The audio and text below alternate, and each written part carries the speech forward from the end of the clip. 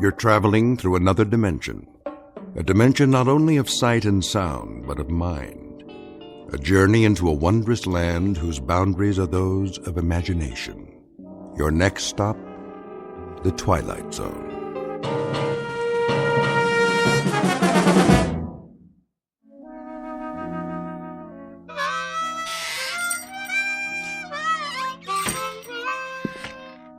Oh, hi there, Pete. Didn't hear you come in. Why don't you join us? Set a spell. That's all right. I wouldn't want to interrupt you. Well, all right then. Where was I? General Pershing. Oh, yeah. So I said to Jack Pershing, General, I said, there ain't gonna be no artillery support. They're dug in too deep. When was this now? First World War, of course. The Great War, we called it. Yes, sir. So I says to General Pershing, Jack, what we gotta do is we gotta enfilade. Know what I mean? Do what? Enfilade 'em. That's what we're gonna do. Ha ha! Enfilade 'em to beat the band. Frisby, when are you going to put that mouth organ of yours out of its misery? How's that? Or at least learn how to play it. Helps me relax. Well, sir, old Blackjack knew who he was dealing with. And that was? They didn't call me old Enfilade Frisby for nothing. Horseradish? Huh? Where do you keep the horseradish, Frisby? Right where it always was, Pete. Third shelf down. Down where? On your left there, next to the pickles. You got catsup? Underneath the cash register, behind the beans. What's your hurry? Come on over. I got another chair. No, thanks. I'll put a new log in the stove. If it's all the same to you, Frisby, I'll just collect my goods and get on home while it's still daylight. Suit yourself. Oh, well, where was I? Oh, yeah.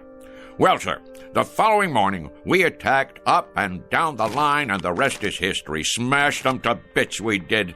And then we went on to Paris to celebrate. Exactly 4.5 hours it took us. We had frogs' legs and cold duck till we couldn't eat no more. An hour later, we was in Berlin. Shall I say it, or do you want to? Be my guest. Frisby. Yeah? You not only got a pot belly big as that stove, you're the biggest liar who ever sat in that chair. You're doubting my word? You can start with that. Beyond just doubting your word, I'm calling you a liar flat out. How can you go from Paris to Berlin in 1 hour? Find the radishes, Pete? Yep. What about celery? All out. Getting some fresh ones in the morning. We're waiting, Frisby. How do you go from Paris to Berlin in 1 hour? Oh, hold your horses now. I'm coming to that. It's what made the whole operation so fantastic. I was doing some reconnoitering, and I found me a back route.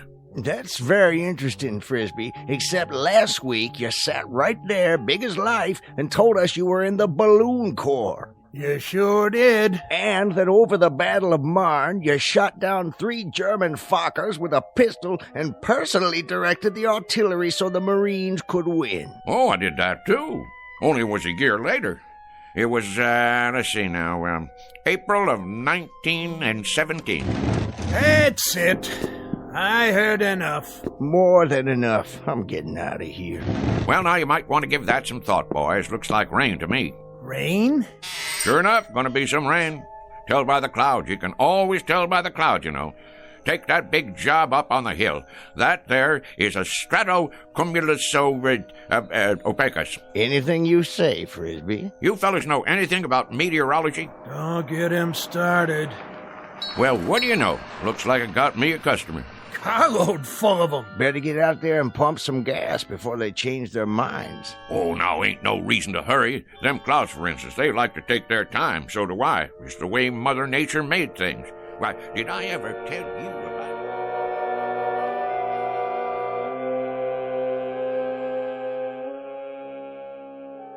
The slow-moving gentleman with the sizable mouth is Mr. Frisby, proprietor of Frisby's General Store, the local version of Gimbel's and Macy's. He has all of the drive of a broken camshaft and the aggressive vinegar of a corpse. As you've no doubt gathered by now, his stock in trade is the tall tale, the outrageous falsehood, the bending of truth up to and beyond the breaking point.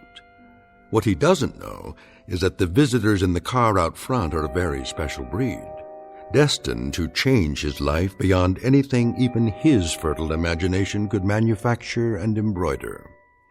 The place is Pitchville Flats. The time is the present, or thereabouts. And Mr. Frisby is on the first leg of a rather fanciful journey into a place we call the Twilight Zone.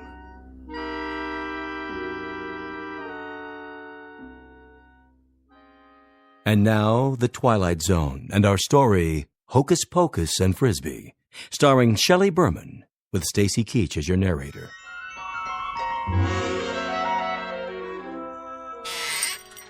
I believe I asked you boys a question. Oh, I'm sure you did. About meteorology. Well, I know plenty about that particular subject. University of Wichita it was. Got my doctorate in it. Did a treatise at the age of 13 that still uses standard text. Meteorology and You was the title. Talk was, it was the most scholarly treatise on the subject in the history of the field. My colleagues used to refer to me as Cumulus Frisby. Cumulus Frisby. Frisby's a meteorologist. I'm Vice President of the United States. Well, what do you say, Mr. VP? Better get out there, Cumulus. I'm coming. All finished, Frisby. You want to add it up? You do it, Pete. There's a pencil and paper right on the counter there.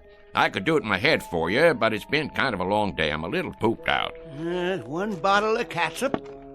Horseradish. Ever tell you about the time I gave a demonstration, me against the computer machines? 13 of them, lined up in an auditorium. 133 columns of figures, 8 digits apiece, and no pencil and paper, mind you, all in the head. Well, sir, people came from miles around. What happened, Frisby? I thought no one would ever ask. 4 of the machines broke down from overwork. Not you, of course. 2 come up with incorrect answers, and I beat them all by 21 seconds. Ha ha. That does it for me. I simply can't take no more, Frisby, I gotta tell you. Can't take what? I wouldn't mind if you was a bright liar. I mean, if there was some logic to it, but dadgum, the way you tell it, well, you'd have to be 100 different people living in 200 different places in 12 different periods of American history. Hallelujah and amen. Shucks. What are they in such an all-fired hurry for? Time to do some work, Frisby. You got customers. You just said a dirty word. Only thing that works in Frisby's whole body is his mouth. All right. Keep your britches on.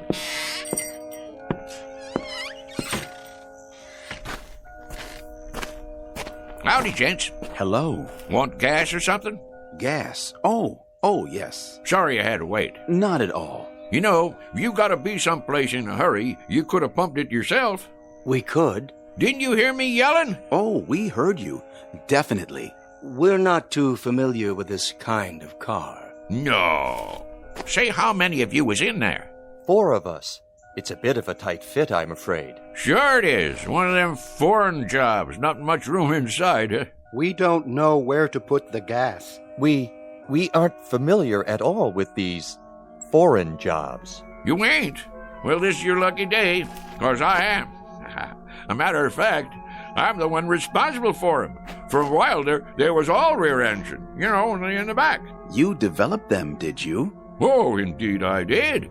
Got a phone call from old Henry Ford one time asking me to fly out to Detroit. Henry Ford? Sure.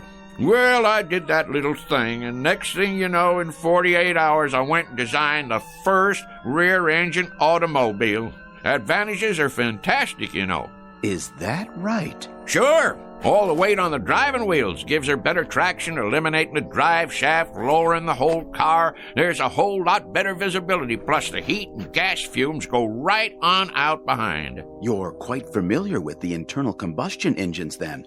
That sort of thing. Familiar with them? Why, mister, you're looking at the granddaddy of the modern-day automobile. Henry said to me when I finished that there designing job, rear engine, he said, that's what he called me, old rear engine Frisby. He says, rear engine, you're an automotive genius. That's what you are. Well, I couldn't very well argue with him, being as how he was Henry Ford. I guess not. Now, where was I? Say, you want it filled up? If you don't mind. Not at all, not at all. That's what made this country work, and more work. Me, I've done more of it in my life, more different kinds of work than most people ever even heard of. Of course, I had more than my share of ingenuity, too.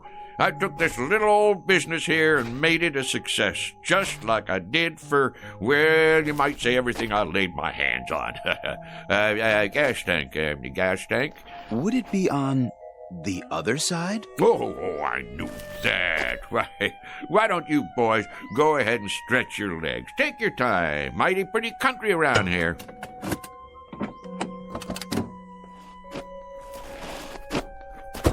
Yes, pretty. Of course, it wasn't very pretty when I moved in.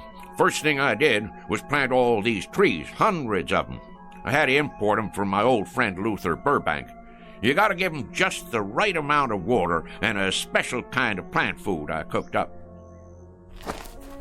This is the man. Without doubt, Frisby, is that it? Not a common name. He must be the one. Frisby.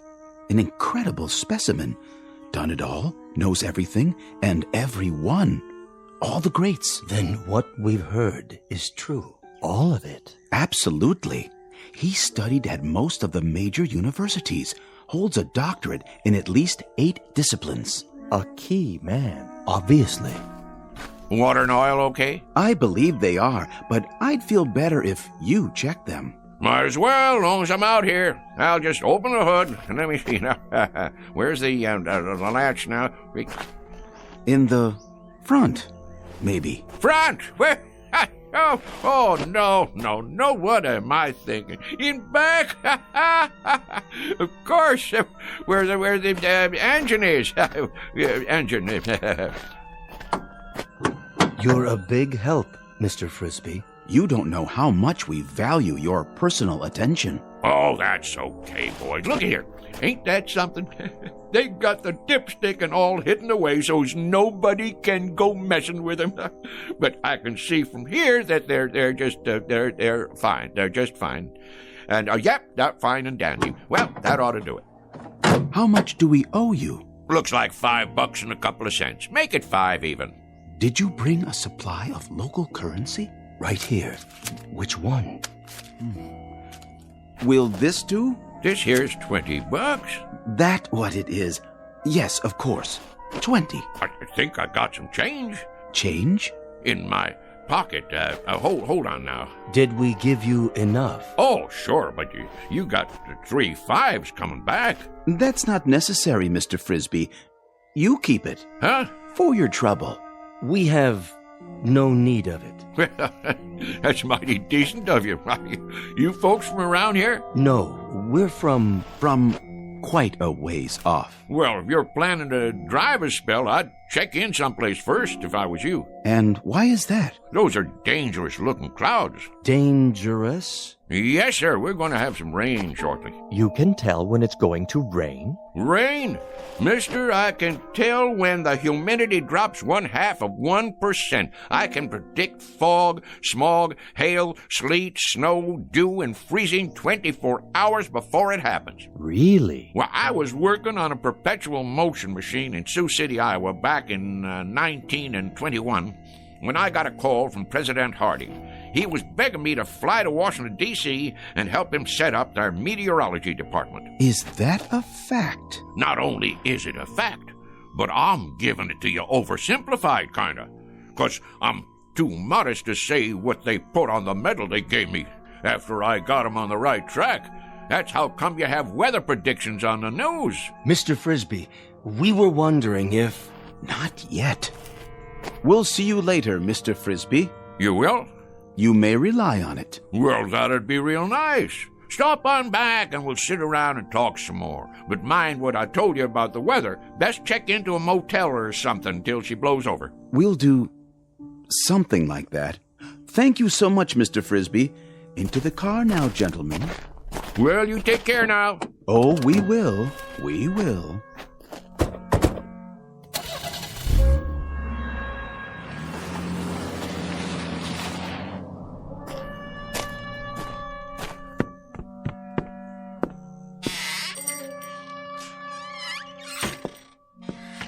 Odd fellers. Why, didn't they believe what you were saying?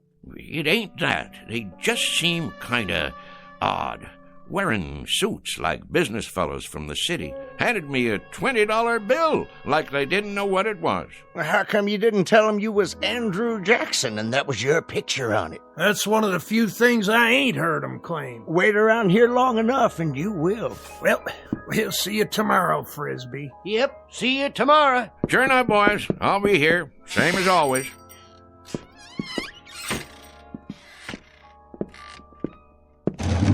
Let's see now, 5 o'clock. Sounds to me like a good time to close. Mr. Frisby? That's my name. Don't wear it out. Huh? Mr. Frisby. Who's there? If you walk outside and head east down the highway... Where are you? Nobody left in this store but me. If you head east for 200 yards, you'll come upon something extraordinary. Oh, yeah? Like what? An adventure, Mr. Frisby. New worlds to conquer. How's that? Worlds even you have never dreamed of. Say, where you hiding? In the back room? Or over by the dry goods? Don't trouble yourself. You won't see us. Well, where are you then? With you, Mr. Frisby. We are a part of you. And soon, very soon, you will be a part of us for all eternity. You are going to the stars, sir. To the stars.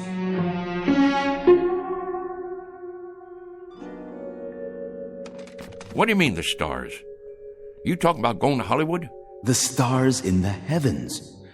You're not afraid, are you? Afraid? Me? Stonewall Frisby? Do I, David Eisenhower said to me back when I got onto the very first landing craft on D-Day, Stoney, he says to me, Stoney, you lead the invasion. There'll be mines, German E-boats, Stuka dive bombers, and artillery up against you, but you can do it. Well, Ike, I says, I guess if you really want me to. An exceptional record, Mr. Frisby, but our time grows short. Will you accept this last greatest adventure? You mean go walking outside? It's not far. Just beyond the first grove of trees. Afraid I can't take you up on that, seeing as how it's gonna rain. Then you are frightened. We had thought you'd be the one man willing to take almost any risk. That may be, but who, may I ask, is telling me all this? If you'll walk on down the road, as I suggested, you'll find out. Well, rain or no rain, I never was one to turn down a little excitement. Who'd you say you was? Your questions will be answered soon enough. Well, all right then. Just let me lock up. That won't be necessary. Why not? Because, Mr. Frisby, you won't be coming back.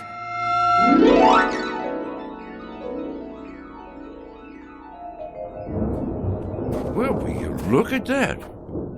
I sure was right. Going to be a big old storm tonight. Hurry, Mr. Frisby. I'm coming. Don't get your long johns in a twist. Straight ahead. We're waiting for you. Where? Look to your right. I don't see... Wait a minute. What the heck?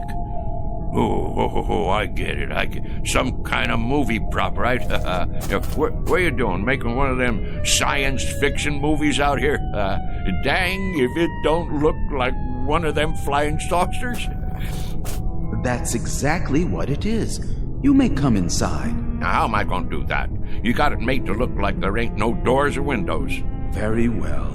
In the interest of time, I suppose we can give you a slight assist at this point. Hey! Hold on, Mr. Frisby. Whoa, Nellie! How'd you do that? Teleportation, Mr. Frisby, but I'm sure you know all about it. Well, what do you know? You got a nice setup in here. I'll give you that. What's underneath all that aluminum paint? Wood frame or drywall? I assure you, it's all quite authentic. Impressed? Me? Impressed? With this rinky-dink set? Why, shucks, it looks like a flea on a doll compared to the one I designed for the United States Space Agency. Oh, we didn't know they had flying saucers yet. Apollo, of course, and Viking. Well, mine was called a Buzzard.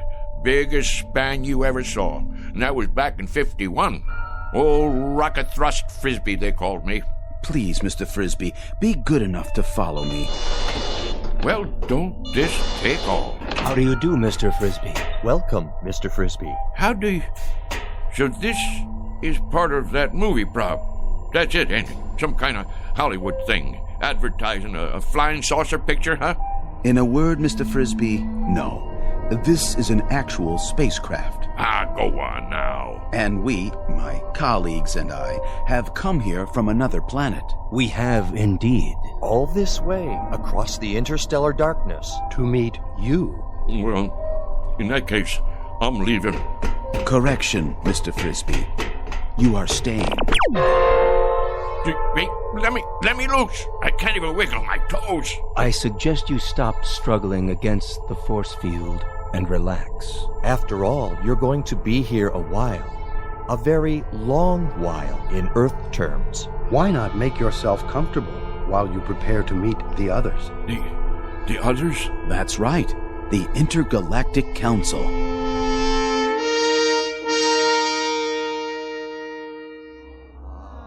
Well, sir, the government already knew about my research in atomic energy. Matter of fact, I suggested it to them as far back as 1923. Spent a whole summer one time with Al Einstein, during which time I gave him the preliminary stuff about that relativity theory of his. Smart as paint, that fella. Smart as paint. He had bad hair, though. Should have put some Brill cream on it. A little dab will do you. Anyhow, when I got this here call from New Mexico, I had to hightail it over there and show them how to make the bomb. Incredible. Fantastic. What a specimen. Now, let's see. That covers atomic energy. What was the next thing you fellows asked me about? If you wouldn't mind, sir. Go on, speak your mind. You're entitled, son. Your research in liquid propellants. Oh, yes, liquid propellants. Well, now, the main thing I gotta say about that is there ain't no liquid in the world that'll propel me faster than a dry martini on the rocks. We were referring to liquid propellants as applied to space travel, Mr. Frisby. Oh, them liquid propellants. I get your drift. Yeah, I developed the first ones used by the Air Force in that old whack Corporal rocket, remember? Used to have a model of it out in front of Disneyland. Well, that thing sure could move, thanks to me. Made up a batch of liquid stuff in my cellar. Folks around town wanted me to run for Congress after that, being as how I got the country back into the space race. But if there's one thing I ain't, it's conceited. I figure it's a man's patriotic duty to invent liquid propellants if he has a mind to. And I had a mind to. Why, even as a boy, when I was attending Princeton University on a special scholarship, they used to call me Old Liquid Propellant Frisby. Next question. Forgive me, Mr. Frisby, but you mentioned Princeton University, did you not? Sure did, young fella. Nice place, too. Real homey. Of course not as homey as Pitchville Flats. But it was my understanding that you attended the University of Wichita. That one, too. I can see how you'd get a mite confused. It happens to be a fact that I hold degrees in 38 major universities and advanced schools of learning. Amazing. One Earth, it beggars the imagination. I also got me one of them Rhodes scholarships over in England one time, but I had to turn it down because I wouldn't bow to the Queen. Next question. No more? In that case, well, I'll just get on home to dinner. I said it was getting late and I have to get home to dinner. Hey, you guys. About time I was leaving. I gather that you don't quite understand the situation, Mr. Frisby. How's that? You're not going home for dinner. You shall have dinner here. Here? Precisely. In exactly, 14 minutes by your measure of time, we'll be departing. Departing? From where to where? From here to our planet. You see, Mr. Frisby, our assignment here was to secure a representative Earth species, the most brilliant we could find. There seems to be no question that your accomplishments are far and away more extensive than any other human beings. Mine? Now, wait a minute. Now, hold on there. You fellas got the wrong idea. Why, I'm just a plain old country boy, a bumpkin. I'm a bumpkin. That's what I am. Just a rube with a big mouth. Come now, Mr. Frisby. You do yourself a terrible injustice. We know all about you and your accomplishments. My accomplishments. Mister, the one accomplishment you fellas didn't pick up on is the fact that I am the gall-darndest liar that ever walked the pike. I spin the longest yarn west of the Rockies, and I'm not talking about exaggerating. I'm talking about lies. I mean lies. Mr. Frisby. Don't you get it? I'm a liar. I ain't got enough truth in me to raise a bump on a bee. There are some terms that have no equivalent in our language. This word, lie, that you mention. Dang right, lie. That there is the opposite of the truth. Don't you have that on your planet? Have what, Mr. Frisby? Have a fella that runs around talking the bull off a nickel? I'm afraid not. We have no concept of this term. You mean whatever somebody says goes without saying? That is the truth? So everything I told you, every doggone piece of harebrained guff I've been throwing at you, you believe it? And now you're taking me up to your planet so you can stick me in a cage? Oh, hardly that, Mr. Frisby. It won't be a cage. We'll naturally have to keep you confined, much as we do the other specimens we've collected. We've got a marvelously entertaining Venusian. He sings simultaneously in 8 different octaves, and he accompanies himself on percussion with his tail. Now, you listen to me. I'm a bona fide American citizen, and I got my rights. And furthermore... Please contain yourself, Mr. Frisby. Since we'll be departing very shortly, you have your choice of dinner now or later. Perhaps you'd prefer waiting. What is your pleasure? I'll tell you what my pleasure is. My pleasure is to punch you right smack dab on the jaw. What the... Don't be alarmed, Mr. Frisby. That was only a mask, a disguise we use to pass among Earthlings. This is my real face underneath. I hope its appearance doesn't unduly disturb you. Mr. Frisby? Whoa, whoa, whoa. Mr. Frisby!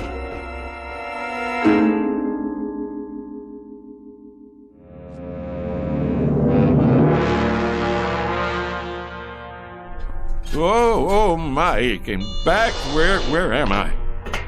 Feeling better, Mr. Frisby? Better than what? I thought I should tell you. We'll be departing in 5 minutes. You still on that kick? Listen to me. I ain't interested in departing anywhere except from you. I never been more'n 50 miles outside of Pittsville in my life, and that's the one record I'm right proud of. Curious remark. It does not compute. You took a bump to the head. Lie still. I'd better scan you. Get that thing away from me. It's only a vibrometabolic scanner to detect organic damage. Stay back, I tell you. You're in perfect shape. No spikes in your brainwaves. None whatsoever. Remarkable, I must say, for someone with such active cranial matter. Man, the last time I saw something like you, I'd been 4 days on a corn jug. And even at that, what I thought I saw was a whole lot prettier than you. I'm sorry you find my features distasteful. On our planet, my appearance is considered quite satisfactory. But if you prefer, I could wear another one of those pseudo-faces. This place where you're from, do the girls look like that too? The females? Why do you ask? Because if they do, it's a downright wonder you ain't extinct. Please try to accept my true appearance, Mr. Frisby, much as we have become accustomed to yours. Some effort is required on both sides. Shall we, I believe the customary phrase is, shake on it? Don't point your finger at me. What you got there, a claw? A gesture of friendship, Mr. Frisby. Hands across the galaxy and all that. Well, okay, but don't you go pinching me. You're built hard as a crawfish, I'll say that. Oh, we are indeed, by your standards, which is quite fortunate for us, considering the gravitational pressures on our home planet. You have a match on you? Pardon? For my pipe. Hold on, I gotta light my overalls. What are you doing? Helps me relax. A pinch of Prince. One time a guy come in my store and he says, "You got Prince Albert in a can?" And I says, "No, already went and let him out." Never mind. You boys wouldn't understand.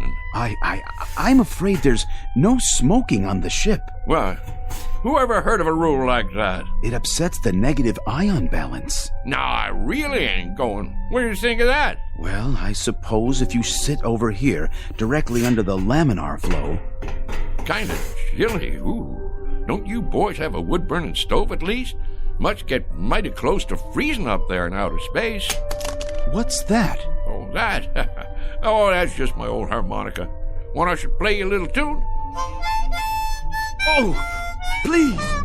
Please, Mr. Frisby. I've been meaning to give a concert one of these days. Maybe Carnegie Hall or over in Branford. Oh, attention. X10 and X12. I need you here at once. Most beautiful sound there is, huh? They have harmonicas where you guys are from? Well, do they? I ask you a question. Do you have harmonicas up there where you Help! Help! You don't look so good. Kind of green. Whoa, well, let me play some more for you. Ain't nothing like a little tune before dinner. That's what I always say. What's that horrible sound? It's that object. I've got to get it away from him before it's too late. Back. It's dangerous. Stay away from it. Save yourselves.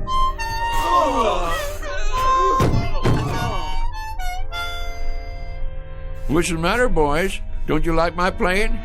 Boys? Oh, boys! Frisby, old son, something tells me this is your chance. You better make tracks, and I mean now. They didn't call you old mile-a-minute Frisby for nothing. Get moving. What are you doing out of your room, Mr. Frisby? Mr. Frisby! Don't let him off the ship. Quickly, seal the airlock. No, you don't, boy. Get out of my way. No. Don't go after him. He has some sort of fantastic instrument that emits a death sound. I've never heard a pitch like it. It's powerfully destructive. We'd best take off before he warns others of his kind. They may have the same weapon.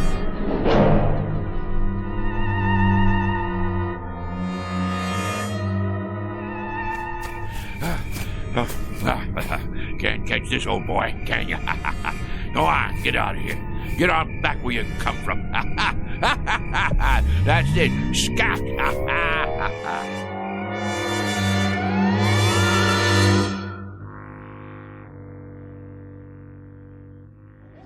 Shh, quiet. Douse the lights. Here he comes.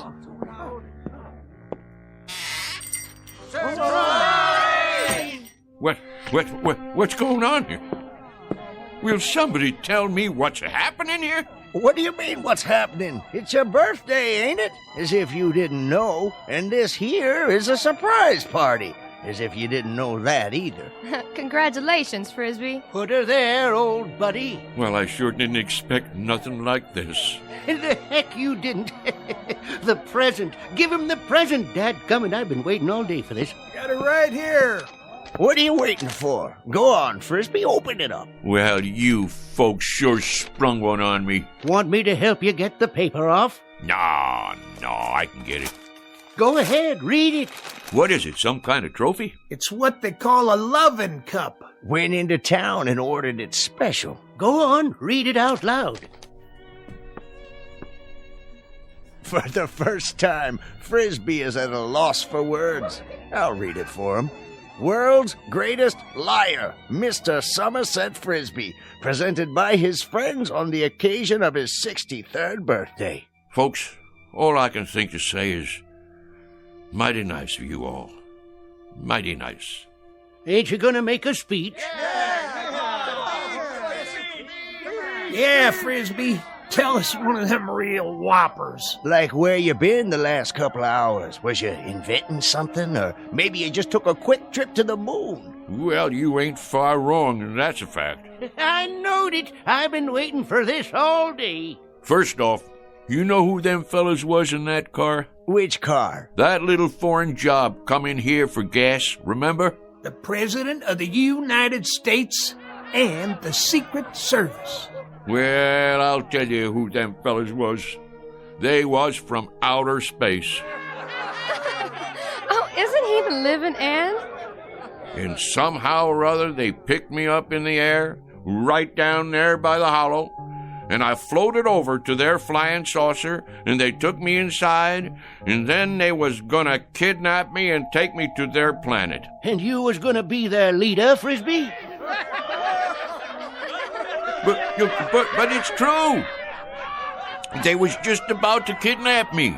Wanted to make me their A1 prize specimen. Oh, the whole Galactic Council was watching. They even had a guy from Venus who could sing 8 different ways from sundown and play the drum with his tail. Well, sir, you know how I stopped them? You talked them to death? No, not that. It weren't nothing, really. Just took out my mouth harp and blowed a little tune, something like this. You know what happened then? I'm sure you're gonna tell us. I've been waiting all day for this. They just plumb fainted away. Now that I can believe. Play us a tune, Somerset, the way you used to. Well, I suppose I could do that if you really want to hear it. Wait a minute. There it is. Didn't I tell you it was going to rain? Sure I did. I can feel it in these old bones of mine. Yes, sir. What did I tell you? What did I tell you? Ain't he the perfect limit? Ain't he the be-all and end-all?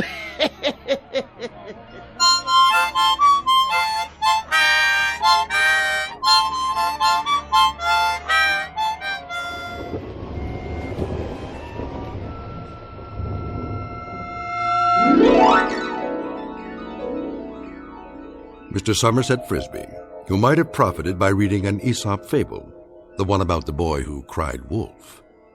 For now, consider this one more tall tale from the timberlands of the Twilight Zone.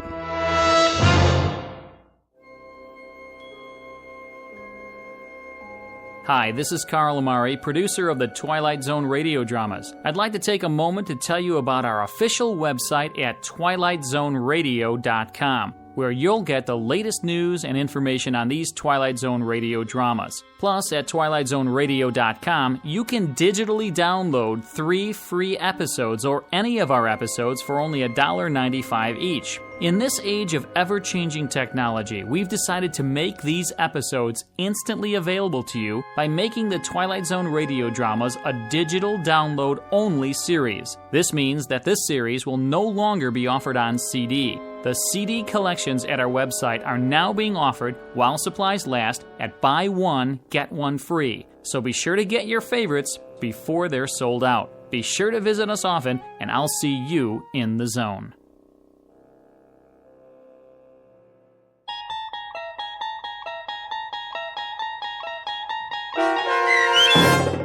Hocus-Pocus and Frisby, starring Shelley Berman, with Stacy Keach as your narrator, was written for the Twilight Zone by Rod Serling, from a story by Frederick Lewis Fox, and adapted for radio by Dennis Etchison.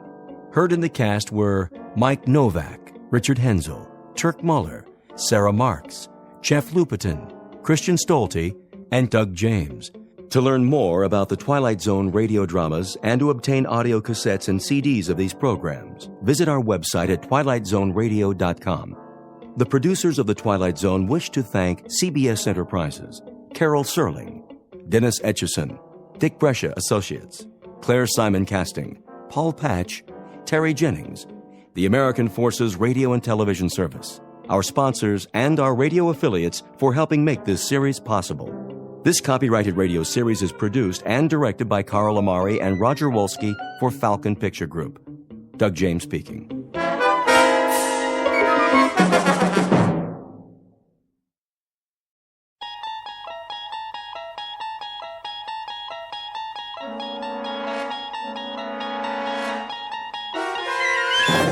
You're traveling through another dimension. A dimension not only of sight and sound, but of mind. A journey into a wondrous land whose boundaries are those of imagination. Your next stop, the Twilight Zone.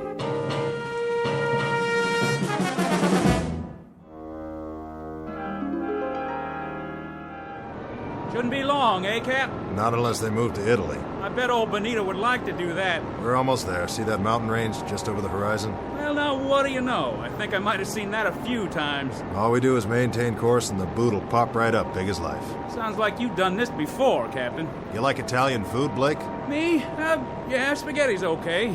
No meatballs, though. They give me heartburn. Okay, no meatballs.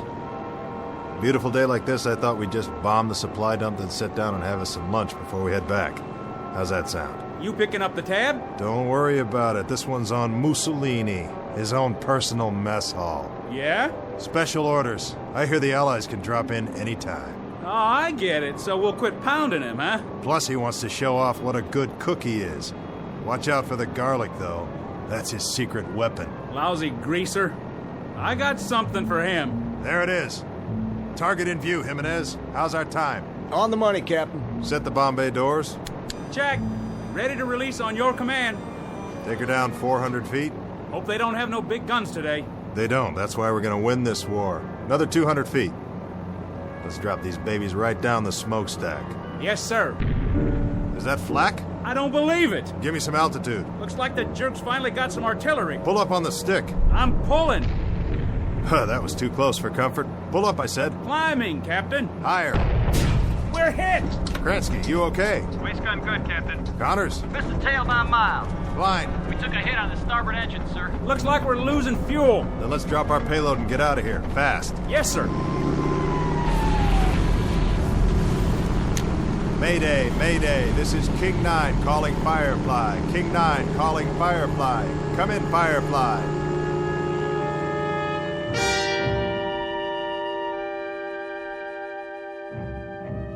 This is the war in Europe, 1943. The air spits out violence and destruction, and the sandy graveyard of North Africa swallows it up. Her name is King 9, a B-25 medium-range bomber, 12th Air Force, USAAF. On this hot, still morning, she took off to bomb the southern tip of Italy, manned by a crew who knew the risks when they signed on. Between them, they have several thousand hours of flight time, much of it in combat. They have followed these coordinates before, armed with a deadly payload for the enemy. A fairly routine run, certainly not her first, but unfortunately, it may be her last. Because this time she's taken a hit that's forced her off course and into a region not listed on any map. She won't return to home base on this day or any other. But as Captain Robert Embry is about to find out, like a resilient human being, she dies hard. Especially in the Twilight Zone. And now, the Twilight Zone and our story, King 9 Will Not Return, starring Adam Baldwin with Stacy Keach as your narrator.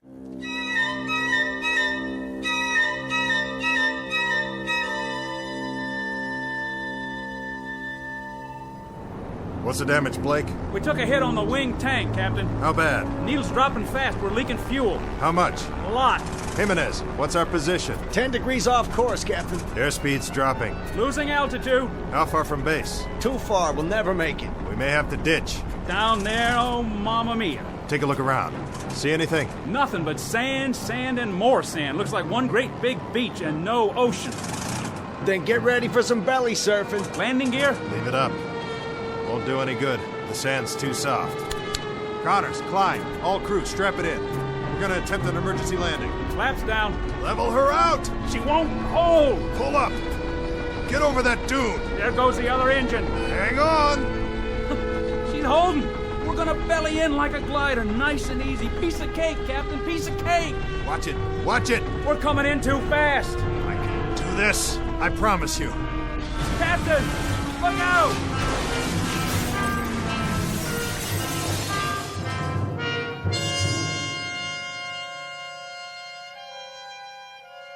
I remember now. More and more, one piece at a time. First the wing tank was hit by flak. Then we lost fuel. Fell behind, veered off course. Not the moment of impact, though. The crash, that's still pretty much a blur. But I remember holding the wheel, trying to hold it. The way she bellied in and then yawed at the last second. That brought the nose down into a dune, and all of a sudden it was over. When I couldn't hold her straight, she yawed and skidded through the sand. That must have been the way it happened. It must have been... I honestly don't know how long I was out. It might have been minutes or hours. Hey, guys! Guys! We made it! Hey! Where are you? Where is everybody? We're alive, you hear me? We're still alive! The crew. What about the crew? Did they bail out? Did I order them to bail out? No, I didn't. I remember that much. We rode it in together. They stayed with me all the way down. Because I'm the captain. Yeah, that's right. Captain Robert Embry. That's who I am. Blake's my co-pilot. Jimenez the navigator. Kransky, radio op and waist gun. Connors, he was tail gunner. And Klein. Sure. Klein, he was the upper turret gun. Let's see. Who else? Think. Gotta think. It was coming back to me, but I wasn't 100%, not by a long shot. My leg was racked up and my head felt like someone caught me with a left jab and a right hook that put me flat on the canvas. Now I saw the plane about 100 yards away and I knew I had to get back inside to see if the guys were okay. Blake! Jimenez! I kept walking toward it, but it didn't get any closer. That's the way things are in the desert. Something about all that sand and nothing to measure it by. But I kept going. I had to help them if I could. If there was any way, any hope. Are you all right? Connors! I climbed up on the wing and finally got in through the gun turret. I dropped down inside. Blake? Blake, answer me. That's an order. And there was Blake's cap on the co-pilot's seat. I knew it was his, but I turned it over and looked inside anyway. Blake, Gerald S., First Lieutenant, USAAF. And the radio op. His headset still plugged into the radio, but he wasn't there either. Jimenez. And Connors. All gone. If they were still on board when the plane crashed, then where were their bodies? No, I couldn't let myself think that way. Piece it together, that's what I have to do, piece it all together.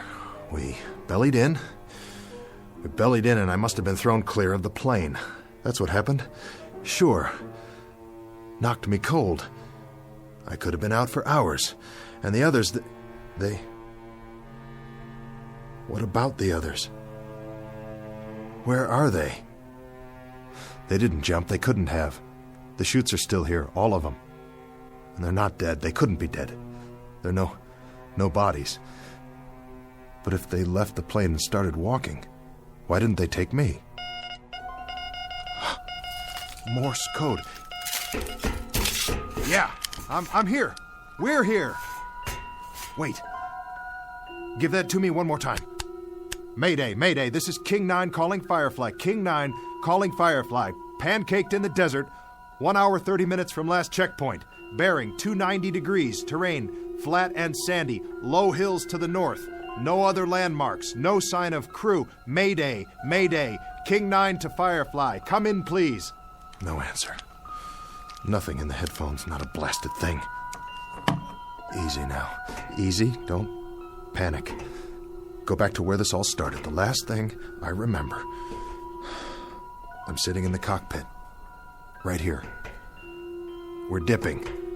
The ground's coming up to meet us, and we're sitting down hard. Flaps down. Level her out. Get over that dune. She won't hold. I can do this. I promise you.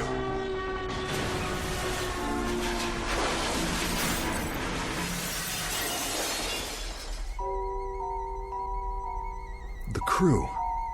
The whole crew was in the plane. And now they're gone, all of them. And I'm here with a king-size headache. So what? I got off easy. Nothing to worry about. But the main thing is not to forget. I'm responsible for this crew. I'm in charge. As far as it's within my power, I've got to keep them alive. I've got to keep them out of this. Every last man. I command this aircraft, and I'm responsible. I'm in charge. Nobody else. I'm responsible for all of them. Klein, Jimenez, Connors, Blake, Kransky, every last man. Who's out there? Blake? Is that you? Blake? Blake!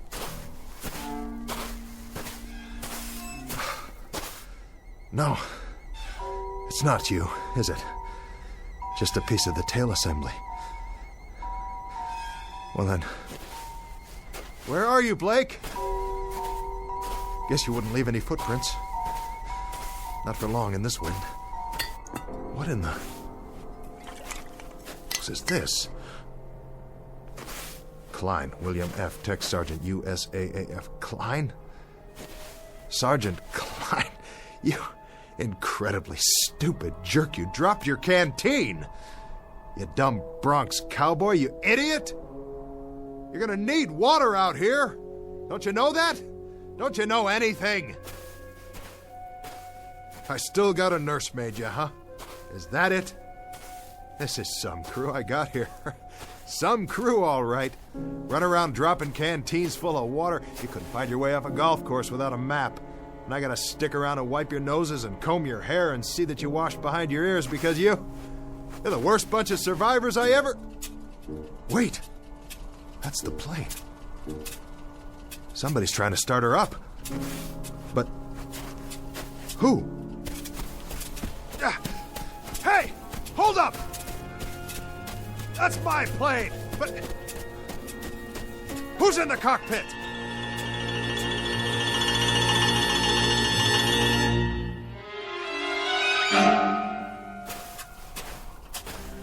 Who's in my plane? Is that you, Blake? Blake! I see you! Right there in the pilot's seat. Don't tell me that's not you. Look at me, over here. I'm over here.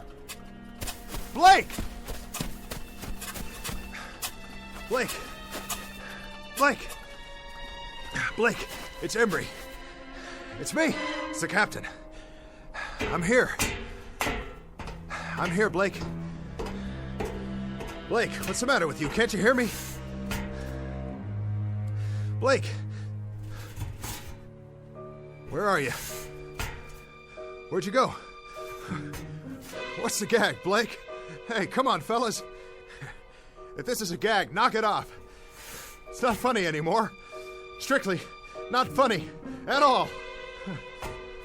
Why are you guys hiding from me? Don't you get it? I'm only trying to do my job. That was when I knew, really knew, something was very wrong. It was more than the flak and veering off course and the crash and not knowing where I was. Oh, I was in the desert, all right. But where exactly, and where was my crew? If someone was playing mind games with me, the question is, who? And for what reason? Because wherever I was now, I wasn't just in the middle of a desert in North Africa.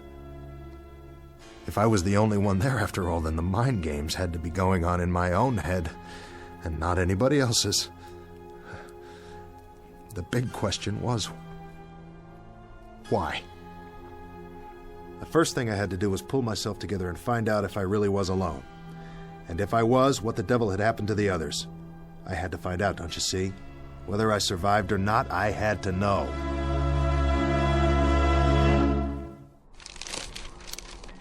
Gonna be a long night. Get a campfire going, then they'll see where I am. Hey! You out there, guys? Sure you are. You started walking, didn't you? With or without your canteens and your rations. But you won't get very far. You couldn't have. I wasn't out that long. Ooh, watch it, boys. The animals are restless tonight. Whatever kind of animals live in the desert. Blake! Jimenez! Connors! Klein! The whole lot of you! This is your captain speaking! Look over your shoulder! Here I am! I'm waiting!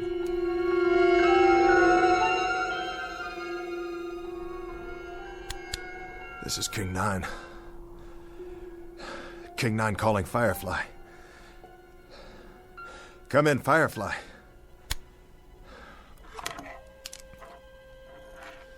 Let me tell you something, Firefly, if you're still out there. Now listen up. You better respond before the batteries run out, because I might not be here when you fly over. I might not even be here now. For all I know, I'm already dying out there. Lying in the sand with a fractured skull. This is all going on inside my brain-damaged head. For all I know, this whole thing is one big hallucination. Sure. Think about it. If I see something, or if I only think I see something, how can I tell the difference? How could I be sure? Could you?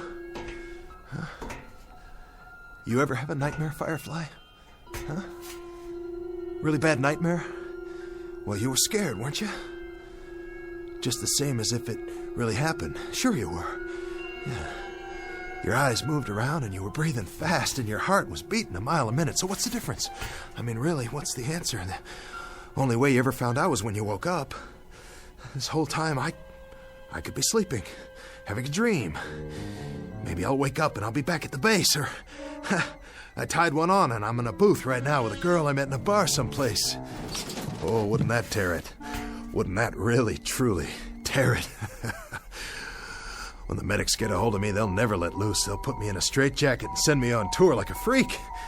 If they ever let me out of the loony bin, that is. But for now, I think I'll just take that chair Jimenez was sitting in and carry it outside and keep the fire burning. Because that's the only thing I can do till wake up.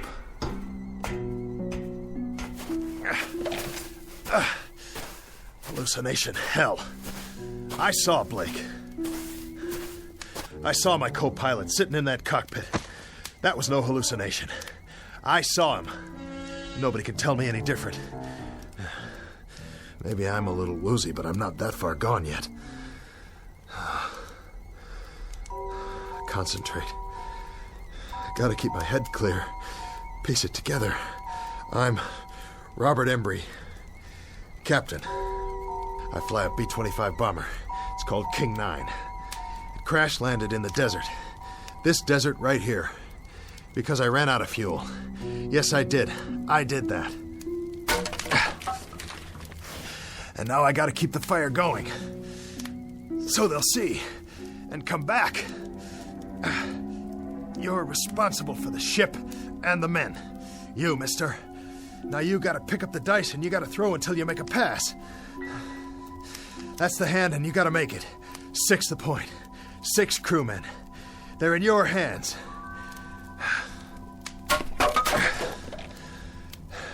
So what do you do first? You build the fire up. The chair will burn a long time soon as it catches. Here's some more newspaper from the base this morning. What's it say on the front page? Can't make it out. Picture of a plane. B-25 Mitchell aircraft found. Just like this one. Whose plane is that? Another one went down. Well, at least they found it. Maybe they'll find this one too. Sure they will. Just gotta wait a while.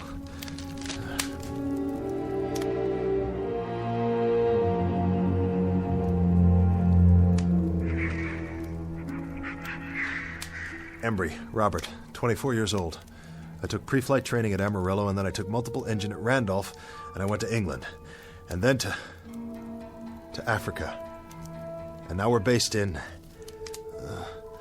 We're based in Tunisia.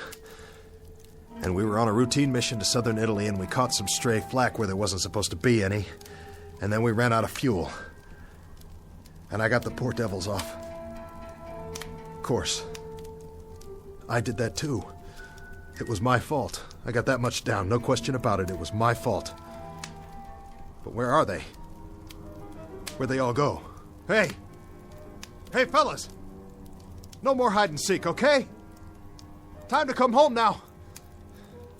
Dinner's ready. Come to Papa. Fellas! Fellas! What's this? A cross? Made out of metal? From the plane. And a flak helmet hanging down. But who? Who put it here? Somebody wrote something. Tech Sergeant William F. Klein died of wounds received in crash April 5th, 1943. Rest in peace, buddy. The crew. Oh, Klein, I didn't know. I didn't know. I'm sorry. I had no idea. Rest in peace, kid. Rest in peace. Captain! Huh. Who goes there? Blake! Is that you, Blake? Captain, Connors? Hello, Captain. Kransky! It's you, and who's that? Here, sir. Jimenez! And the man next to you, what's the matter with his face? Is that blood? All present and accounted for, sir. Klein, I don't believe it. You're not dead. Well, neither am I. Neither am I. I'm here, fellas. We're all here. We can do it. Whatever it takes. Come on. Plane's over here. I'll show you. See? It's kind of banged up and the aft fuel tank's definitely shot, but the other engine looks okay.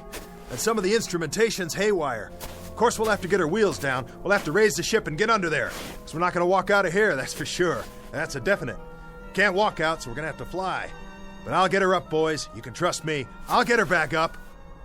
How does that... Hey! Hey, where'd you go? You hiding behind that sand dune again? What do you want to do that for, huh? Hey, guys. Where are you? Listen to me. We can do it. I can do it. You'll see. All we have to do is get this propeller out of the sand and free it up.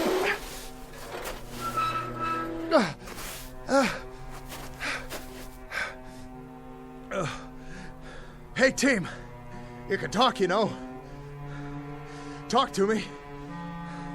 Yell at me if you want. Tell me off. But say something. Where are you? Where are you? Where are you? It doesn't matter. You were never here. You were never here. You're illusions. Mirages. That's all you are. You don't even exist. But there are no mirages at night. Only during the day, when the heat waves come off the sand. So either I'm dead, or out of my mind, or I'm off in limbo someplace. I'm unconscious, I'm sick, that's it. I'm cracked up in an army ward, or I'm down in the drink somewhere, drowning. Or I don't even exist any more than you do. There isn't a thing here, not a single thing that's real. Oh, God. Oh, God, you gotta tell me what's happening here. You gotta tell me. Please. You gotta give me a sign. What? What is that? Aircraft. I can see their lights. Yes! But they're moving too fast. I've never seen planes like that before. I've never even seen jets. I couldn't have, not yet. Jets. Jet aircraft. What do I know about jet aircraft? It's 1943. There's no such thing as jets yet, but I know about them. F-106s, F-105s, B-47s, B-52s, B-58s. I know all about them. I am Captain Robert Embry, United States Army Air Force. I'm the pilot of this bomber right here. We went to Italy this morning because it's World War II, and it's not over yet, and I'm right in the middle of it. Hey, crew! We've got to get out of here! We got to get out of here! We got to get out of here! Because if we stay here, I'll have to dig more graves and bury you all with my bare hands. Don't you worry, I'll take care of it because it's my responsibility. Yes. Yes. And I'll dig one more while I'm at it. One for your captain. One for me, too.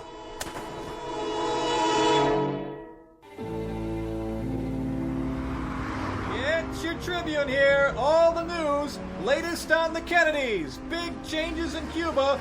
Mystery plane found in the desert. Read all about it. I'll take one.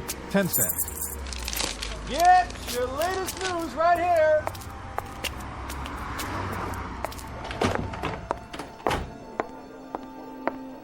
Paging Dr. Benway.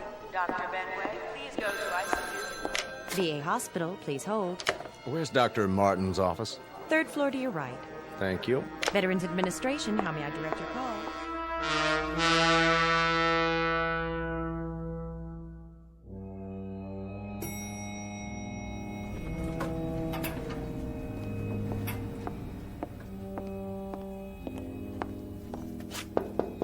Come in. Dr. Martin. Yes? Stephen Markham.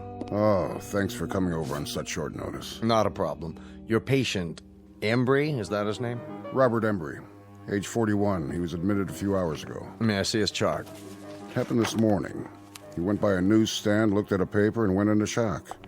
When the ambulance got there, he was almost catatonic. This newspaper? Yes, that's the one. And that's what set him off, the front page? That's why I thought we should have a psychiatrist in on it. Odd. I thought so, too. So after he came around and told me the story, I spent the day digging into the fellow's background. I checked with the Pentagon in Washington. It's all confirmed. The information's in the file. He was a captain in the Air Force. Flew a B-25, Africa and Italy. 37 missions. Discharged in August 1943. Recurrent fevers. Any trouble since? Nothing. But if you look back at his original record, there is some suggestion of a psychological disturbance early on. He was discharged before they could find out much about it. It was all brought out in a Squadron MO's report just before his discharge. And this was his plane? That's the one. B-25 Mitchell bomber found. World War II bomber found intact in the desert. Lies 17 years in sand. Remains of crew not yet located. Hard to believe, isn't it? His plane and his crew, the King of Hearts. They took off for Italy on what was supposed to be a routine bombing mission. They'd done it many times before. But Embry never went on that last mission. He reported to sickbay that morning, and someone else flew the plane for him, his co-pilot, Blake. It never returned. And for 17 years, he's known that and carried it around with him buried deep in his gut. Not deep enough. When he saw the picture of his plane on the front page, he wasn't able to keep himself from letting out one scream, and then going into shock. The mind is a very delicate thing. Sometimes there's an infinitely fragile balance. We never know how fragile until something sets it off and tips the balance one way or the other. Something like this, completely out of left field. How's he doing? I was just going to check on him again. Why don't you come along?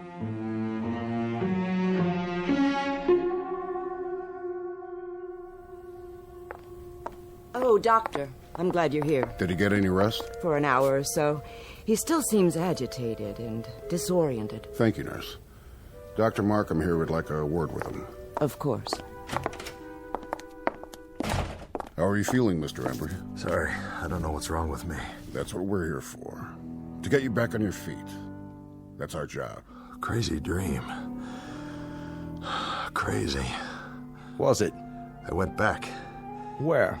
The desert. Take it easy, Mr. Embry. You don't have to go over it again. Go ahead.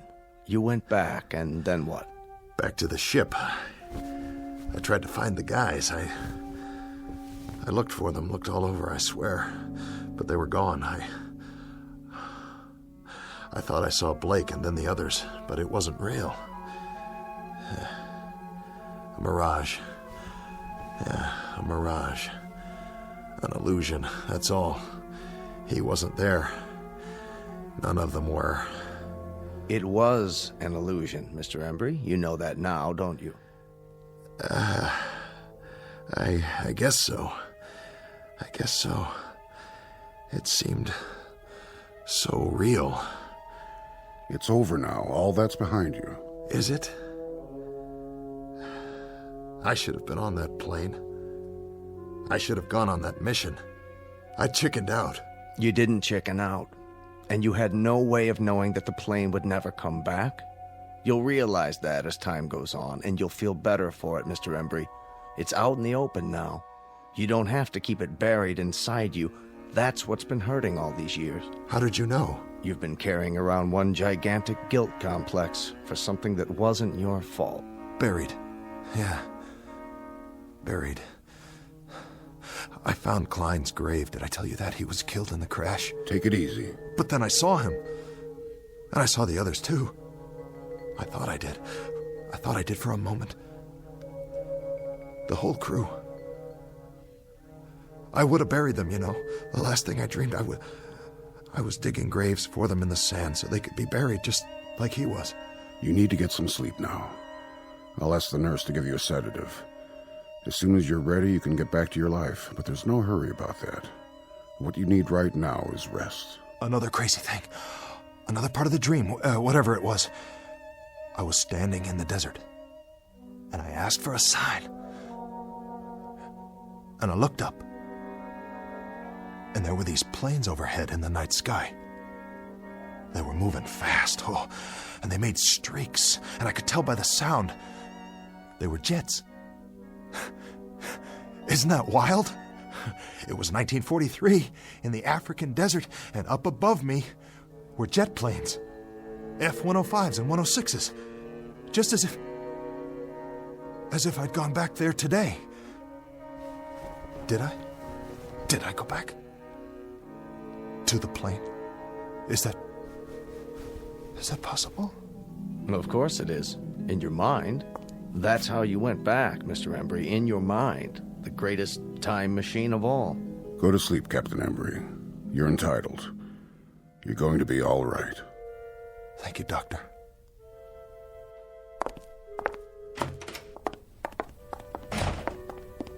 So, what do you think? I'd like to talk to him again in a couple of days, start a treatment plan on a regular basis. I can set that up for you. But I think the worst part of it's already over. The guilt's out in the open, and he knows what it is. And the dream? The delusion? Right now, it's still so fresh, it feels very real to him. In a few days, in a week or two, it'll lose its reality. You sure? Nothing's guaranteed, and that's why I want the follow-up. But in a case like this... Actually, I've never seen a case quite like this one. So much information coming back to him in a rush and generating a new set of memories he'd never had before. It's going to be one for the case books. Absolutely fascinating. He seems like a decent man. Yes, he does. And that's exactly what got him into this state. His fundamental decency. He has a conscience. If he weren't a good man, he wouldn't be vulnerable. And would have one less patient. I'd have a whole lot fewer. Is that Mr. Embry's room, Doctor? That's right. His clothes are in this bag. It was left in the examination room. You can give it to me, nurse. I'm going back in. Thank you, Doctor. What's that? I really don't know. Looks like sand. Yes, it does. Sand? Now, where in the world did that come from? I wish I knew. It was in one of his shoes. Could be from the seashore, Jones Beach. Or? Where else could it be from? It could come from a desert. Really, now? I read the article in the paper. It said there were no bodies found in the area, not a single one. Well, the sand would have covered them over. The sand didn't cover the plane. It was sitting there, perfectly preserved. There would have been something left of the crew, too, their bones at least. Unless... Unless what? Unless someone dug graves and buried them.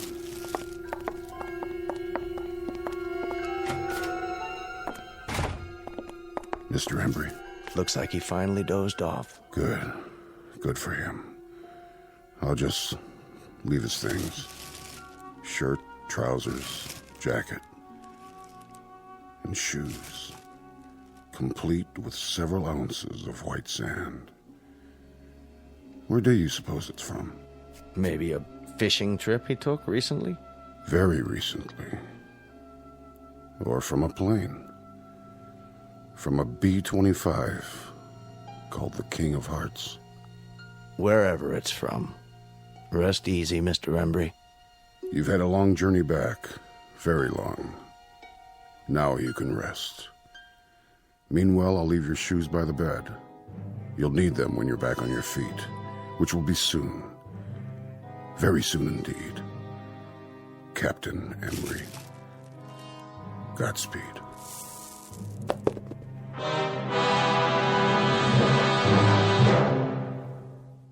Portrait of an enigma buried in the sand.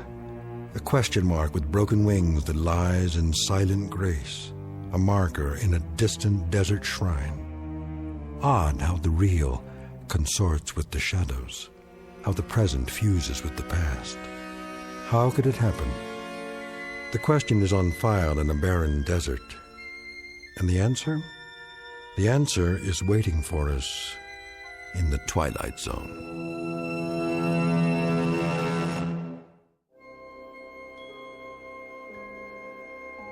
Hi, this is Carl Amari, producer of the Twilight Zone radio dramas. I'd like to take a moment to tell you about our official website at twilightzoneradio.com, where you'll get the latest news and information on these Twilight Zone radio dramas. Plus, at twilightzoneradio.com, you can digitally download 3 free episodes or any of our episodes for only $1.95 each. In this age of ever-changing technology, we've decided to make these episodes instantly available to you by making the Twilight Zone radio dramas a digital download-only series. This means that this series will no longer be offered on CD. The CD collections at our website are now being offered while supplies last at buy one, get one free. So be sure to get your favorites before they're sold out. Be sure to visit us often, and I'll see you in the zone.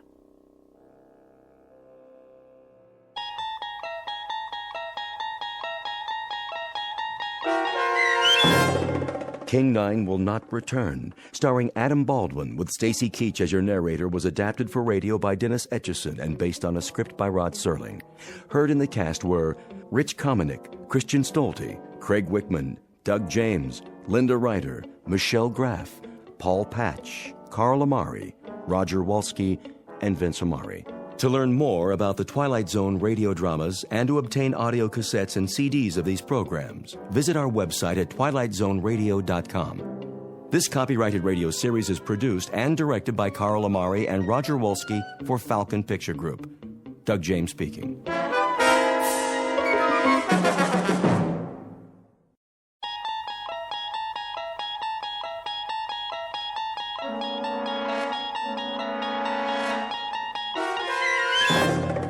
You unlock this door with the key of imagination.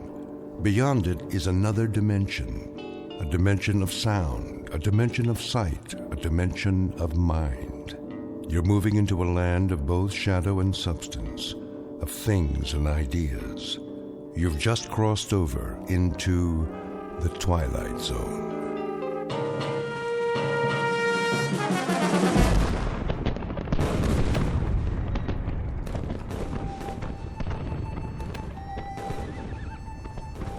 The date is Tuesday, September 11th, 1864.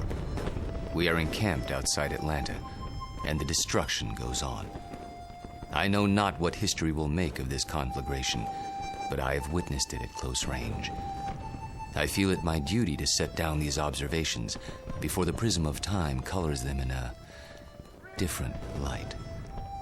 As to the present battle, then my words may seem harsh, but I assure you, this is how it was. We charged the enemy's works and carried them with the bayonet. The earth ran red. The air was filled with the screams of the wounded and dying. But we were many, and they were few. And so we triumphed. Nonetheless, and despite urgings to the contrary, the battle raged on. The city was ours. There was no need to destroy save that which could be of use in the fight against us, but Sherman was drunk with victory. He himself started fires, the flames which annihilated that great citadel of grace and beauty. One of us should have sent a ball into Sherman's brain. It would have been so easy. But somehow we couldn't, and that devil knew it. He knew it, and he mocked us for our cowardice. The good die young, I've heard him remark. If you're evil enough, you'll live forever. And with that, the entry from Major Skelton's diary ends. So it was that the Union soldiers burned Atlanta. Questions? Professor Jameson? Yes. The books I've read don't describe the Battle of Atlanta that way. Oh, I know. Confusing, isn't it? But as someone once said, history is bunk. Who was it now? I should know that. Henry Ford. Yes, of course. That's it. Mr. Ford. Thank you, Professor Kittredge. Helps when a Nobel Prize winner sits in on your class. You should drop by more often, Sam. You seem to do quite well without me. I could always use a good teaching assistant. So, to sum up today's lecture, the Union soldiers did indeed burn Atlanta for no good reason after the battle was won. You may have seen a more pictorial version in the motion picture Gone with the Wind, but I assure you, the conquering troops took no pleasure in their work. They were forced to it by a man they hated more than they could ever hate the rebels. An ugly, sullen, appallingly brutal general named William Tecumseh Sherman. The history books have glorified this monster, attributing to him qualities of courage and integrity. Trust me, he had no such qualities. He was just a small, evil man with tiny red eyes and a dirty beard and a way of talking that made you quietly want to slit his throat. What a great lecture. I really like this class. Professor Jameson makes it so real. I forgot to take notes. Oh, you can borrow mine. When's the test? I don't know. I think it's next Tuesday.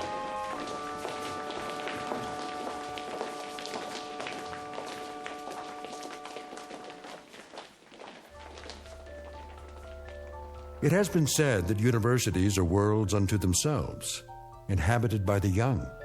These are the inhabitants of Collins University, a very small world indeed, young people hungering for knowledge, which can be imparted only by age.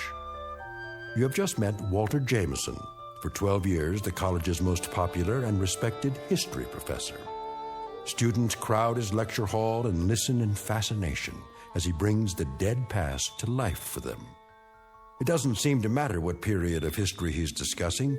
He makes that period as real as this morning's headlines. Some explain this ability simply as the mark of a consummate actor. However, there are those who don't agree, like Professor Samuel Kittredge, Nobel Prize winner in chemistry, who has another, more disturbing theory about Walter Jameson, and that theory is about to be put to the test. Very soon we will find out whether our star professor received his degree from a major university or from the Twilight Zone. And now, The Twilight Zone and our story, Long Live Walter Jameson, starring Lou Diamond Phillips, with Stacy Keach as your narrator.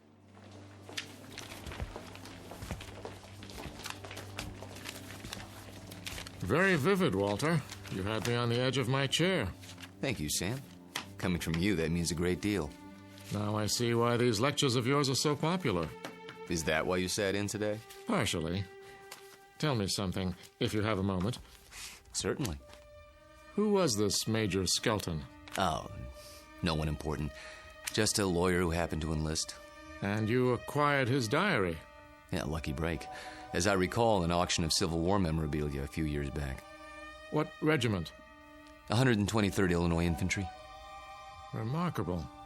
American history is a hobby of mine, but I must say I've never heard of him. His diary's never been published. A fascinating document. May I see it? Surely.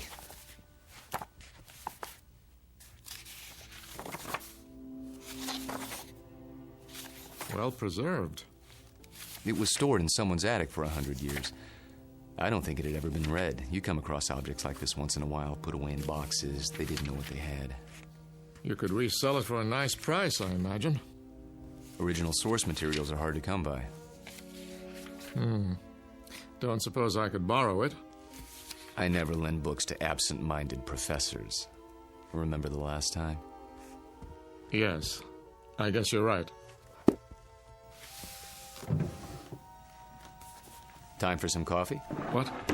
I'm going past the student union on the way to my office. Not today. I have a paper to work on for the conference. Oh, I almost forgot. Can you come by for dinner? Whose invitation? Yours or Susanna's? Mine, this time. Something on your mind? Nothing special, just your company. We have a chess game to finish, if I'm not mistaken. Say 7 o'clock? All right, 7 it is. Good. See you then.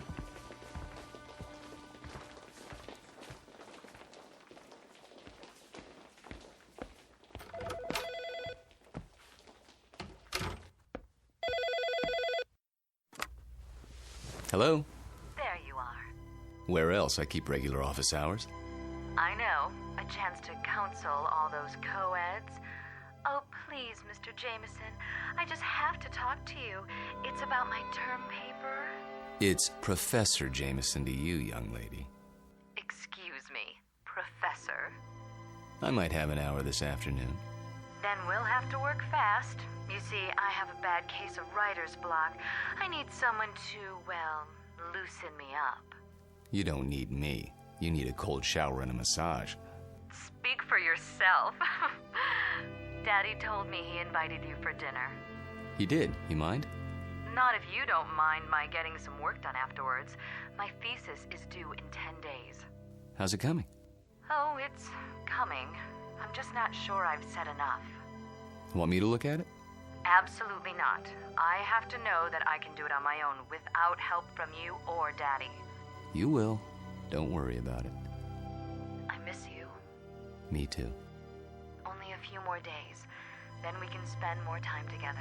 We'll paint the town red. Oh, there's my 2 o'clock. I gotta go. Let me guess.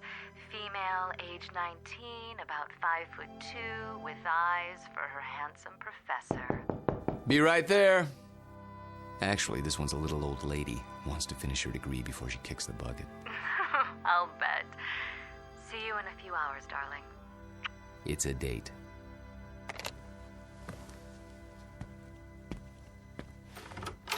Oh, there you are. Come in, Janice. I was afraid I was late. Someone else is waiting for you.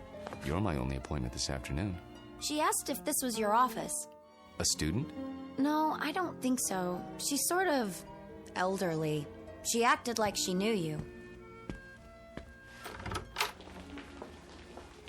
Hello? Hello? She'll probably come back.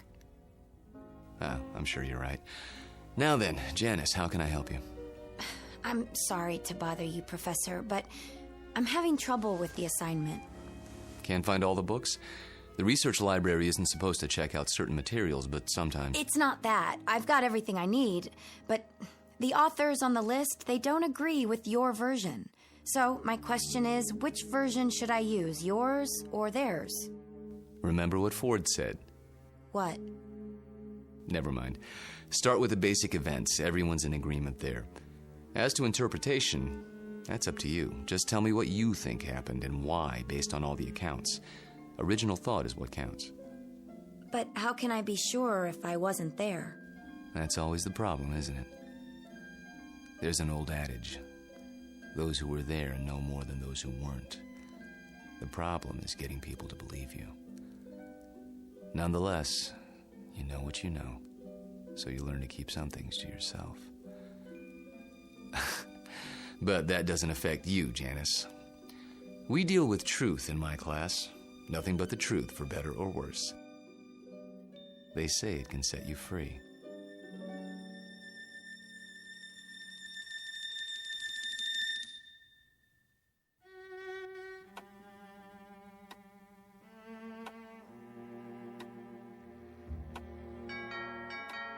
I'll get it, Father.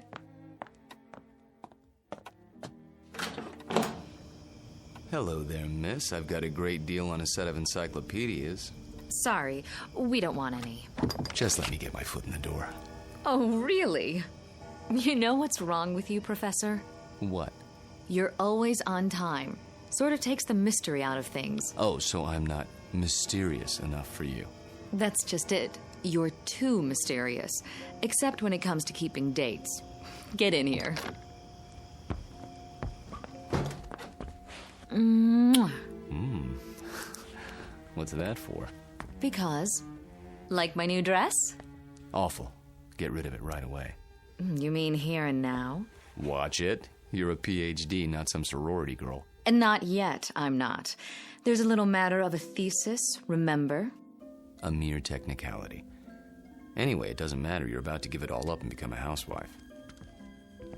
The devil she is. Hello, Sam. I didn't see you there. I'm giving you my daughter's hand, not her brain. Which I inherited from you. She'll get that PhD if I have to... Spank her. I know. Well, I like that. Spare the rod and spoil the child. Pour yourself a drink, Walter. Dinner's almost ready. Don't tell me you're the cook again tonight. Indeed. And why not? Don't you think it's about time Susanna learned for herself? He won't let me. Force of habit, after her mother died. Let's go into the dining room, shall we? I'll serve. You sure there's not something on your mind, Sam? Nothing that a good meal won't cure.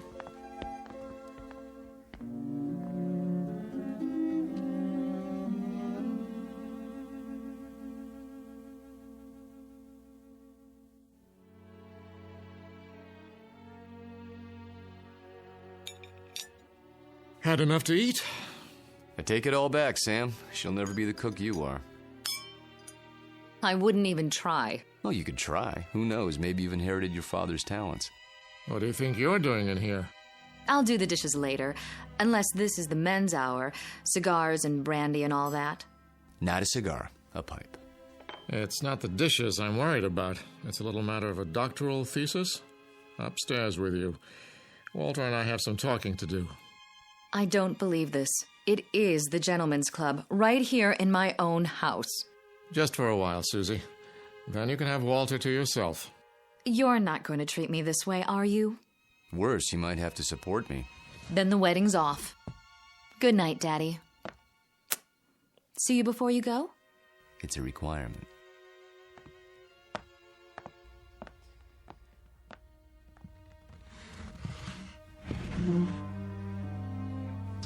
Brandy? By all means. You know, you don't have to worry about her. She'll accomplish anything she sets her mind to, with or without us. Oh, I know that. But she's wasted a lot of time. She's almost 30, and I'm almost 70. You're talking about chronological age. You're both still very young. I don't feel young lately. Aches and pains. Let's sit down. The chessboard is exactly as we left it.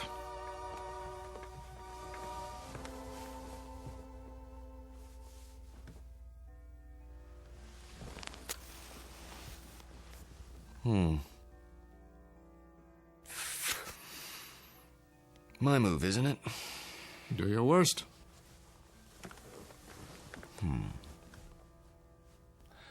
How about pawn to king's bishop 4? Look at that. You don't like it? Not the move. Your hands. What about them? Extraordinary, isn't it? They looked very much the same when we met, those two hands. Firm, smooth, not the slightest discoloration. Time marches on. For some of us. Walter, tell me something. Of course. How old are you? You know the answer. 44. My move. I seem to recall that when you applied for a position at the university, you listed your age as 39. That was, 12 years ago, which would make you 51 now. Come on, Sam. So I'm 51. Too old for Susanna, is that it? In a sense. What are you getting at? This is between the two of us. It won't go beyond this room. Really, Sam? Walter, when I met you, I was 58.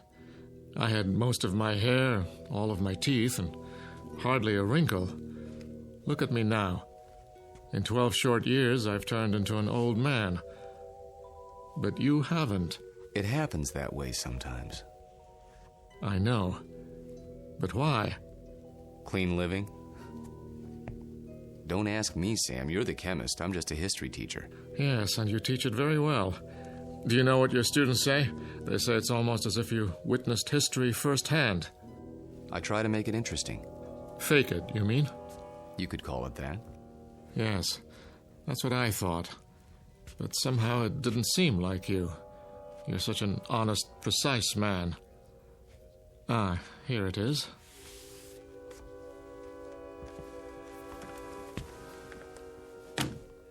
What have you got there? A book, a first edition. Photographs, mostly. Taken by a fellow named Matthew Brady during the time of the Civil War. Well, what is it? You look as if you'd seen a ghost. Perhaps I have. Hand me that magnifying glass, will you?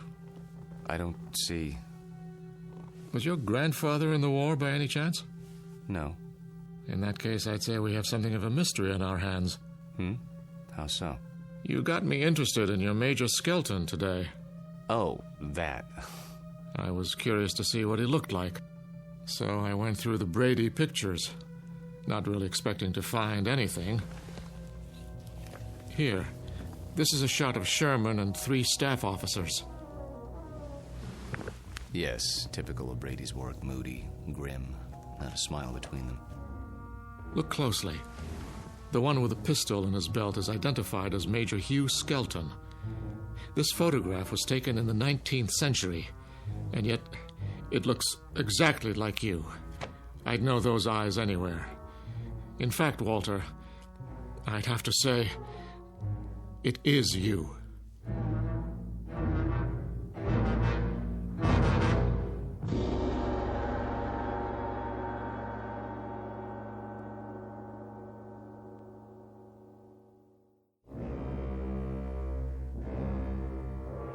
It is you, Walter, isn't it? Photographs can be deceptive. Poor lighting, grainy images. You shouldn't have kept the ring, you know. It's a dead giveaway. Ring?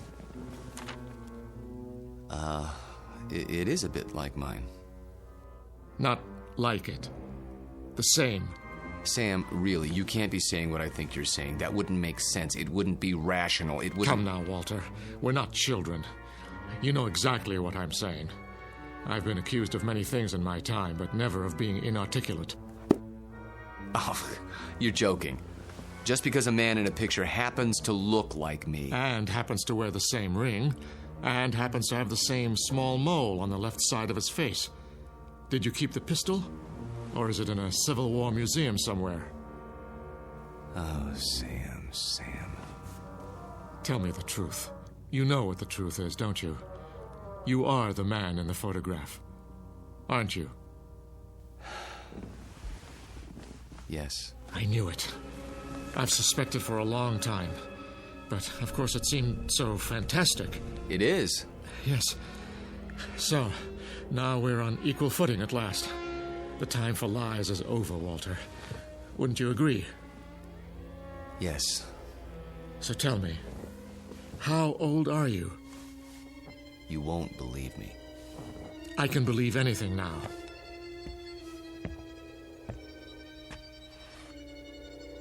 This bust on your mantelpiece? What about it? It's after a Greek statue, as I recall. The head of Cato the Elder. That's right. Let's just say, I'm old enough to have known this gentleman personally. But he lived more than 2,000 years ago. I said you wouldn't believe it. No, it isn't that, but 2,000 years? How, Walter, how? You don't know what you're asking.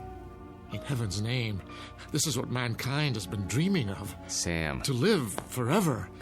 To go on learning and understanding eternally, without end, without death. Sam. Tell me the secret. I can't. You must. You owe it to the world. I owe the world nothing but contempt and pity. Then tell me any part of it. I'm almost 70 years old. I have a heart condition. I'm going to die, but I don't want to until I finish my life's work. Walter, listen to me. Do you understand? I'm not ready to die. I can't tell you the secret because I don't know what it is myself. What? I was like you, Sam. Afraid of death. Too afraid to face the concept head on.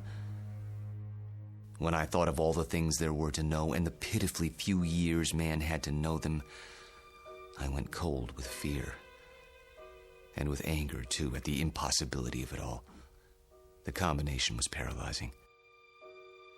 Every night I dreamed, as you dream, of more time, of immortality. Only if man lived forever, I thought, could there be any point to living at all.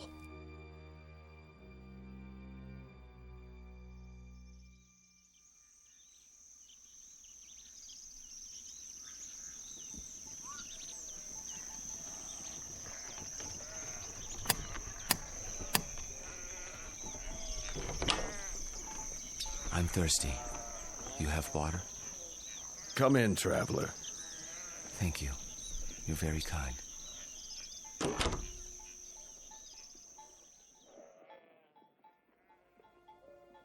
One day, on the road, I met a man. An alchemist. I told him these things and more as I rested with him. He said that he could grant my wish. Only it would cost money. A great deal of money. So I sold everything I had and paid him his money and submitted to his experiments. Drink this, young man. You may remain here until you recover.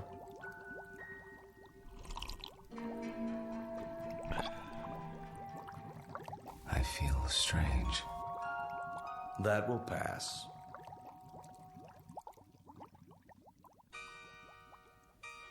I remember very little of what followed, except that I was in a coma for many weeks. When I revived, I learned that the alchemist had been burned for blasphemy. You're not serious? An alchemist? The only legitimate one that I've ever known. You're asking me to believe something that goes against everything I know. Not without proof. But an alchemist? I'm a man of science. They knew nothing of chemistry. Lead into gold. Just as I thought. You won't believe it. Smoke and mirrors. Their methods were based on superstition, magic. What did he use? Bat's blood and eye of toad? And once upon a time, germs were unknown, and blood cells, and pasteurization, and human growth hormone, and... Sam, all those things and more would have been called magic once. It's a matter of knowing what to measure and how. Do you realize that most of today's medicines come from plants? Witch doctors discovered a long time ago that they worked, even if they couldn't explain the reason. Don't lecture me. All right. But you'll grant that certain phenomena exist before we know why. Science is like history in that respect. A detective story, working backwards from known facts until we understand the cause. And I'm the most undeniable of facts. Unless you can come up with another explanation. Go on. There isn't much more to tell, really. I thought the experiment had failed, of course, because I didn't feel any different. But then, when I saw my wife and my children and my friends aging and growing old, This was a problem I hadn't considered, you see. But surely there's a way to get around that paradox. Such as? There must be. Is there? Think about it. If I tell you that somehow I can stop you from aging, where do you want to be stopped? At 30? Then you watch everyone around you turning old. At 70, would you want to live forever the way you are now, sick and weak? It's better than dying. No, Sam. You're wrong. I was wrong. It's death that gives this world its point. We love a rose because we know it will soon be gone. Who ever loved a stone? I'm not a rose, and I'm not a stone. I'm a man. Very old, very frightened. Of what? Death? Yes, of death. You're a fool. I want to die. Then why don't you? Because I'm a coward. Like all men. Because I'm tired of living and scared of dying. That's why. There's a revolver in my desk at home, Sam. The same one you saw in the Civil War photograph. Every night, I hold it in my hand and pray for the courage to pull the trigger. But I can't. You mean to say you've survived all these years without an accident, without being injured or wounded? Some people are lucky that way. They go through life without ever breaking a bone or seeing the inside of a hospital. Oh, I've come close to death plenty of times. But never close enough. Thank you. For what? For reassuring me. I thought that if a man lived forever, he would grow wiser. But that isn't true, is it? You grow tired. That's all. It must be lonely. That's a word that comes to mind. You say it as if you think it's a word I don't know anything about. I suppose you married more than once? Yes. How long with each woman, Walter? 10 years? 15? I take your point. Now you know why I attended your lecture. Why I asked you here tonight. It wasn't idle curiosity. I suspected as much. Sam, this isn't a situation of my choosing, not any longer. I tried to resign 6 months ago, but you talked me out of it. Do you remember? Yes. Do you know why? I knew that Susanna was falling in love with me. And I knew what would happen, because it had happened before. A few years of happiness, and then I warned her. I did everything I could to discourage her. Except tell her the truth. How could I do that? She'd have thought I was mad. Then why didn't you leave? Because it was too late. I was in love with her. Everything was against it, all my reason and experience. But that didn't matter. And God help me, it doesn't matter now. It does to me. Walter, I can't let you marry my daughter. And why not? Susie. Well, go ahead. I asked a question, Father. We were just having a conversation. So I gather. How long were you standing at the top of the stairs? Long enough to hear that there's some sort of disagreement over me. Don't you think it would have been considerate to include me in the negotiation? It's not a negotiation. Please, don't misunderstand. Your father seems to think I'm too old for you, darling. Susanna, let me explain. That's the silliest thing I've ever heard. Good. In that case, you will marry me? I thought that's already been decided. You asked, and I accepted. Unless you're having second thoughts. Nonsense. If I had my way, we'd do it tonight. Are you serious? I've never been more serious in my life. I think you mean it. There's a justice of the peace in the next county. Go upstairs and get your prettiest dress. I'll go back to my place and pick you up in an hour. But... Go. Go. Daddy? I can't very well ground you, can I? You're of legal age. Oh, Walter, I do love you. Though your timing is a bit of a surprise. Life is a surprise. If we're not ready now, when will we be? Next week? Next year? We have to seize happiness when it comes, and it's here now. 1 hour, darling.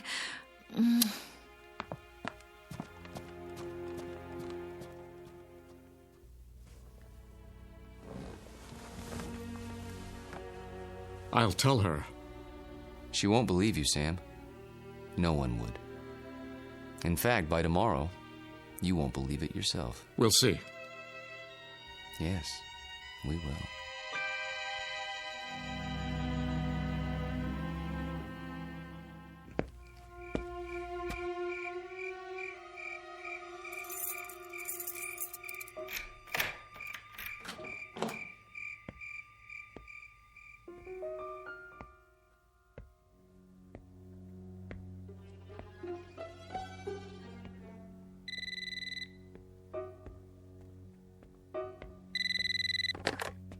Yes?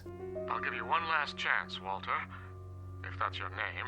Sam, please. The irony is, I truly like you. We've been fine friends. But when it comes to my daughter... You deny her happiness? Is that what you call it? People who love each other don't have secrets. They share their lives. They grow old together. Susanna's entitled to the same thing, not a mockery of it. You don't think this is easy for me. There's nothing ahead for her but a broken heart, as she sees herself age while you don't. How long do you think you can keep it from her? And if I go away, will that make her happy? She'll suffer, but she'll get over it. You don't belong here, any more than that antique pistol in the photograph. It's still here, in my desk drawer. And so am I. That's reality, Sam, for better or worse. She's upstairs now, packing. If you come back, I'll expose you. Not just to her, but to the university and the world, starting tonight. You mean it, don't you? You don't leave me much choice. Give me a few minutes. I need to think it through. Good. If you love her, you know what to do. Yes, I know what to do. Only, I don't know if I have the courage.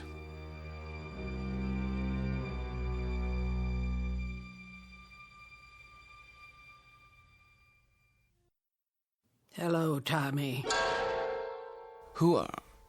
You needn't stand up. How did you get in?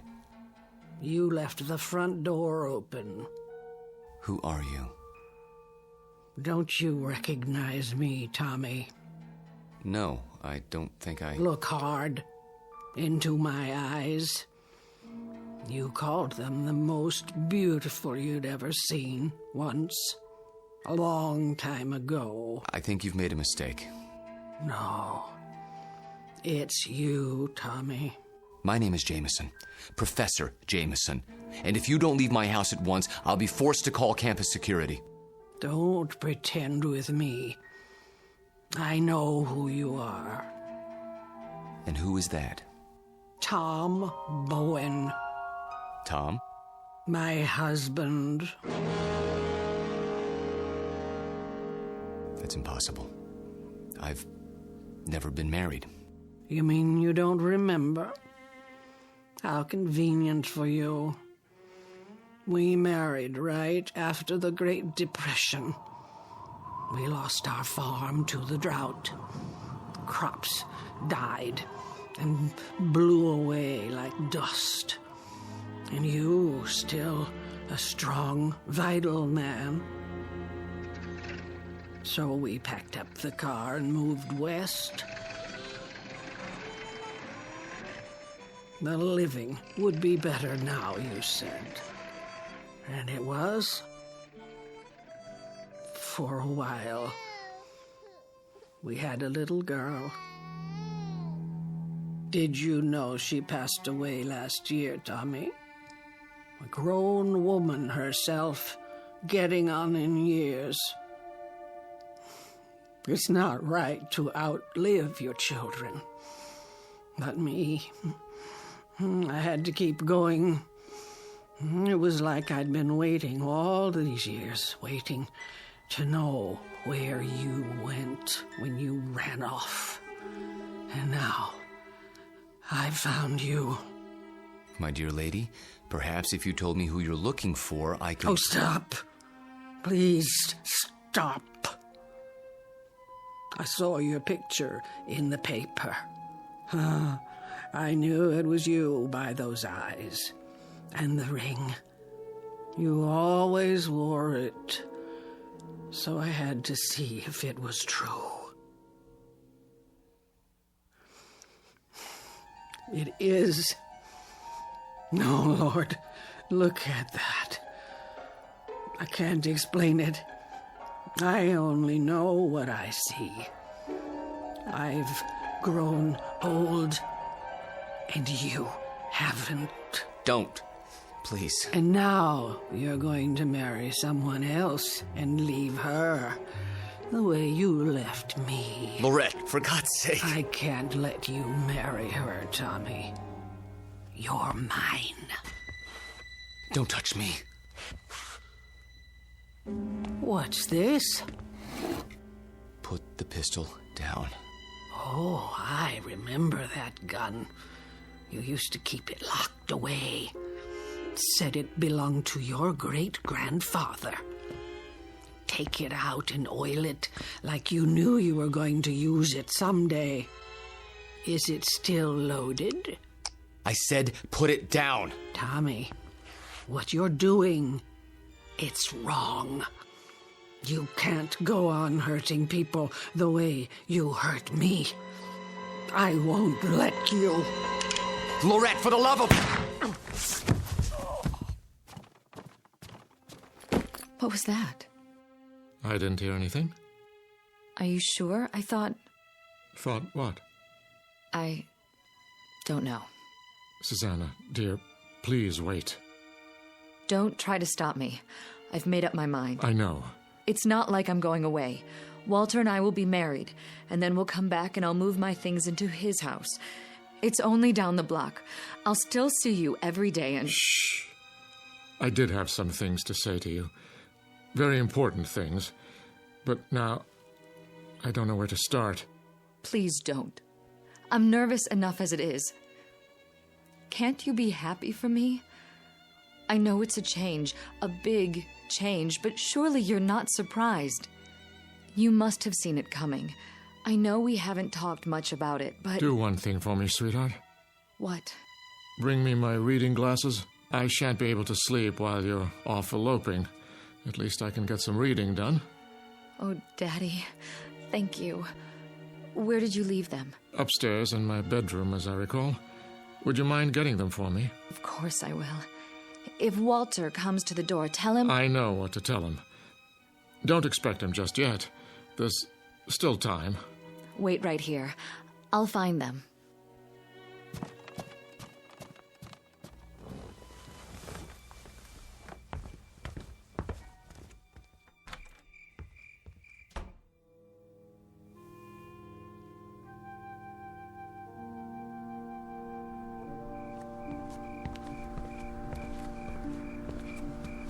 Oh. Excuse me, I didn't see you there. I saw my Tommy. He's resting now. Good evening to you, madam.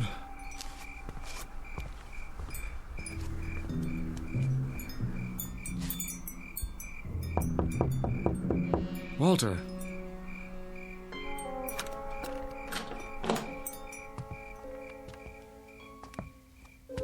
Walter, where the devil are you? Hello, Sam. Why are all the lights off? I was just, thinking. The window's open. I know. I'll close it. No. What's the matter? It's a strange feeling after all this time. What do you mean? I mean, I've come to my senses. Tell Susanna. Tell her if you would. You're hurt. Turn on the light. Stay away. I'll call a doctor. No. But your hand, there's blood on it. Hard to avoid that when you've been shot. It's dripping all over everything. I'm leaking, Sam. Everything that's been held inside for so long, it's running out. I feel light as a feather. Take my arm. Sit down. Quickly. A little late for that. I'm sinking, Sam. Right into the rug. It'll be quite a mess to clean up. What's happening to you? It's happening. At last. Your hair. Your skin. Sorry to fall apart on you. Oh. But nothing lasts forever. Thank God, Sam. Thank God in his wisdom. Oh, Walter. Walter. Tell her. I'll try to think of something. Don't let her see me like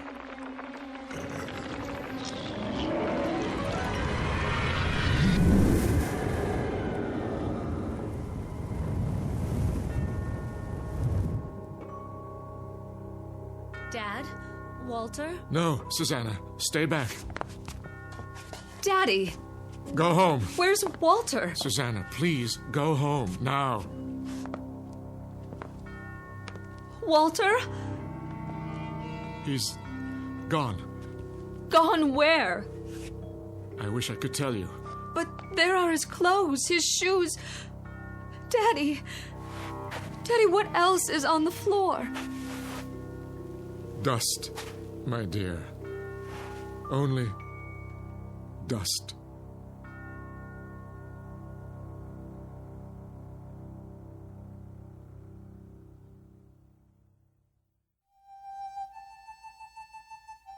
Professor Walter Jameson, an expert in the subject of times long past, and above all, a consummate actor, since before this university was founded.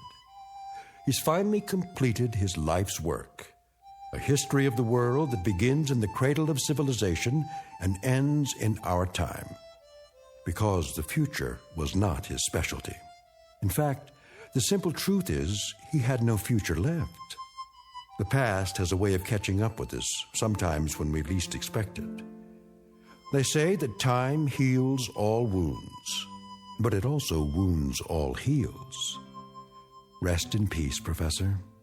You've just passed the ultimate final examination in the Twilight Zone.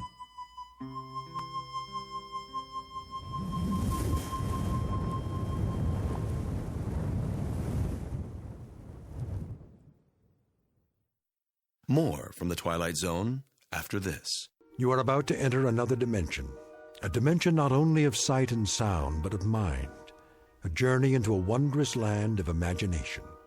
Next stop, the Twilight Zone.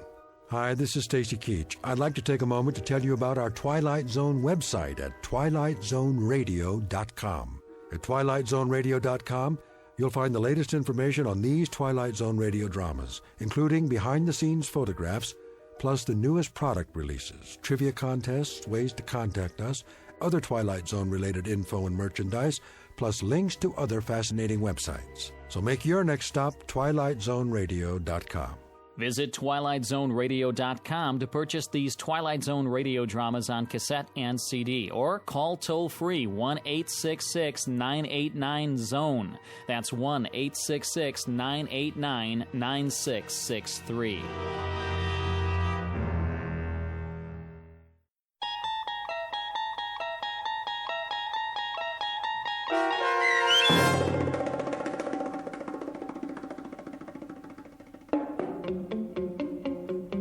Long Live Walter Jameson, starring Lou Diamond Phillips with Stacy Keach as your narrator, was adapted for radio by Dennis Etchison and written for The Twilight Zone by Charles Beaumont. Heard in the cast were David Darlow, Alyssa Fraden, Elizabeth Lido, Ann Whitney, Jeff Lupetin, and Christian Stolte. To learn more about the Twilight Zone radio dramas and to obtain audio cassettes and CDs of these programs, visit our website at twilightzoneradio.com. The producers of The Twilight Zone wish to thank CBS Enterprises, Carol Serling, Dennis Etchison, Dick Brescia Associates, Claire Simon Casting, Terry Jennings, XM Satellite Radio, Sirius Satellite Radio, our sponsors and our radio affiliates for helping make this series possible. This copyrighted radio series is produced and directed by Carl Amari for Falcon Picture Group. Audio editing, sound design, Foley effects, and mix for the Twilight Zone radio dramas are by Cerny American creatives Craig Lee, Michael Slaybach, Bob Benson, and Jason Rizzo. To learn more about the Twilight Zone radio dramas and to contact us, visit our official website at twilightzoneradio.com. Doug James speaking.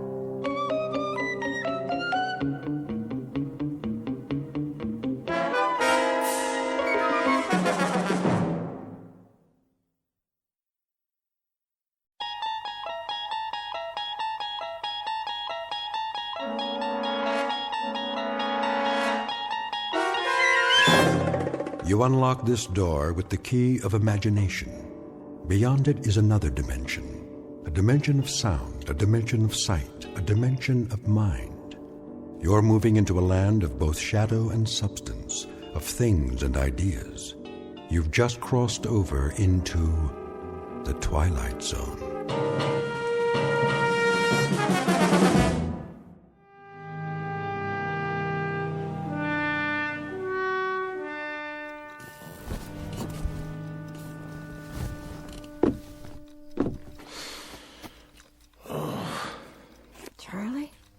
Go back to sleep. It's early. What time is it? I don't know. My watch stopped. Well, look at the clock. It says 7, but it's wrong. Oh, it can't be wrong. You wound it, didn't you? It has to be wrong. Look out the window. It's still dark. Must be 3 or 4 in the morning. Why didn't you turn the light on? I don't need it. Leave it off. So, this is the day, huh? This is the day. Well, if you got 3 or 4 hours yet, what do you have to get up now for? Can't sleep. So, I thought I might as well go over to the jail. You know what I think? What? I think you're crazy. If it really is the middle of the night, you're crazy to get up now. What's so special about today? Ella. Just about hanging a little? I said, why don't you go back to sleep? Why don't you? There's going to be all kinds of excitement today, reporters and everything else. You're the one that could use some sleep. Bring breakfast over about 8:30. You want some coffee now? Pierce will have some at the jail. Just bring Jagger's breakfast at 8:30. What about you? I can't eat. What time do you string him up? Ella. Well, you know what I mean. What time does he get hung? Hanged. That's what I said. What time? When you're talking about an execution, Ella, the word's hanged. It's at 9:30. And you know something? I hope they stay away. I hope everybody stays away, not just the reporters, the whole town. Because when I think of a bunch of cold-blooded gawkers who get their jollies from watching a boy die, I want to... Well, why shouldn't they? Why shouldn't the whole town turn out to watch it? Including you? I haven't decided yet. Why would you want to see a thing like that? Why would you even think about it? Because if anybody deserves it, he does. Dirty little animal. I'm leaving now. I understand that after the neck breaks, they only feel it for a couple of seconds. Well, it ought to take more time than that, Charlie. For what he done, this is a mighty easy way to pay it off, don't you think? Easy? To get strung up by the neck? All I can say is you have a funny view of what's easy and what's hard. Just remember to bring his breakfast over. Hey, Charlie. How does he want his eggs? Edible. They're the last ones he's gonna eat, so do one thing for me, will you, Ella? Make them edible.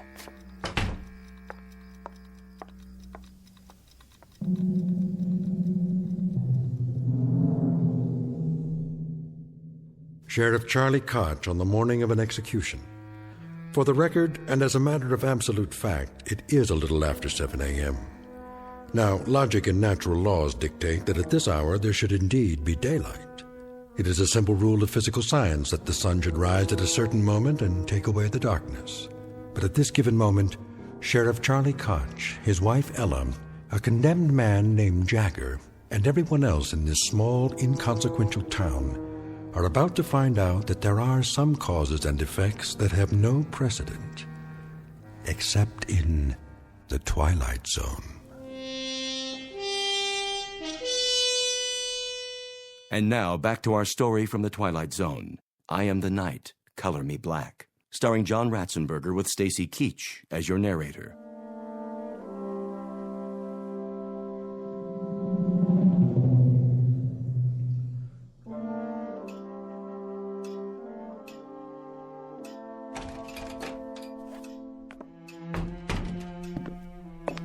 Morning, Sheriff. Pierce, anything doing? Nothing much. You sure? Yep. Take your feet off the desk. Sure thing, Sheriff. Glad you finally made it. This ain't the day to be oversleeping. You tell me all about sleeping, Pierce. You're the expert on that. Hey, don't get me wrong. I mean, I ain't complaining. You ain't complaining, but at 2 or 3 in the morning, you've had a 4-hour shift. And, buddy, that doesn't break anybody's back. 2 or 3 in the morning? What have you been drinking? It's 7:30. Then why is it pitch black outside? What are you talking about? Take a look.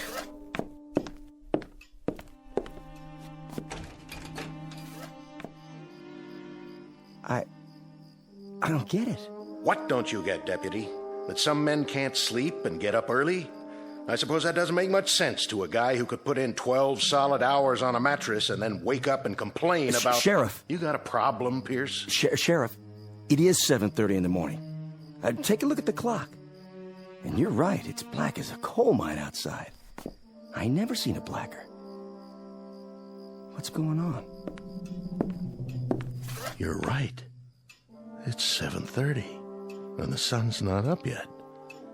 And to tell you the truth, Deputy, I don't know why. I don't know why at all.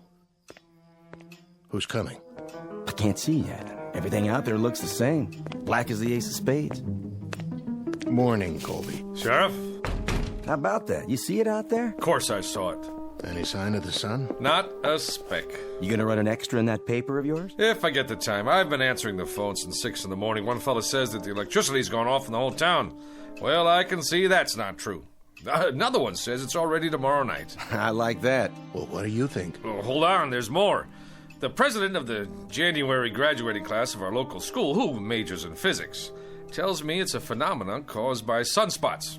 Now, you're well versed in law and order, Sheriff Koch, keeping the peace, in other words. So I'm here to ask you, what's your theory? I wish I had one. It's almost 7:45 in the morning. Daylight should have come 2 hours ago. Maybe a storm's on the way. Big whopping storm, the kind that covers up the whole sky. Possible, I suppose. Storms don't bring this kind of darkness. Anybody call the state capitol? Oh, yeah. In between reassuring people that this is neither an interplanetary invasion nor the end of the world, I placed said call myself. And? Oh, things are normal there. It's daylight, just as it should be. But if you'll forgive the pun, they're as much in the dark as we are. You mean it ain't black up there? It appears that all up and down the state, and across the face of the earth for that matter, we are the only ones who are groping around in total darkness. So, the phenomenon is quite localized, which means we'll have to seek elsewhere for company to share our misery. How's Jagger doing this morning? I seen him. Brought him in a cup of coffee to make sure he was awake. Thoughtful of you. To remind him about what day it is. I'll bet you did. I wonder, how did you occupy yourself as a lad there, Deputy? Torture small animals or just pull the wings off flies? Say, what do you mean by that? Oh, nothing. I don't mean anything by it. So, Koch, can I talk to him? Go right on in. I'm not saying he'll talk to you, but that's the privilege of the press, to try. So he's got 1 hour and 45 minutes left. What about a priest or a minister? He doesn't want either. As a point of interest, Sheriff, entirely off the record, do you believe Jagger's guilty? Mr. Colby, I arrest people on the basis of evidence. I jail them on that evidence, and I'm responsible for their meals and their health until they get sentenced, executed, or let loose. As to guilt or innocence, it's a matter for the jury, public opinion, and God to decide. And that part of it, thank the Lord, has nothing to do with me. Uh-huh. So, let us all praise God for the morning's impartiality. You just keep them alive until their moment of death. I see. And as for my part, I follow fate around with a small pencil and a notebook and make a record for posterity of how he died and why he died. But neither one of us has any guilt to share for the fact that he does die. How perfectly convenient for us. He's guilty as hell. He fired buckshot into a man's head. A real decent, upstanding man. And today, he's going to pay the price. He's going to hang for it. And man, oh man, his justice going to be served up deluxe style this time. Pierce, why don't you shut your mouth? I got a right to an opinion. Oh, you do, Deputy. Indeed you do. There are just a couple of disturbing facets to this particular case. Like what? First, that the murder victim was not a decent man by any stretch of the imagination. Hey, you're talking about the dead. He was a cross-burner and a psychopathic bully who attacked the man you've got locked up in there. Well, that don't matter. Go on, Colby. I want to hear this. Second, Deputy Pierce here saw it happen and then perjured himself. Now, wait a minute. Let him finish. That's the word, all right, Deputy. Perjured. You said that Jagger shot him from across the room. Well, no such thing could have happened according to the records I saw. The murdered man had powder burns all over him. So what? Oh, you tell me how a man can get shot from 10 feet away and still have powder burns on his skin. And by itself, that might not have proved self-defense, but it would have supported Jagger's story. It would have at least raised some doubts in the jury room. If they had heard it. I wondered about that myself. Did you, Sheriff Koch? Well, you saw the body, didn't you? I saw it. But I didn't hear any comment on those powder burns when you gave your testimony, or did I miss that? I answered the questions they asked me. Oh, don't feel singled out now, because your courageous editor who covered the trial from start to finish, he just didn't see fit to include that insignificant little detail in any of his news stories either, now did he? Even though for some reason he knew at the time that he was being very, very selective about what he wrote and what he didn't write, about the truth, in other words. Which is what a trial is supposed to be, a search for the truth.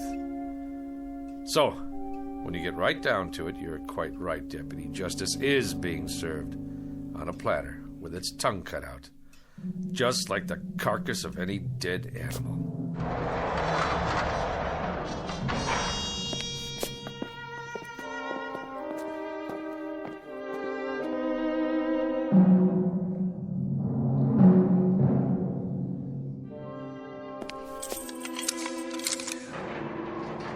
Call me when you're ready. I will. Smoke, Jagger? No, sir. You don't mind if I have one? Go ahead. I quit years ago, but I picked up a pack last night. I don't know why. And this morning, I looked at it like I've never seen a pack of cigarettes before. It didn't even feel right in my hand. I know it's bad for me, but I put it in my pocket just the same. Now, why do you suppose that is? Can I ask you a question, Mr. Colby? Anything you like. I can't promise I'll have the answer, though. I was just wondering, what kind of day is it?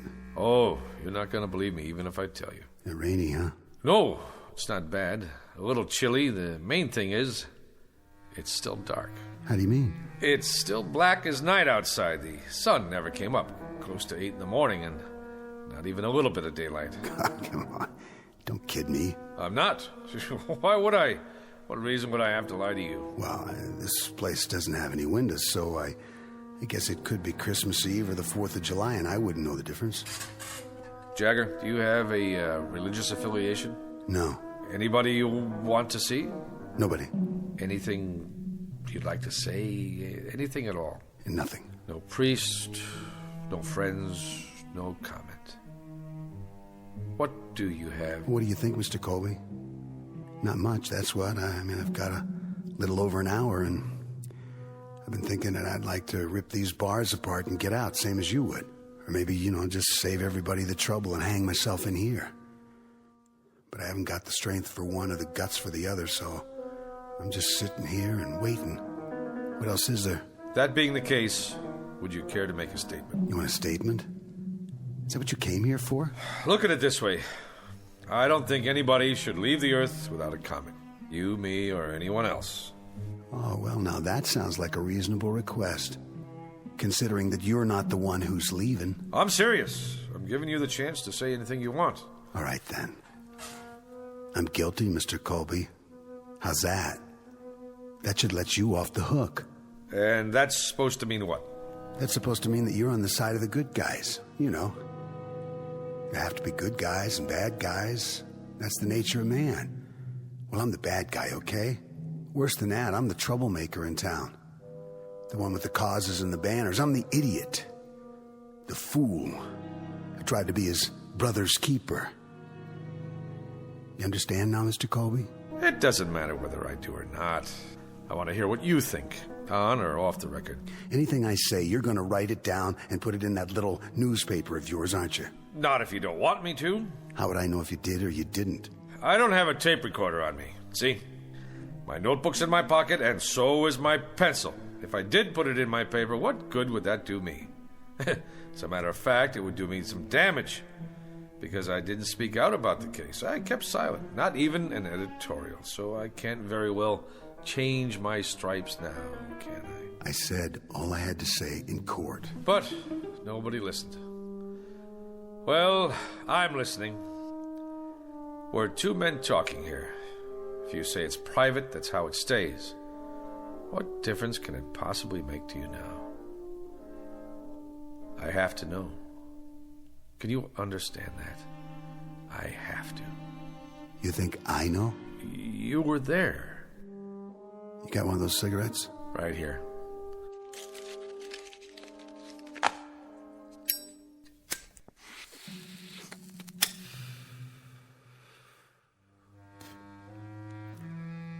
There was a shotgun. It wasn't mine, it was his. Everybody knows that, but they convicted me on premeditated murder, even though I'm the one who tried to take it away from him before he could go out and use it. So you fought with him? I either loaded the gun and put it in his hands, or I tried to get it away from him. Take your pick. All I remember is the gun going off, and that's what counts, isn't it? Not motives, not what's in your head. You know what road is paved with good intentions.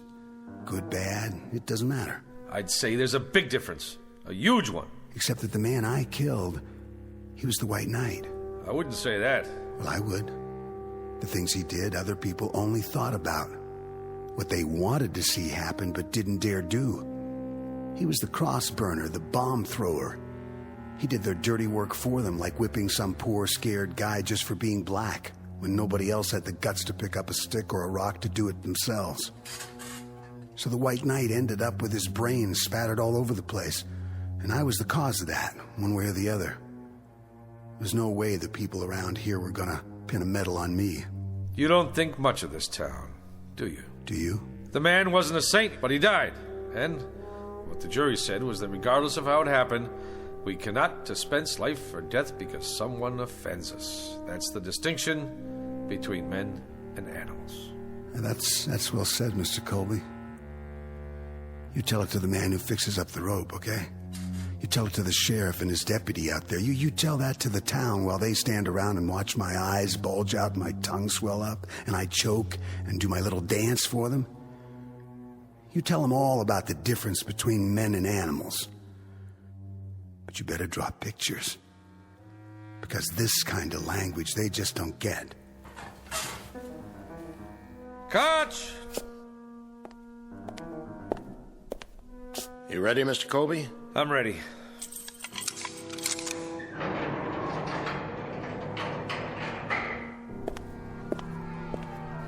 A lot of commotion out there. I guess they just can't wait. That's not it. It's because nobody can see where they're going. Why's that? I told you, it's dark out. For real? The darkest I've ever seen it.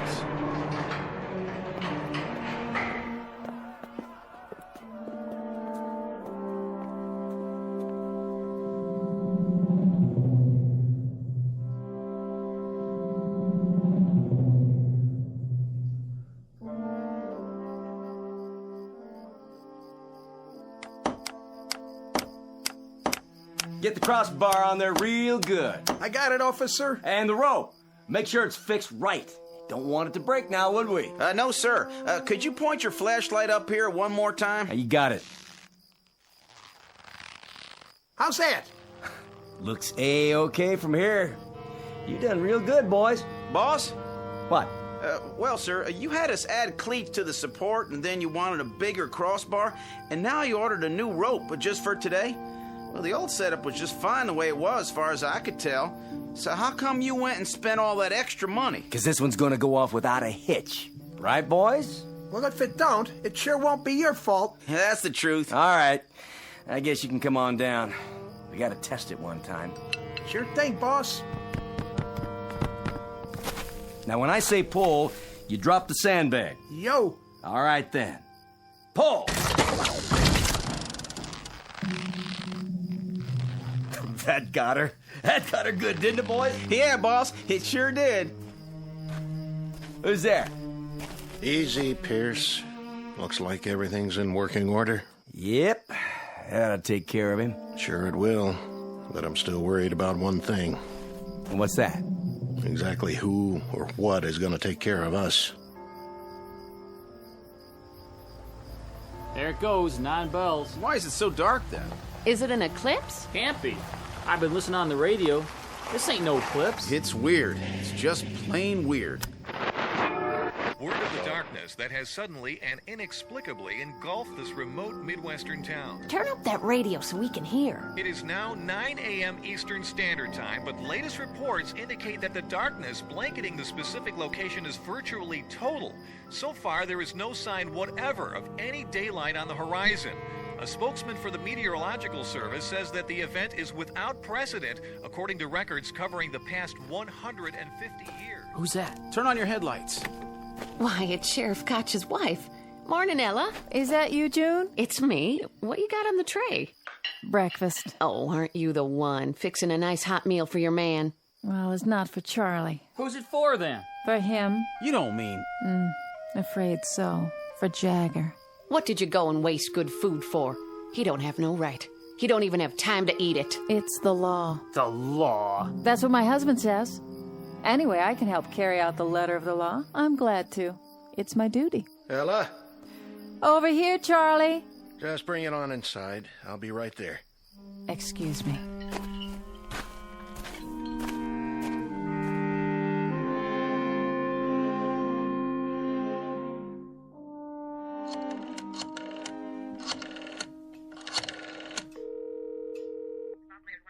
The governor, please.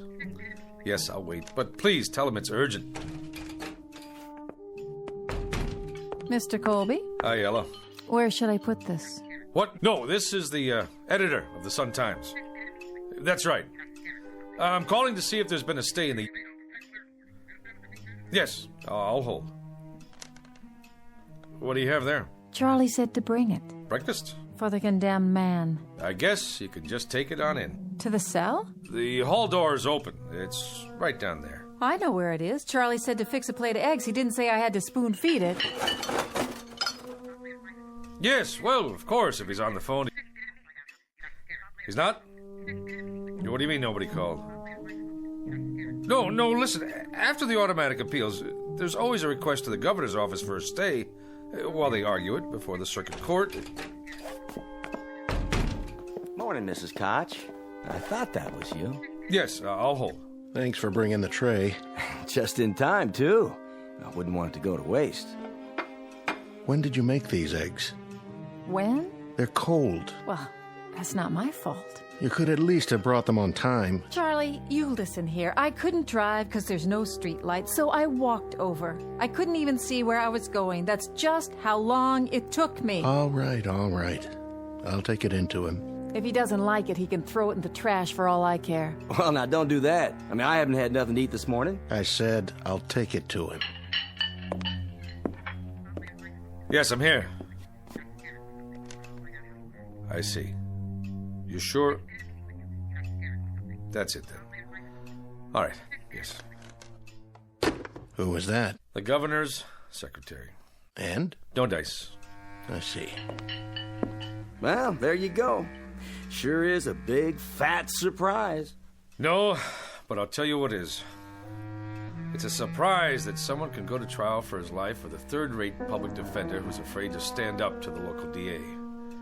It's a surprise that no private lawyer somewhere heard about the case or went to bat pro bono. It's a surprise that the public defender didn't even try to call the governor a half hour before the sentence is carried out. And it's a surprise that I didn't give up the ghost on this place a long time ago. But it's not a surprise that you, Pierce, and this whole town are out of your minds with glee over the cold-blooded taking of a life that's about to occur.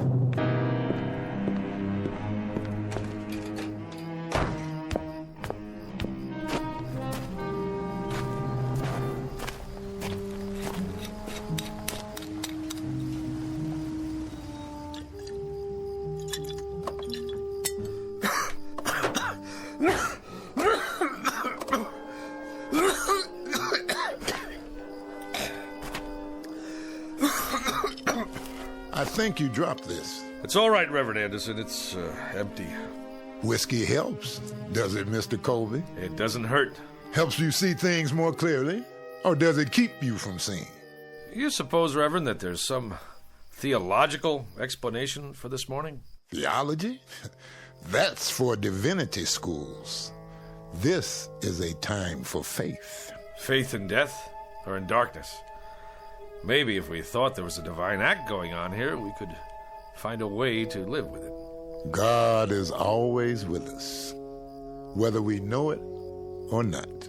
Is he? Even now. This isn't the first gallows ever built, Reverend, or the last. Won't be the first man to lose his life at an untimely age, and we won't be the last mourners on this earth either. Did you see him? Did you talk to him? Briefly. He wouldn't see me. Wouldn't even let me in his cell. That's a pity. He's a lonely boy. But at least he won't be lonely for much longer. That's the truth. He's going to glory. I'm glad you think so. And you don't, Mr. Colby? It would be easier if I did. But I gave up my faith years ago. Now I'm not sure I ever had it. We all stumble in life, lose our way for a time. But the shepherd doesn't give up.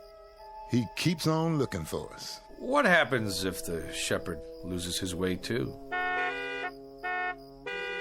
It must be time. Listen to them. Oh, they want blood. Reminds me of sports fans in an arena somewhere. Yes, a Roman one. How's it look out there? Hard to tell. When they light their torches and storm the jail, I'll let you know. Well, I'd better get the prisoner ready. You're going through with it? Unless something happens in the next 10 minutes, I have no choice. Then I suggest we use this time wisely. And how do we do that, Reverend? There's only one thing left to do. We pray.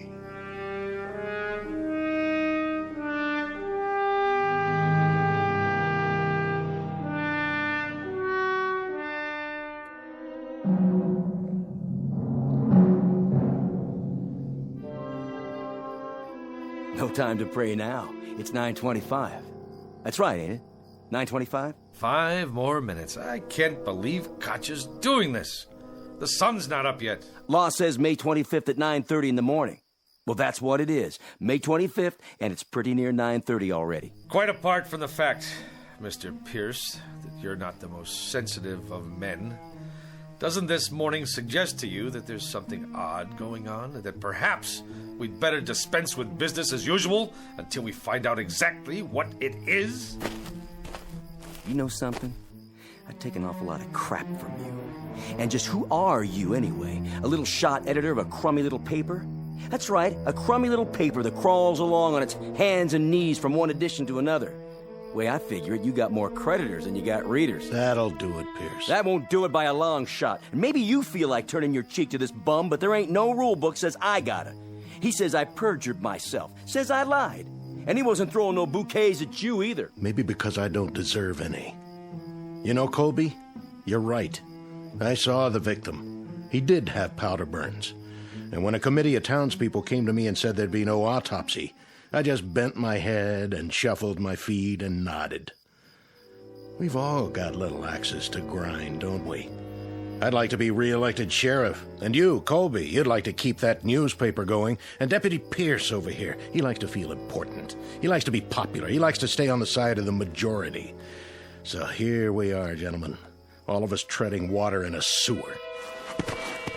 I don't take it from him, and I don't take it from you neither. Watch who you put your hands on, Pierce. Oh, what? You better unravel it right now, or I'll spread you all over the yard. It's 9:27, Koch.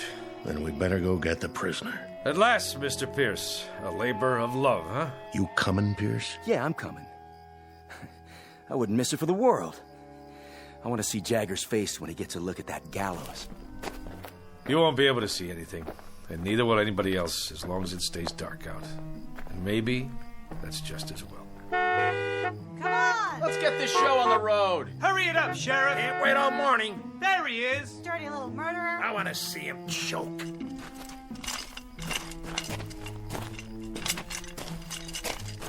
You don't need the chains. I'm not going anywhere.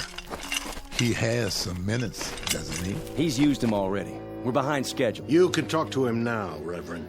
Take your time. It's my time. And I got nothing to talk about. Then let's go. Let's get on with it. Don't waste your last minutes, Jagger. We're a different color, and I know we have different faiths, but you've stood up for me and mine. You've spoken for us. And God help you, you've killed for us. I think we owe you some peace, and I'd like to try to give you some. That rope over there give me peace. I don't need any words, Reverend. No quotations, nothing in the Bible or any other book. Get it over with! Yeah, let's go! Yeah! Patience, everybody! I'm gonna give you what y'all came here for. I'll dance at the end of the rope, and I'll choke, and I'll swing back and forth like a rag doll. Yeah, you'll see. You'll get your money's worth. I promise. This way. I told you, I'll do this myself.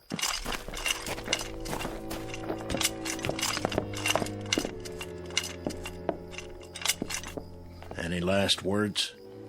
Not on your life. That's one thing I won't give you people.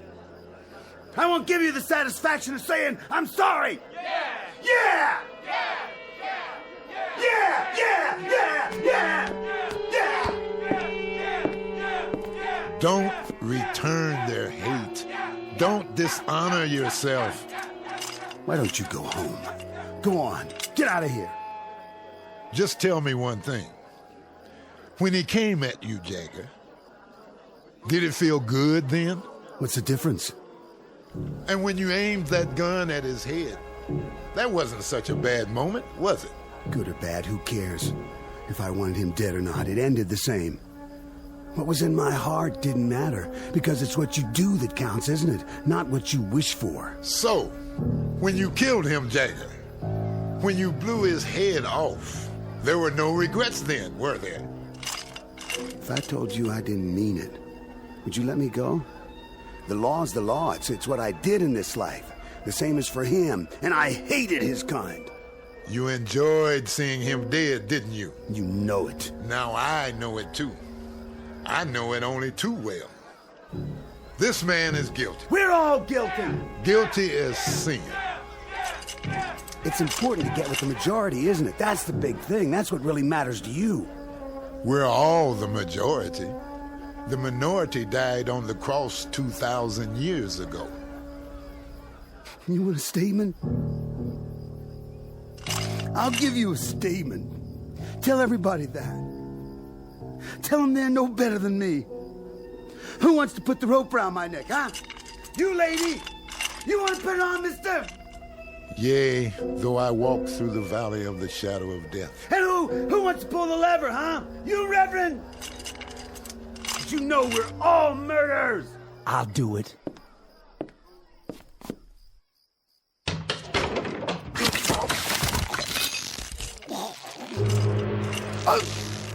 Hey!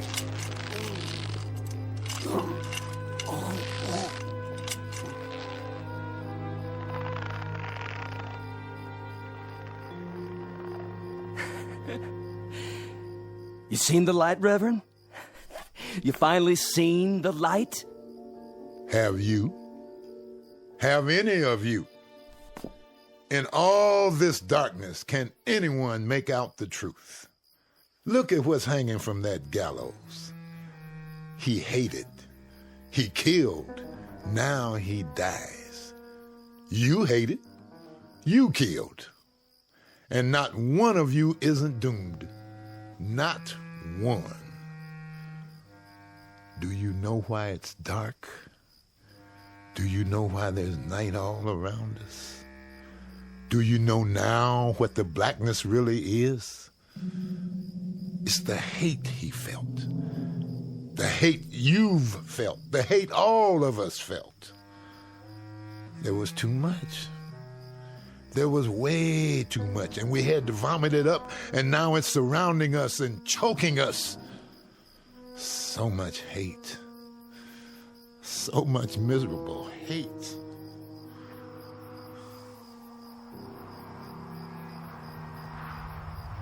Oh, it's getting colder. Look what's happening. It's getting even darker. You can't hardly see anything now. Take me home, Charlie. I want to go home. I will, if I can find the way. That's crazy, isn't it? What he said. Isn't it crazy? You know what's going to happen, don't you? I mean, you know what's going to happen next. Believe me, this here stuff is going to lift. It'll just all of a sudden just plain lift. Because it's just a fog is all it is. Nothing more than a fog. And it'll lift. And there'll be the old sun high up and bright. Wait and see. There'll be the old sun shining to beat the band. I don't know. I don't know if there'll ever be daylight again. Only God knows. And I'm not even sure about that. Reports now coming in of similar occurrences here in the United States and abroad. At 9 o'clock this morning, a dark cloud suddenly appeared over several widely separated U.S. cities. The government of Israel has verified the fact that a rectangular area over the West Bank appears to have gone dark. In China, correspondents just filed a news item about several square blocks, including a political prison, thrown into darkness early this morning. In Iran, an area in Southeast Asia, in Central and South America, the African continent, the darkness continues to spread.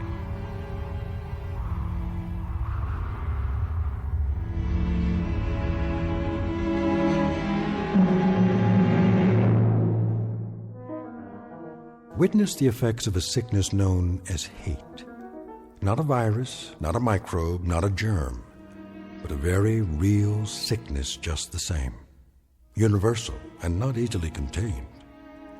The diagnosis?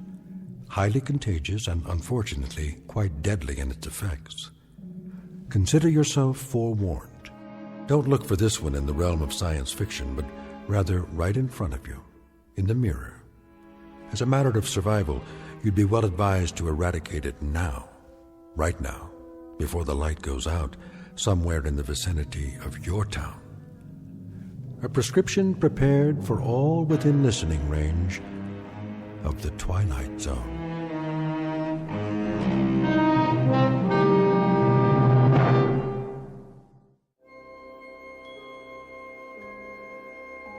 Hi, this is Carl Amari, producer of the Twilight Zone radio dramas. I'd like to take a moment to tell you about our official website at twilightzoneradio.com, where you'll get the latest news and information on these Twilight Zone radio dramas. Plus, at twilightzoneradio.com, you can digitally download 3 free episodes or any of our episodes for only $1.95 each. In this age of ever-changing technology, we've decided to make these episodes instantly available to you by making the Twilight Zone radio dramas a digital download-only series. This means that this series will no longer be offered on CD. The CD collections at our website are now being offered while supplies last at buy one, get one free. So be sure to get your favorites before they're sold out. Be sure to visit us often, and I'll see you in the zone.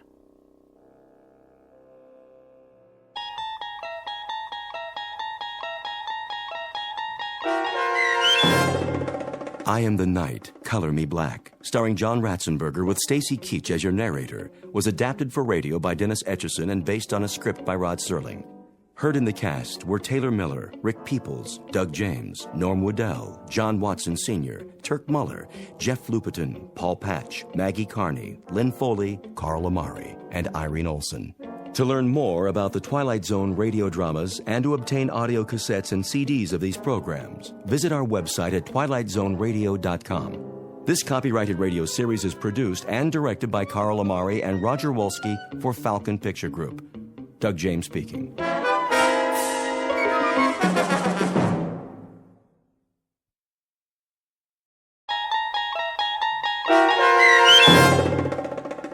In His Image, starring John Hurd, with Stacy Keach as your narrator, was adapted for radio by Dennis Etchison and written for The Twilight Zone by Charles Beaumont. Heard in the cast were Alyssa Fraden, Ann Whitney, Darren Stevens, Jeff Lupetin, Meg Falcon, Elizabeth Lido, Carl Amari, Doug James, Jason Mallow, and Kip Karstedt. This copyrighted radio series is produced and directed by Carl Amari and Jason Mallow for Falcon Picture Group. Doug James speaking.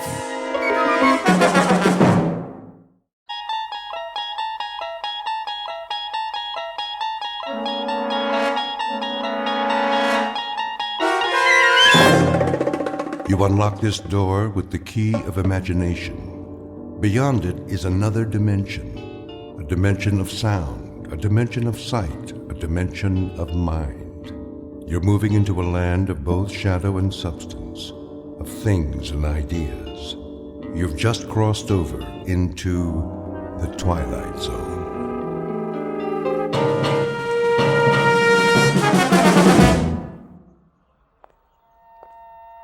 Morning.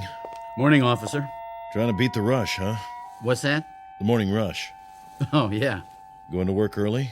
Not today. Today I'm going out of town. Pretty smart. Another hour, so many people getting on the subway, you'll think you're in Grand Central Station. Now, they're just getting up, fixing coffee. I know, it's weird. With the streets so empty, I didn't even take time for coffee. Wish I could get some. Not around here. I thought there'd be a 24-hour coffee shop or something. All closed. Gotta shut down sometime. Clean up. Yeah, well, have a good day. Take her easy. The trains run this early, don't they? 24/7. Right down the stairs. Thanks.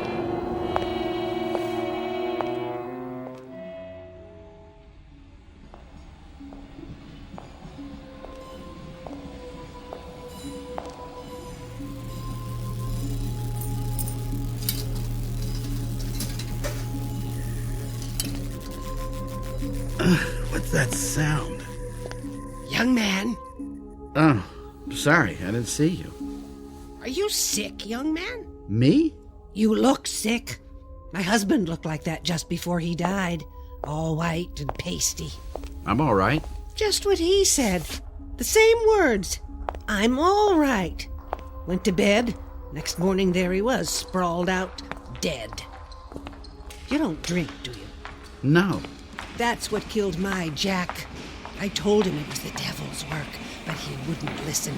And look where he is now. Is that right? Oh, the devil's all around us, mister. And if we don't fight him, if we don't stand up to him, we'll suffer eternal torment. I'm sure you're right. I know I am. And I'll tell you how I know. It was a Sunday. I was ironing, if you please, and that's when it happened. The good Lord's own sweet voice, like an electricity shock. I was revelated. Oh, praise him, mister, and praise his good works. I will. Do you read the good book? Yeah, all the time. Oh, sure you're telling the truth now. We may be underground, but he hears every word. I have to go. The train's coming. I don't hear any train. Leviticus chapter 5, verse 2. Perfect. You're perfect. What? Or if a soul touch any unclean thing, whether it be a carcass of an unclean beast, or a carcass of unclean cattle, or the carcass of unclean creeping things, and if it be hidden from him, he shall also be unclean and guilty. If you're not perfect, then kill, and end it now. Please. Don't you want to be saved? No, I just want to be left alone. We're never alone. Don't you know that? He's with us all the time, and he'll help us if we only let him. But we've got to be saved first. Read this pamphlet. All right. The devil means to have you, but I won't let him. I'll fight with you, mister. My train. The train to glory! Get on board! Stop, please, stop! Listen to me, it's your salvation! Kill. Get away from me! What are you doing? Stop! No!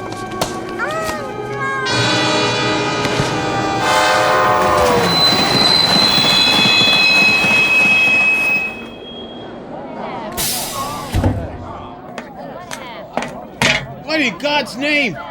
She fell on the tracks. I couldn't stop. Hey, that man pushed her. Hey, somebody stop him! Somebody! Get away from me!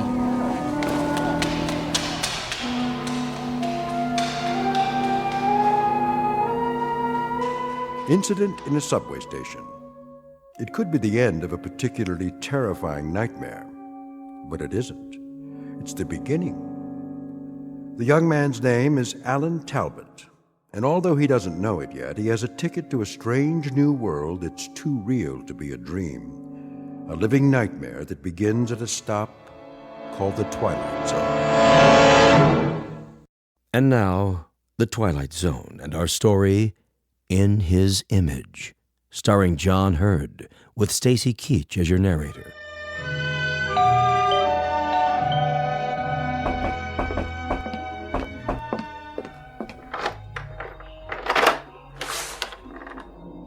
Yes? Sorry to bother you, ma'am, but see, I belong to the Junior Woodchucks, and if you'll just buy a 10-year subscription to the Ladies' Home Companion, I'll get to go to summer camp. What do you think? I think you'd better come in. Okay. Hi. Hi. Ready? And willing. Surprised? A little. Come here. Hey, now, Tiger. I told you there are lines I don't cross. I know. I was gonna wait till we got married, but I lost my self-control for a second. Well, you look around for it while I pour the coffee. Thanks. How come so late? Who's late? You are. What, 5 minutes?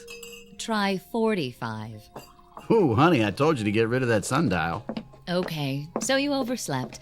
Just remember, leaving at 6 a.m. wasn't my idea. Look, I did not oversleep. I left the hotel at 4:30, got on a subway train, got off the subway, and came here.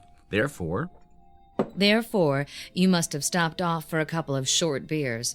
It's now 7:15. Look at your watch. See? Yeah, I see. But I don't understand. I do. You were enjoying those last moments of freedom. Uh-oh. Uh-oh, what? Well, you said you wanted to bring some food along, so I roasted us a chicken. Looks like it got a little crispy. Jess? Hmm? Are you sure? What do you mean? You know what you're doing? Of course I do. I, a 31-year-old spinster of sound mind and body, am going to run away to a town I've never heard of for the purpose of marrying a guy I've known exactly 4 days. Anything odd about that? I'm serious. So am I. I mean, shouldn't you get to know a little more about me? Like what? I know that your name is Alan Talbot. I know that you live in Coralville, New York, in a big white house surrounded by rose bushes and trees. I know that you do scientific research on some kind of weapons device for the government. Not weapons, computer electronics. See? Already you're romanticizing me. Don't interrupt. You are visiting New York City for the pure morbid pleasure of it, currently rooming at the Chesterfield Inn. You make a modest but adequate salary. You're kind to small animals and chestnut vendors. And let's see, you're terribly lonely and in desperate need of a woman 5 feet 9 inches tall, answering to the name of Jessica Connolly, right? Right. And you are single. At the moment. Well then, we'll just have to do something about that.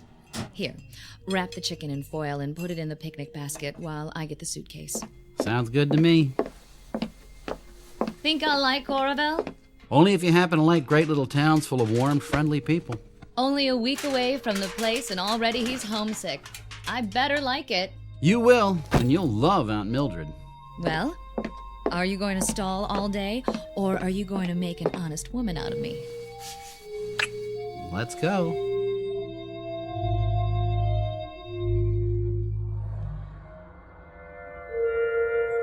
We must be nearly there, if you gave me the right directions. Alan? No. Go on then, sleep. You need it. Walter, no. Alan? No. It isn't right. Send me back.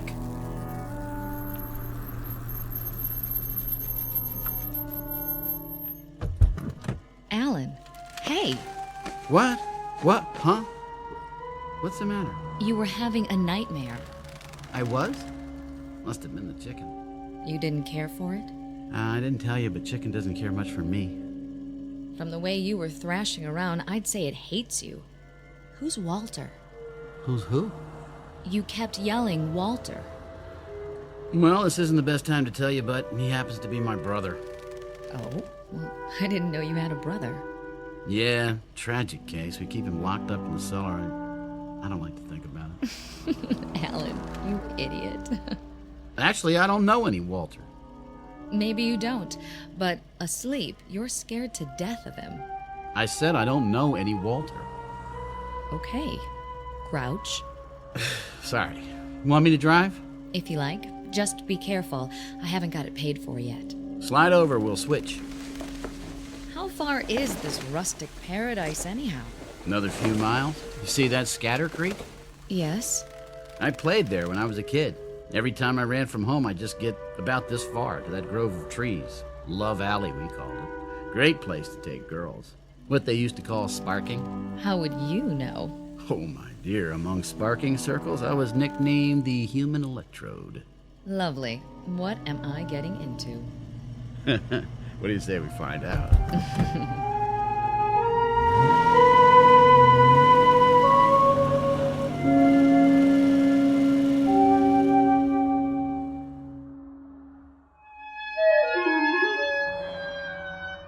Here we are. Coraville. Population 3,250. Sounds cozy. It is. That's the town square up ahead. Alan, it's beautiful. Didn't I tell you? A little village. It reminds me of West Hampton. Trees, shops. Oh, look at that old hotel. That's the New Brunswick. Got an ice cream parlor and a magazine rack. You can get cigarettes there, too, if you can prove you're 21. Mr. Van Brook's very strict about that. Think I could pass? Maybe not. And over there, to the right, you can't see it from here, but the library's down Oak Street.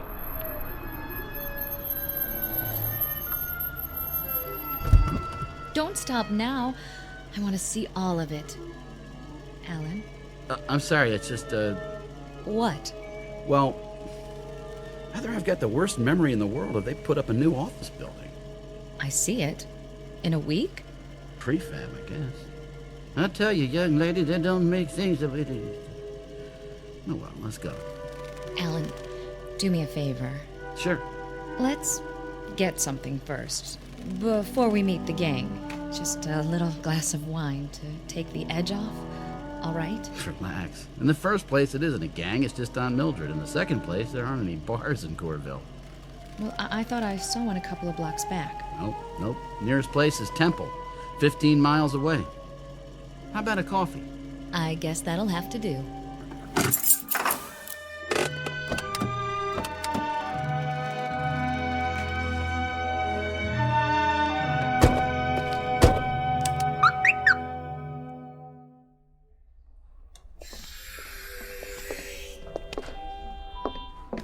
What a lovely lobby.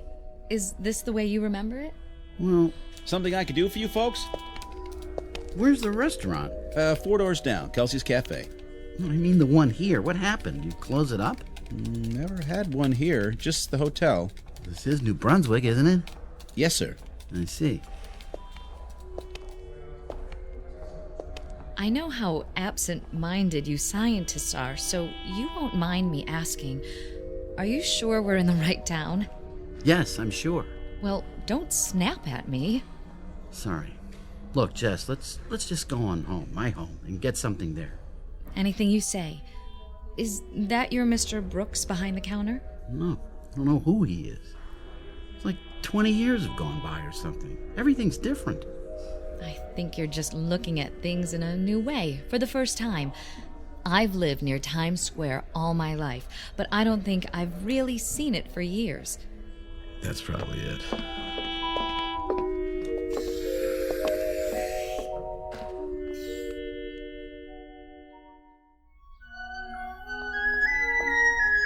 Now that's a classic house. 2 stories, Cape Cod style. And there are the trees and rose bushes. Yeah, that's more like it. I'd recognize that anywhere. Like it? And what if I didn't? Of course I do after listening to you. It's charming. Almost home. First thing we'll do is paint it pink. Why not purple? That'll work.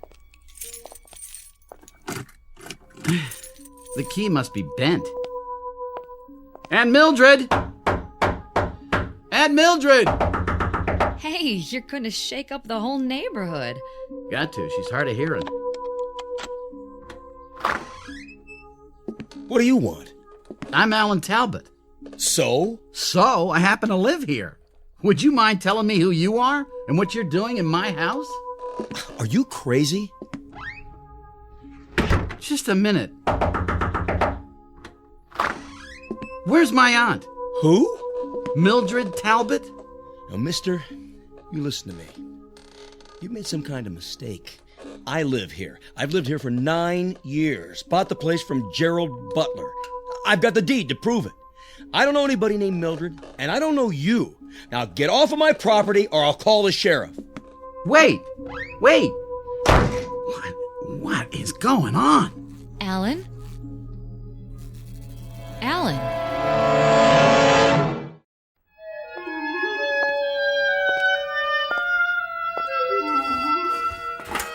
I'm back. Get everything straightened out at City Hall? Sure. I'm out of my mind. Alan. Well, I don't know what else to think. Somebody I never saw before in my life living in my house.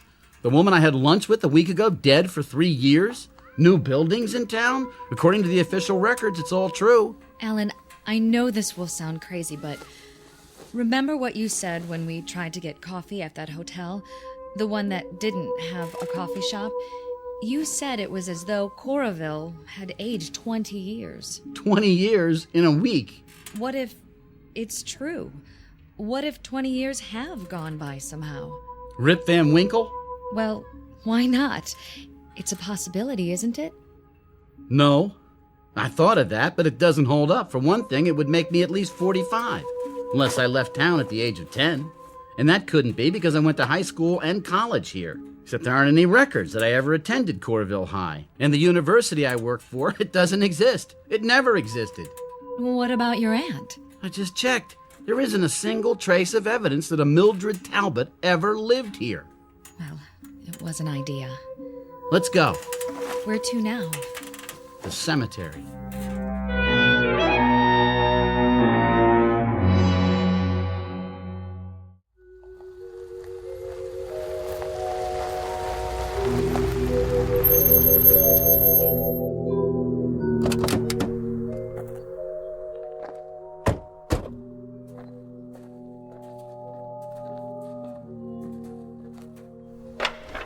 Good.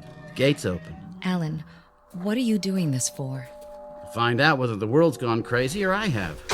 My parents are buried here, and if I can find their graves... At least this cemetery's been here for a while. Look at the vines on the statues. Angels, stone crosses. Do you recognize anything? Yes, over there. The 2 headstones side by side. But I don't understand. Mary F. Cummings, Walter B. Cummings Sr. Is that your name, Cummings? No. Those the ones? That's them, all right. What do you want?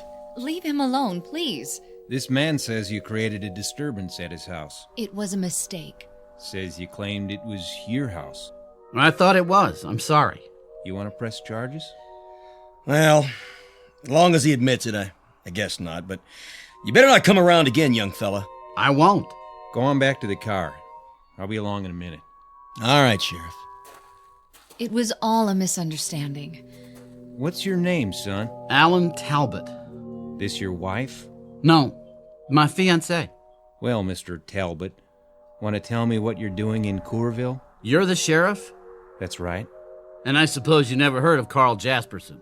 Sure I heard of him. He's the man I replaced. You know him? He's my godfather. Where can I find him? Find him? Over there. By the monument. You mean he's... Here he is. Carl Jasperson. I have to get out of here. Alan! Miss? What do you want? I can't force you to do anything because you haven't broken any laws. But I suggest you take him to a doctor. He looks sick. You may be right. It ain't my business, but the way he was staring at those graves... Is he kin to Walter Cummings? I don't know. Now, if you'll excuse me.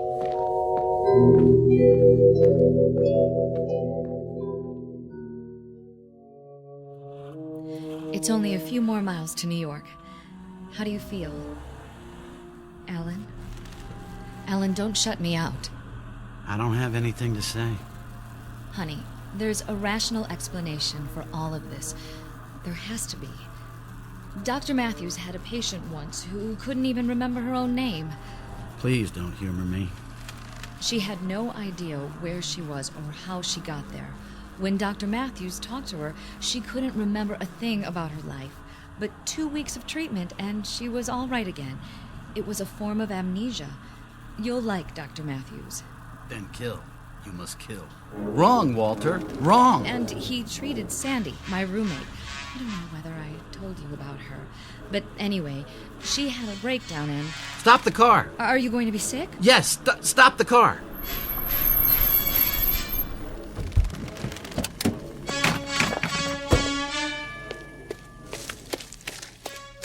Kill. No! Use what's at hand. A stick, a rock, anything. Jess, could you give me a hand here?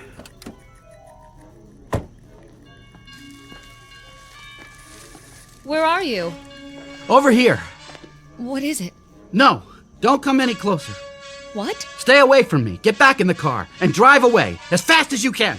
Alan, why are you holding that rock in your hand? I'll see you at your apartment. But how will you get there? Never mind, just go. For God's sake. Jess, go. Now. If that's what you want.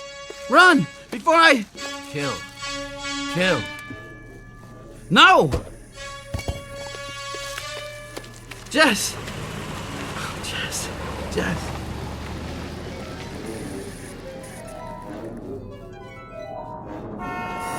What?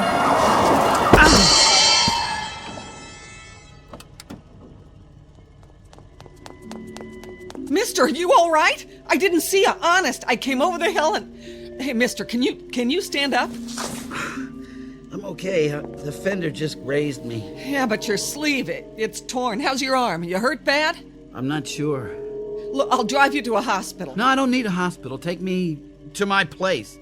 Where's that? In the city, the Chesterfield Hotel. I'd rather see my own doctor. Look, anything you say. Come on. You can lie down in the back seat. I got a first aid kit.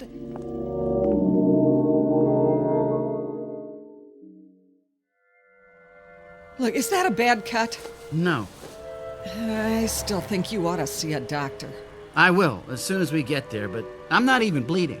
Not on the outside, maybe. I've heard of accidents where you... I'm fine. I'll sign anything you want, absolving you of all blame, okay? Look, don't get sore, mister. I'm just worried about you is all. Sorry to have been so much trouble. Mister, I'm glad you're alive. Look, it's none of my business, but how come you were standing there in the middle of the road like that?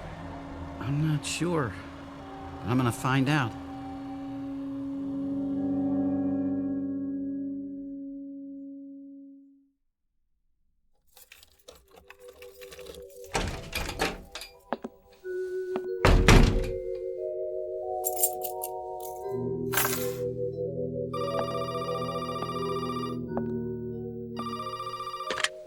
Yes?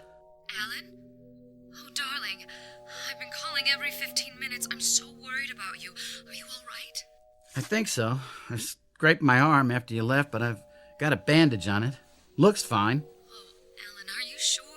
Yes, there's no bleeding. How did you get home? I caught a ride. Listen, Jess, why don't you just forget about me? I don't understand what's going on and... You listen, Alan. I've made an appointment with Dr. Matthews for tomorrow morning. I'll pick you up at the hotel at 9:30. You'd do that after everything that's happened? You bet your life I would.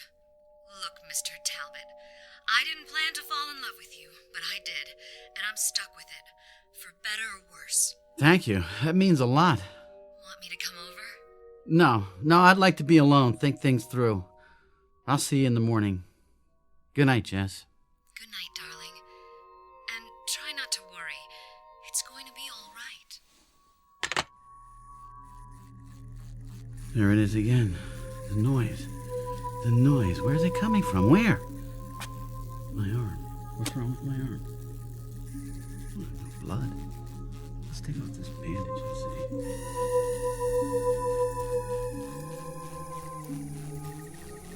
What in the... There's no blood because it... This isn't real skin! It just peels back, and good Lord, I don't believe it! It's a circuit board!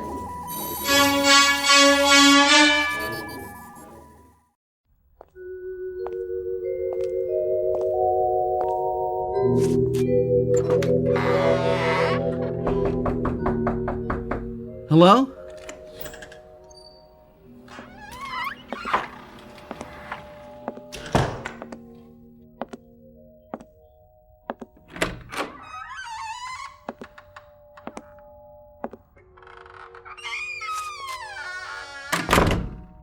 Hello, Alan. I've been waiting for you. You're real. That's a matter of opinion. Sit down, Alan. I'll fix us a drink. Go on. There's nothing to be afraid of. No? By the way, you almost killed me with those scissors. Did you know that? What scissors? I wish you'd succeeded, but nothing ever works out right for me. Scars next to my heart. Close, but no cigar. Who are you? You already know that. You must. You found me. I looked you up in the phone book. Walter F. Cummings, Jr.? You've been to Corville. Yes. I saw your father's grave. So you know my name. That's all? That's all. Well, then you better have some of that martini. What is this place?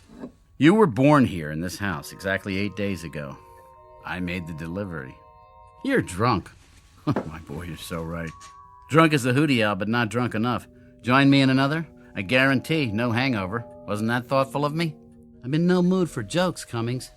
That's a pity, because this whole thing is a joke. But you see, the joke's on me, and the essence of humor... Get to the point! Well, you've been to Corville, so you know that Alan Talbot never lived there. You know that you've been behaving oddly of late, and from the bandage around your arm, I judge you figured out the rest. What more can I tell you? Who am I? You're nobody. You're nobody at all. Who is this watch I'm wearing? Ask me that. Who is the refrigerator in the kitchen? Don't you get it? No. You're a machine, Alan. A mechanical device. I don't believe you. Not even after you've seen what's under your skin. I don't blame you. I wouldn't either, but it's true. The fact is, you were born a long time ago inside my head. All kids have dreams, don't they? You're mine. A perfect artificial man. Not a robot, but a duplicate of an actual human being. You're still dreaming, am I? It was harmless. Not even terribly imaginative for a child. But then I became an adult, only somewhere along the line I forgot to grow up. Like most geniuses, I kept my dream. Why don't you take off the training wheels and talk straight? I created you. Is that straight enough? You're not only drunk, you're crazy. Then how would you explain the circuits in your arm instead of flesh and blood? A prosthetic arm? I don't know. You expect me to believe I'm a machine? It's ridiculous. I eat, I drink, I sleep. I just told you I wanted a perfect creation. Come with me, Alan. Where? Downstairs. Let's call it the delivery room. You didn't think I whipped you up in my living room, did you?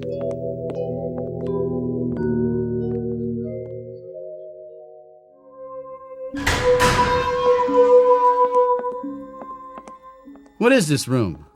My lab. Your birthplace.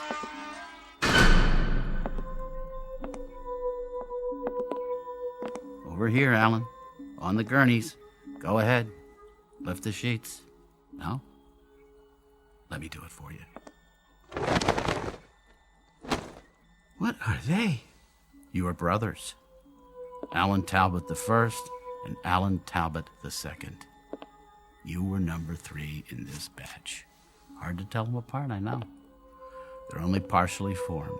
I didn't add the finishing touches like circuitry. Call them factory rejects. Where did you get the money for all this? Told you, I'm a genius. When I saw how much money I'd need, I developed a new kind of microchip. They turn out 300,000 or 400,000 a year. I get royalties. Money was the least of it. The failures, though. The failures, they were bad. I can't tell you how many times I had to start over. And you did it all by yourself? I'm afraid the day of the lone inventor is past. I had some of the best scientific minds in the world working for me. But of course they didn't take the project seriously. It was just a game to them. How to create a nervous system, how to duplicate a brain. With all its subtleties, mere reactions weren't enough. Intelligence is what I was after. My creation had to have abstract reasoning power, a past, all the intricate facets of personality multiplied by millions that make up true consciousness. Now, accomplishing this from scratch would have taken forever. So, I decided to use myself. So you're telling me I'm you? On some of your cells, I made certain impressions, my own memories, some of my talent, some of my knowledge, bits and pieces of myself. It isn't possible. I'm me. This is my body. Non-conductive plastic? Very lifelike. I've heard enough. Where are you going? Back to Corville? You lived there, of course. I gave you my memories of the town. Some of them were outdated. I left 20 years ago. What about the university? Fictitious. I had to give you a job. And Aunt Mildred? All the old women I've ever known rolled into one. After my parents died, I lived alone. The reputation as a Don Juan, I regret to say, is imaginary too. That's about it. You can fill in the rest, up to the last week anyway. What happened then? I wish I knew. Something went wrong. You attacked me with a pair of scissors and ran off. I've been unable to find you since. What went wrong? I'm not sure. But whatever it is, it's wrong with me too, because everything you know or think or feel reflects some portion of myself. And if you wanted to kill, it means part of me wants to kill. My own death wish inverted. I don't have a death wish. Everyone does. We're all potential suicides or murderers. We all have the seeds of paranoia inside of us. In giving you parts of myself, I unintentionally gave you my latent psychoses. Big ones. To put it another way, Alan, you're quite insane. Then fix me. I don't know if I can. Why not? Because, much as I hate to admit it, luck had a great deal to do with your creation. You mean I was an accident?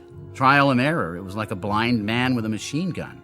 I finally hit the target, but it was off center. I don't know if I could come that close again. I thought you were a genius. That's the story of my life. Success in the little things, failure in the big ones. I think what I really wanted was to build another Walter Cummings without the drawbacks. Sort of a reverse Jekyll and Hyde. Loneliness, pain, all unknown. Alan, you were going to be perfect. That was the dream. That was the dream. A perfect version of myself. Well, there's somebody else involved. A woman. Does she know? I took her to Corville. We were going to get married there. She thinks I'm on the verge of a nervous breakdown. She's in love with me. Pretty. And intelligent. And lonely. Like you. I'm sorry, Alan. That's a great consolation. Even if I could fix you, she'd find out. How? Well, for one thing, she'd grow old and you wouldn't. For another, being a machine, you'd eventually wear out. And those things never occurred to you? I suppose I didn't think I'd succeed as well as I did. You can still make it right. I'd give anything if I could. You can. You've got the tools, the instruments. You're going to build another Alan Talbot. Too risky. Only this time, you're going to get it right. One of these blanks, the rejects, with some modifications. I don't know if I can. With all that you know now, it'll be easy. He's gonna walk out of here tonight, and he's gonna marry a girl named Jessica, and for the first time in his miserable life, he's gonna be happy. And so will she. You don't understand. The process takes too much time. There is no more time. Here, I'll write down her address. She was gonna meet me tomorrow, but she'll be home now. Take it. That's appropriate. What is? This pamphlet, The Way to Salvation? Where did you get it? Somebody gave it to me. I was in... Read this pamphlet. The devil means to have you, but I won't let him. I'll fight with you, mister, and we'll win. My train. The train to glory. Get on board. What's wrong? The noise! Make it stop! Are you hearing something? In my head, like computers and electricity. It's your circuits. They're going bad. And a train! Get on board! Walter, get on board! Your eyes. Your eyes! Get away from me! Now, Walter! Now!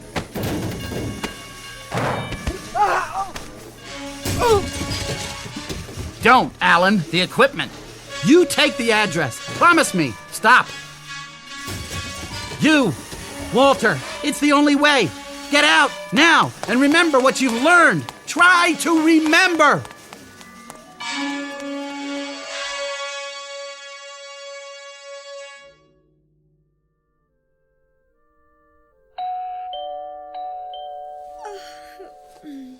Just a minute. Who is it? I'm sorry to bother you, ma'am, but see, like, I belong to the Junior Woodchucks and... Alan!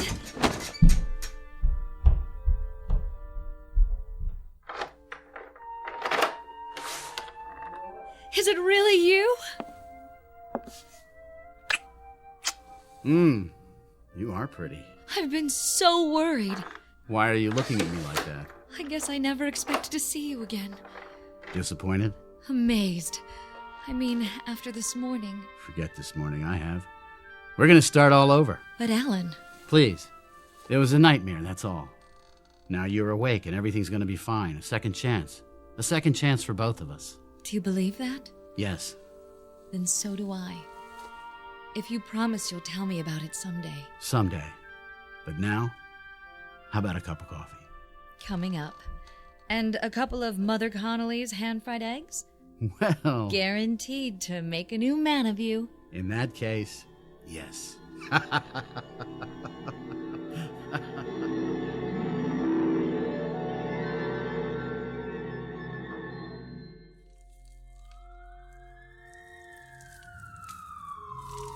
Too late to fight this fire.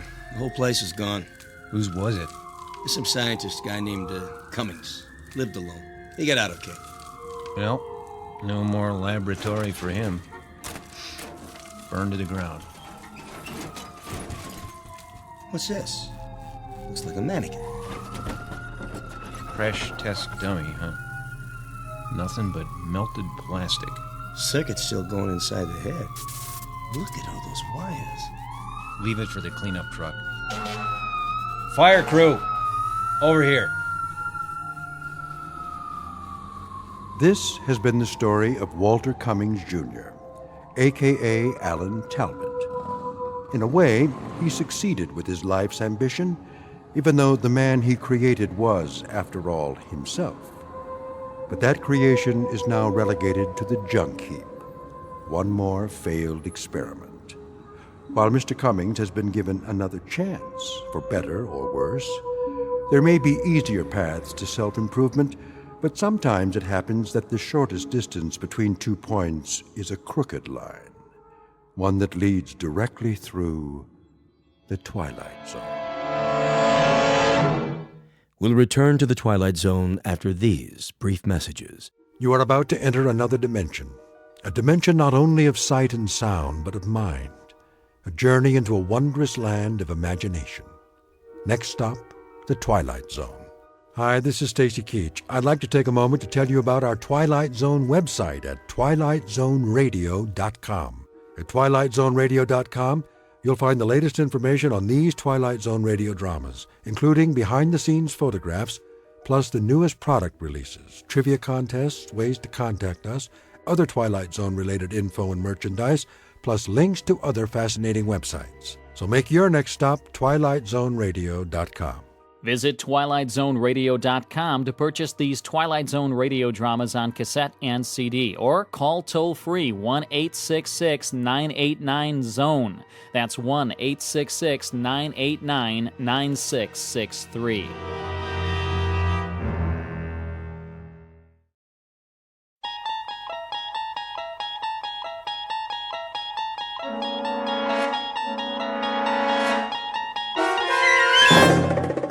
You're traveling through another dimension. a dimension not only of sight and sound, but of mind. A journey into a wondrous land whose boundaries are those of imagination. Your next stop, the Twilight Zone.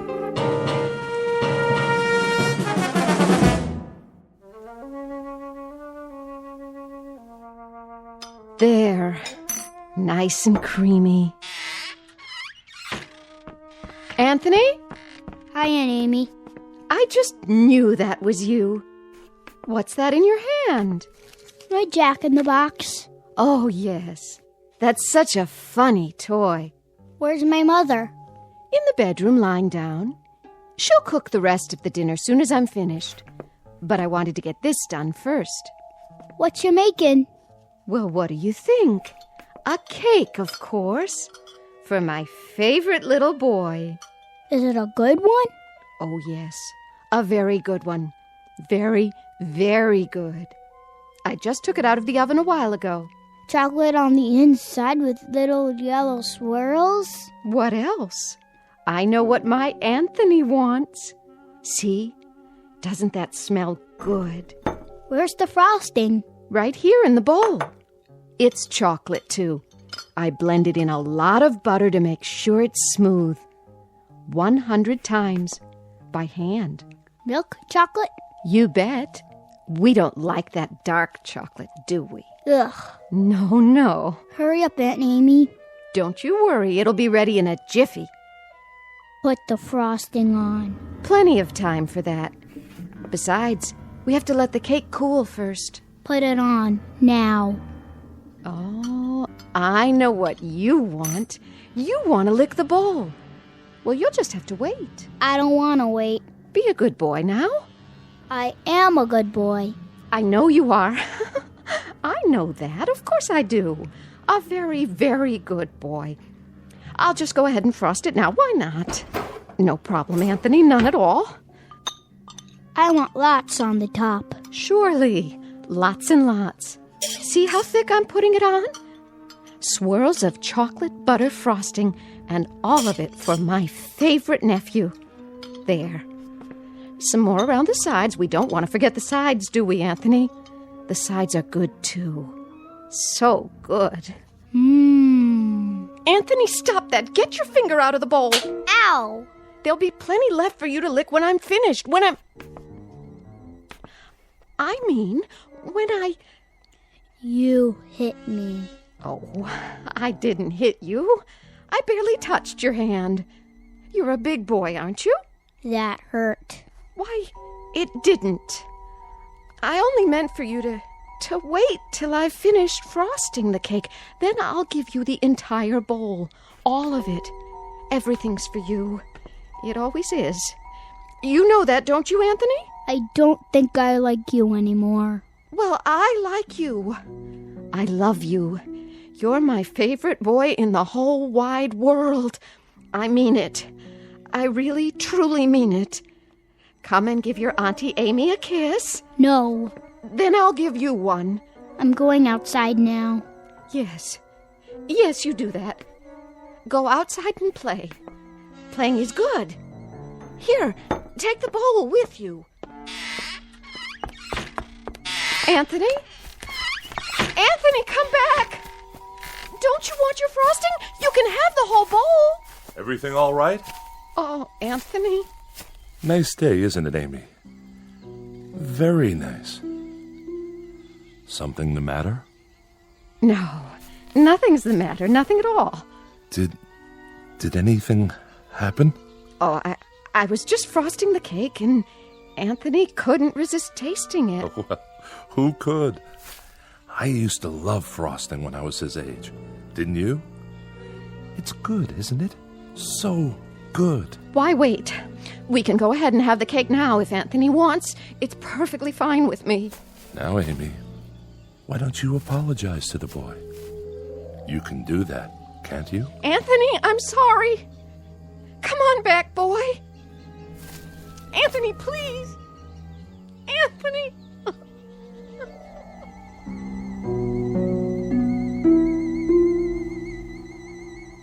Welcome to Peaksville, Ohio on a hot July afternoon. At first glance, you'd think this is a farm like any other, and the little boy, Anthony by name, is like any other little boy. But Peaksville is a place not found on any map, and those fields of wheat and barley, they're not the only crop. Something else grows in Peaksville, and for want of a better term, we'd call it horror. One day, exactly 6 years ago, a boy was born. And as far as the people are concerned, that's all that matters. There isn't anything else. Because Anthony controls it all. In just a moment, we'll take a closer look at Anthony Fremont and the people in the village and the village itself. A world in which nothing exists except Peaksville. A world Anthony manufactured and which he now rules with absolute power. A nightmare of rare design, located dead center in the Twilight Zone. And now, The Twilight Zone and our story, It's a Good Life, starring Mike Starr, with Stacy Keach as your narrator.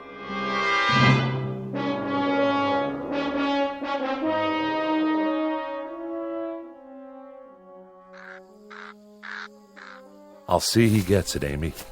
Would you? Don't you worry none. Look, boy. Look what Aunt Amy's got for you. Your own bowl of chocolate frosting. You like chocolate, don't you, Anthony? I know I do. Chocolate's good. I don't like her. Of course you do. She's your Aunt Amy, and she loves you. You know that. I hate her. Oh, that's a good joke. A very good joke. It's all for you, Anthony, all of it. And after you've finished, I'll make some more if you like. As much as you want. Get away. Oh, now, darling. Don't look at me. What? I don't like you to look at me. Hear that, Amy? Anthony's got a point. Why don't you go back in the house for now, so you can help Agnes cook dinner? Yes. Yes, I'll do that. It's going to be a good dinner, isn't it? I believe it will be, yes. You know, just the way he likes it. Don't you? It'll be delicious, Anthony. You'll see. I told you, don't look at me. She's not... I'll make it so she can't look at me. So she can't look at anything ever again. Watch your step there, Amy. I can't see. What do you mean? Sure you can. That would be some joke. Just go on inside. The light. That's all I can see. The sun. It's so bright. The sun blazing in the sky. Like white fire all around. Amy? Help me. Please. I can't see. I can't see. Help me. It's nothing, Amy. I'll help you up. Sit here in your chair. There you go. That's right. Sit and rock. You'll feel better real soon, I'm sure. It's good to rock, isn't it? Yes, it's good to sit on the porch and rock. There now.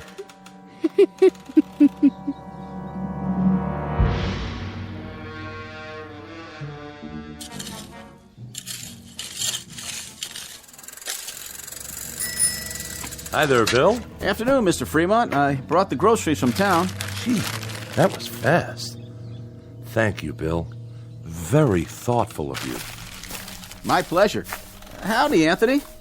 Hi, Mr. Soames. Mighty good to see you today. Mighty good. It's such a good day. A real good day, isn't it, Anthony?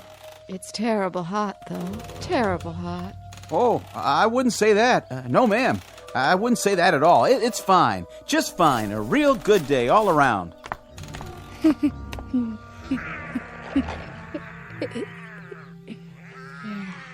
What are you doing, Anthony? Playing. My, that's real good. Whatever it is. You like it? Sure do. I was just wondering, what you were doing. I made something. By golly, you did. Know what it is? I can't rightly say that I do. Take a guess. Oh, I'm not very good at guessing. Guess. Go on, Bill. You can do that, can't you? Well, now, some kind of animal, is it? It's a gopher with 3 heads. See?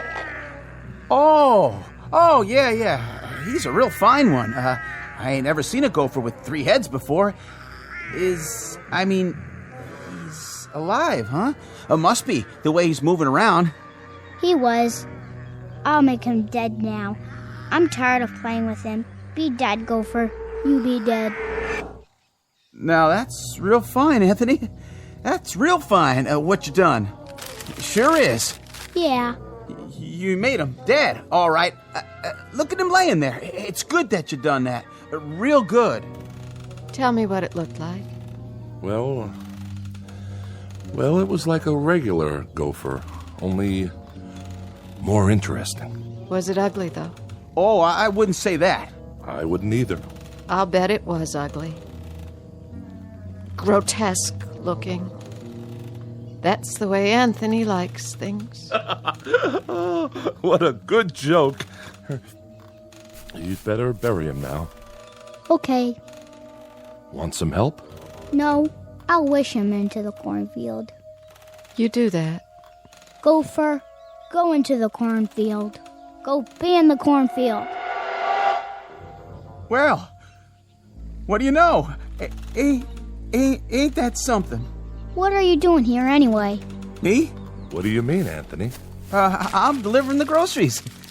What do you think? Go ahead and do it then. Why, sure. I'm the delivery man. That's me. You better. You don't want me to wish you dead, do you?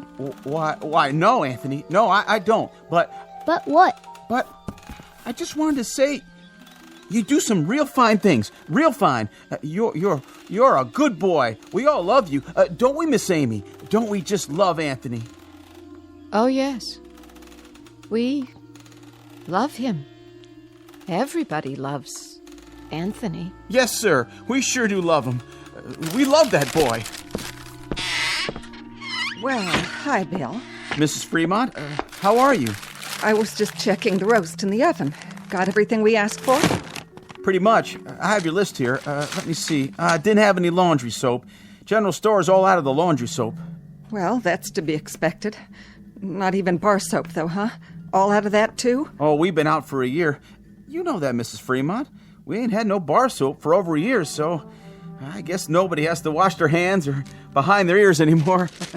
That's right, Bill. That's exactly right. I got a couple of cans of soup in there. That's nice, huh? Didn't even know we had them on the shelf. And I remembered Anthony loves tomato soup, doesn't he? So I brought that. How thoughtful. You'll tell him, won't you, Mrs. Fremont? Tell him I brought the tomato soup because I heard he liked it. Tell him I brought it, won't you? Why, of course I will, Bill. I'll tell him. Matter of fact, I'll tell him right now. Oh, no, Mrs. Fremont. You don't have to go to the trouble. I gotta get going anyway. I gotta get back to the store. You don't have to be frightened of him, Bill. He likes you. He told me that several times, how much he liked you. Oh, that's real nice to hear. He's a clever boy, Mrs. Fremont. That he is. About the cleverest boy I've ever seen. Know what he was doing out there? Making something, I imagine. You got it. Yesterday he made some kind of furry animal. I have never seen the likes of it, but he invented it all by himself. Had real sharp teeth, too. Long and sharp. Could have done some real damage. It tried to bite him. I was kind of hoping that it would. Mrs. Fremont. But Anthony wished it into the cornfield before it could do him any harm. I gotta be going, Mrs. Fremont. I'm real glad. I mean, it's real fine that Anthony keeps making these things. Real fine indeed. Yes, ma'am. It's great. See you tonight, won't we, Bill? Tonight? Why, sure. It's TV night tonight. Oh, yeah. Anthony's going to put pictures on the television, and we're going to have a surprise party for Dan Hollis. A real nice surprise party. I'll be there, Mrs. Fremont. You can count on me. Where? What? Nothing. Bye now, Miss Amy. Be sure to say goodbye to your nephew for me. I will.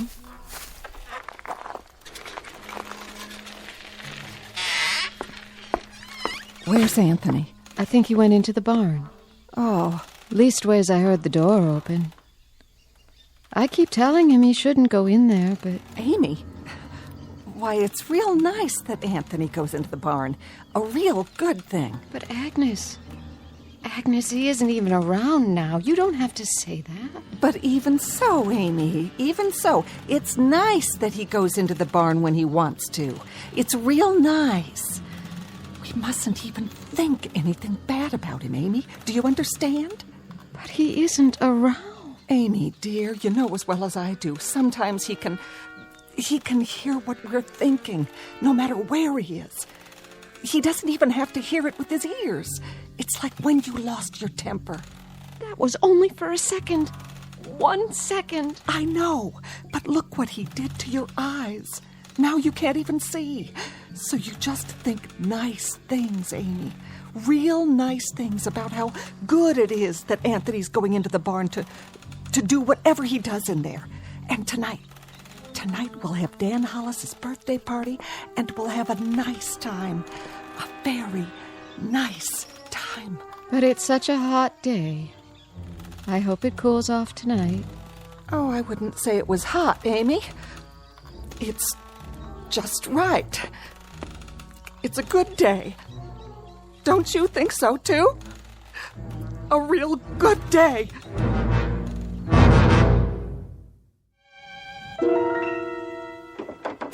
Who's... Oh. It's you, Agnes. What are you doing? Thought I'd lie down and try to rest before dinner. Oh, that's a good idea. You worked hard today. Always do.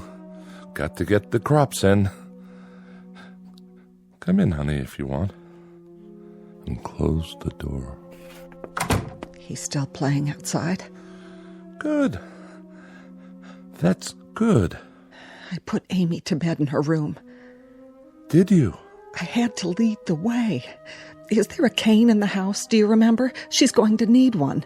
I'll sure check. I told her to try and take a nap. Good. Jeff. Naps are great this time of day, don't you think? Yes, I do. I wanted to talk to you about... Sure, honey. We can talk all you want. Later. I was just going to change my clothes. Why don't you check on the roast while I wash up? How's that sound? All right. I'll do that. And you get a little rest, too, if you can. Sounds like a good idea.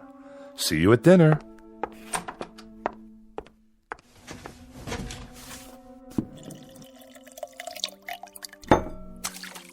Oh. Well, howdy, son. You crept up on me. You look funny. Do I? You need a towel. Well, by gosh, I sure do. I was just about to dry my face.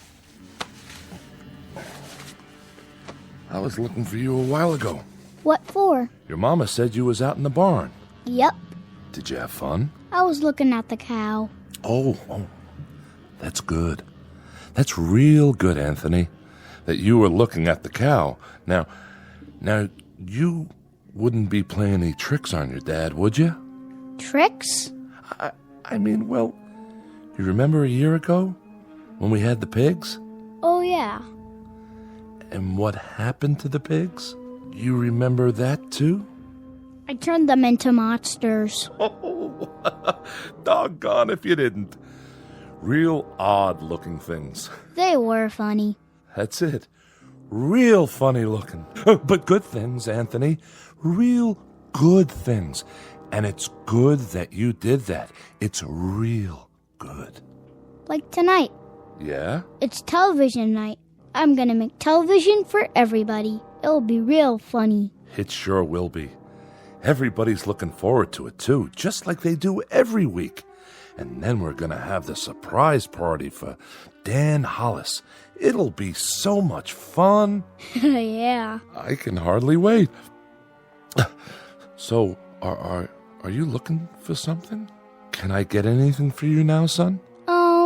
No. Don't you want to play some more? I don't like playing alone all the time. Well, I can understand that. No kids came over to play with me today. Is that right? Not a single one. I wanted someone to play with. Well, now, Anthony, you remember the last time some children came over? Mm-hmm. The little Fredericks boy and his sister? I had a real good time. Oh, sure you did. Sure, you had a good time, and that's great. Great. It's just that... It's just that what? It's just that you wished them into the cornfield when you didn't like the way they played. That's okay. But I hear their mom and dad were real upset. About what? If you wish people away like that, pretty soon there won't be no one left. So maybe next week we'll talk to some of the folks about having their children come over. We'll do that, won't we? Talk about it first. Yeah, and when they come over, I can make some of those funny animals. That's fun, isn't it? That's a lot of fun. That's Bill Soames's collie. Is it? Yep, that's the dog that always comes around. Yeah, that does sound like Bill Soames's dog. Not many dogs left now, Anthony. You wish them all away. I didn't like them. They didn't like me. I hate anybody who doesn't like me. But everybody loves you. They love you, son. You're everybody's favorite. I heard somebody think one time. Somebody thought I shouldn't have wished away all the automobiles and things. And the electricity. They said it wasn't good that I did that. Somebody thought it one time. Who? Who thought that? Was it Teddy Reynolds who thought that? He owned the farm up the road. Oh yeah, I remember. He shouldn't have thought those bad thoughts. That's why I made him go on fire. Sure, that was why... That dog, that collie, he doesn't like me. Oh, I don't know about that. He's a bad dog. Well, now, Anthony, did you do something to Bill Soames's dog? Guess you must have. He isn't outside anymore. I put him in the cornfield. I'm gonna go out in the yard now. Bye. No. Bill Soames's collie was out by the tree just now. I heard him barking, and then he just... Well, why Anthony done that? It was a good thing that Anthony done that, wasn't it, honey? Wasn't it a real good thing? Oh, yes, indeed. It was a real good thing that Anthony did it. Well, I've got to get back and get supper ready. Stay a minute. Ethel's bringing over the candles for Dan's cake. Amy already made it. She got the last box of cane sugar there was to be found. Agnes? The very last box. And Dan hasn't got one single inkling that there's a surprise party for him. Not one. Glad to hear it. And you know how much Dan likes music? Well, last week, Thelma Dunn found a record in her attic. That a fact? Yes, and she's going to give it to him tonight. Isn't that a wonderful surprise? It sure is. A record. Imagine. That's a real nice thing to find. What record is it? Perry Como singing You Are My Sunshine. Well, what do you know?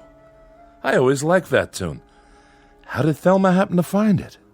Oh, you know, just looking around for new things. Or old things. The ones that are still left. Say, who has that picture we found a while back? I kind of liked it. That old clipper ship sailing along. The Smiths. Next week, the Sipiches get it, and they give the Smiths the old McIntyre music box, and we give the Sipiches... I know. That's the way of things now. There's so little left. But that's okay, isn't it? Everybody keeps a few things for a while, and then they trade off. There's about 3 books left, and each family... Oh, now, honey. And each family can keep it for a week, and then trade it for something else. Like with the stereoscope the Van Nusens found in their cellar, or the can of beer that Bill Soames found wedged into an old icebox in the junkyard. I'd better go check on the kitchen. You see, the thing of it is, Anthony fixed it so that we're alone in the world. Nothing new ever gets built anymore. Nothing new at all. That's enough. No, it's not nearly enough. Remember 6 years ago, old Doc Baker, rest his soul, he took one look at Anthony when he was born, and he screamed and dropped him. Tried to kill him right then and there. He knew. Somehow he knew what Anthony was, and he thought it would have been better if he had been born dead. But Anthony, my son, he whined and let out a cry, and then he done this thing. He took his revenge. Oh, didn't he? Please, please, I beg of you, don't. No. And he either destroyed the world and only left this village, or he took the village someplace away from everything. We don't know exactly which, do we? All we know is that we're alone, and there aren't any towns or villages or anything else left except this place. And Anthony, he controls it with his mind. He controls everything. That's right. That little boy in the yard outside. He can make it rain or snow. He can wish people into a grave, or he can turn them into anything he wants. That's why you got to keep smiling or laughing, or you got to mumble something to keep your mind clear, because Anthony can tell what you're thinking, and if it's a bad thought, his mind will snap at you, and he'd do most anything at all. Please, for the love of God. Mom? Dad? All right. But it's good. It's good that it turned out this way, isn't it? It's real good. That's what it is. Really, really, really good.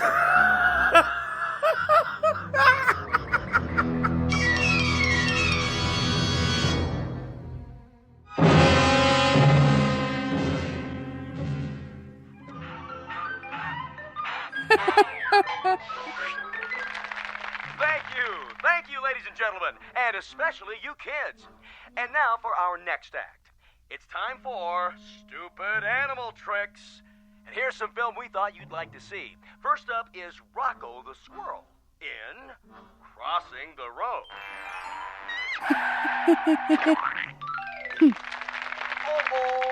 Oh, poor Rocco. And now, the bird and the BB gun. Oh, my. Will you look at that? What, Ethel? It's just like cartoons, only better. And last but not least, the turtle crossing the street. Well, that's all, folks. And now, time for our next program. Welcome, horror fans, to tonight's episode of Scary Nightmares. This one's a real killer of a story. It's called Pleasant Dreams. Let's watch, shall we? Think I'll go get some fresh air. Shh. Not now, Dan.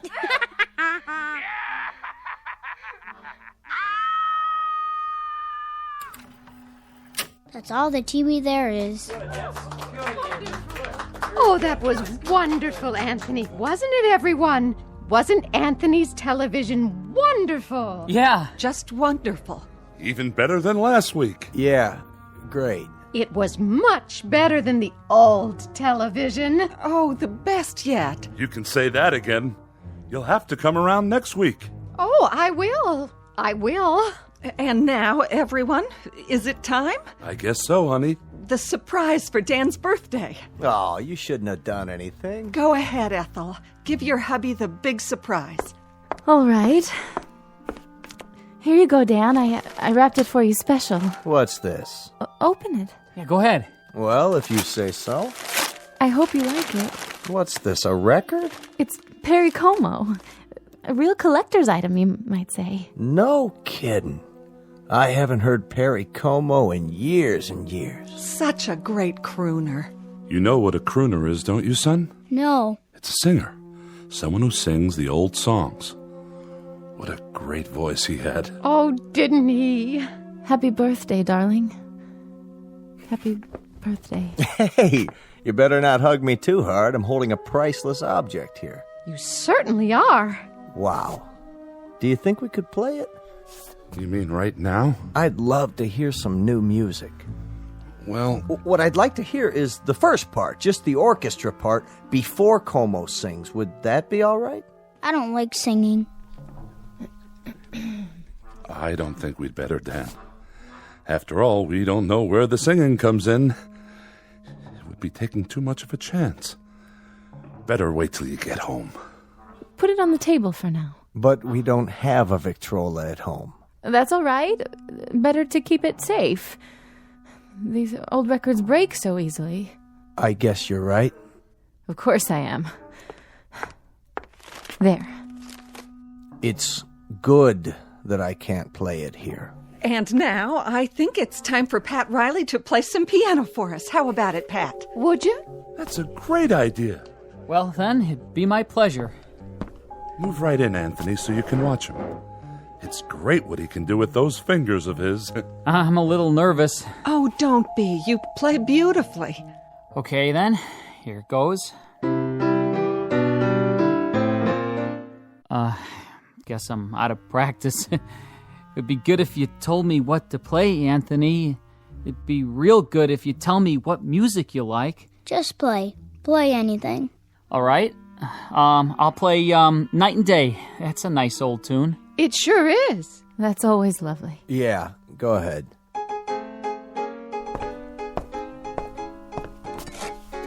What are you doing? What does it look like? Having another brandy? You've had enough. Not hardly. Stop it. Leave me alone. Put the glass down. Take your hands.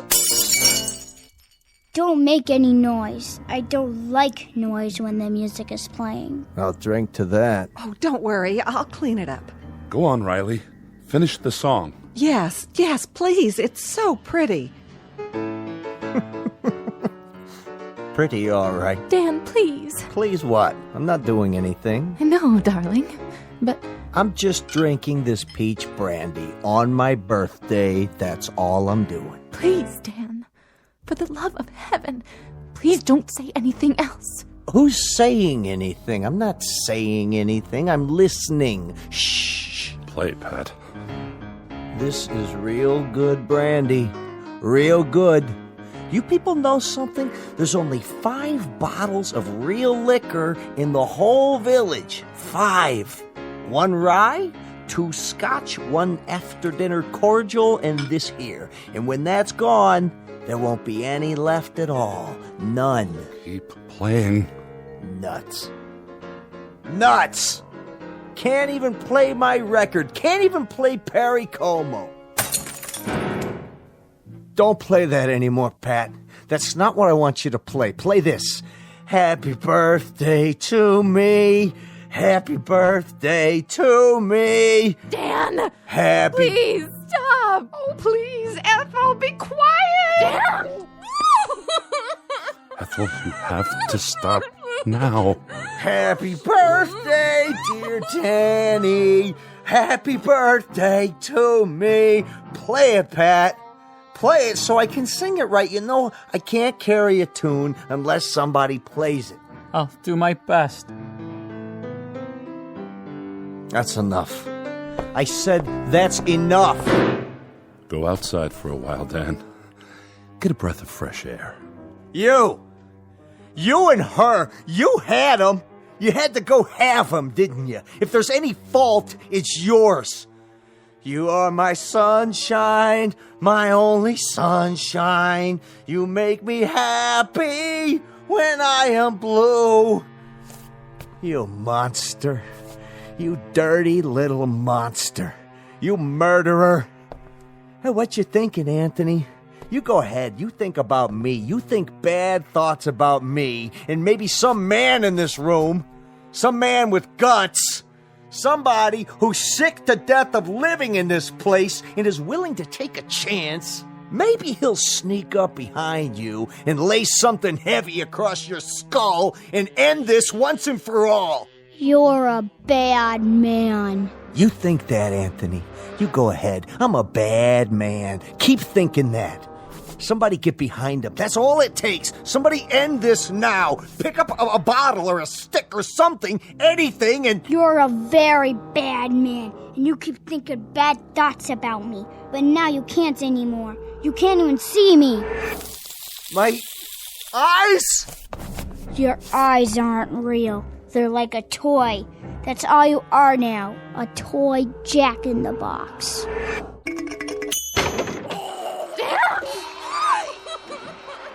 Anthony, push it away. Wish it into the cornfield. We've all looked at it enough. Please, son. Wish it into the cornfield. All right. That's better. He was a bad man, so I turned him into a clown Jack-in-the-Box. A clown that still had his face. You shouldn't think bad thoughts either, lady, or I'll do the same thing to you. It's a good thing you did that to Dan. It's a very good thing. Play some more music, Mr. Riley. Oh, yeah, it was swell. Just swell. A real good thing. I like that song. Come on, Anthony, I'll lift you up so you can sit on the piano. Would you like that?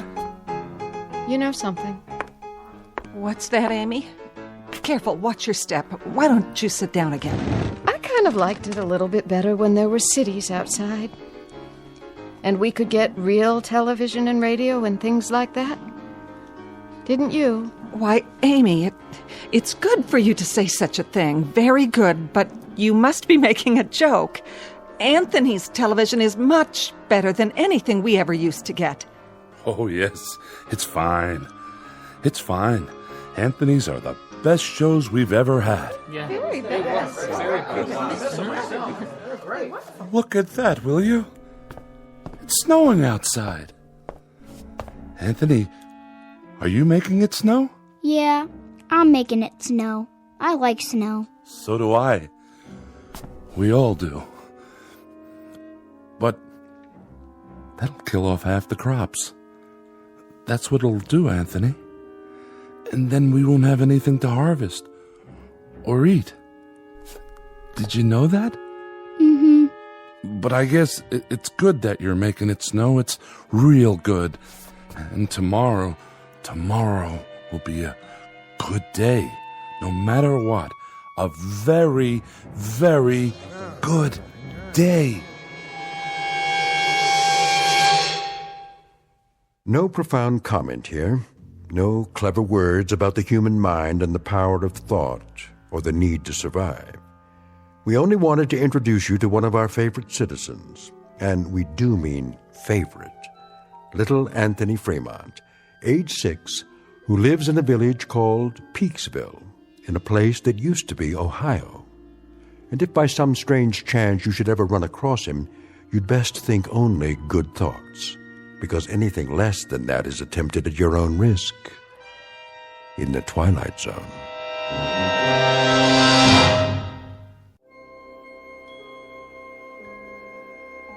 Hi, this is Carl Amari, producer of the Twilight Zone radio dramas. I'd like to take a moment to tell you about our official website at twilightzoneradio.com, where you'll get the latest news and information on these Twilight Zone radio dramas. Plus, at twilightzoneradio.com, you can digitally download 3 free episodes or any of our episodes for only $1.95 each. In this age of ever-changing technology, we've decided to make these episodes instantly available to you by making the Twilight Zone radio dramas a digital download-only series. This means that this series will no longer be offered on CD. The CD collections at our website are now being offered while supplies last at buy one, get one free. So be sure to get your favorites before they're sold out. Be sure to visit us often, and I'll see you in the zone.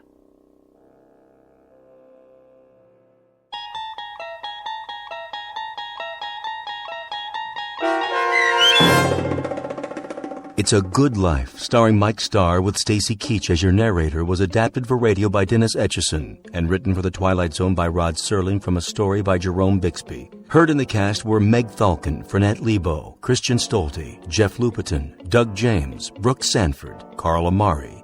Piano stylings by Daniel Choka. And introducing Zachary Leipzig as Anthony. To learn more about the Twilight Zone radio dramas and to obtain audio cassettes and CDs of these programs, visit our website at twilightzoneradio.com. The producers of The Twilight Zone wish to thank CBS Enterprises, Carol Serling, Dennis Etchison, Dick Brescia Associates, Claire Simon Casting, Terry Jennings, XM Satellite Radio, Sirius Satellite Radio, our sponsors, and our radio affiliates for helping make this series possible. This copyrighted radio series is produced and directed by Carl Amari and Roger Wolski for Falcon Picture Group. Doug James speaking.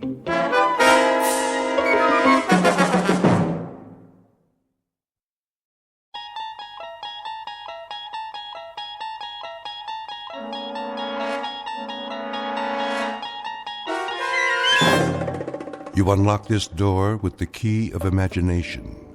Beyond it is another dimension. A dimension of sound, a dimension of sight, a dimension of mind. You're moving into a land of both shadow and substance, of things and ideas. You've just crossed over into the Twilight Zone.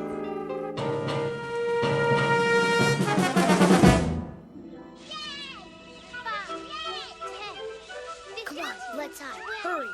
25, 30. O-U-T spells out. Here I come, ready or not.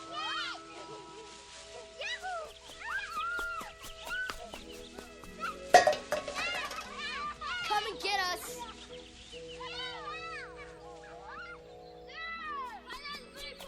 Over here. Look out, look out.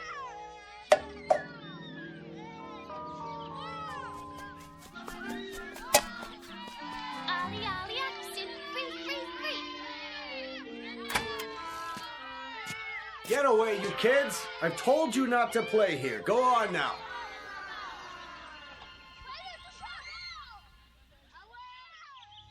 It's so noisy. They're gone now. Come along, Mrs. Knaus. This way, everyone. Oh, but Doctor, I have my knitting to do. Another time. Out onto the porch. I didn't finish my crossword puzzle. It will wait, Mr. A.G.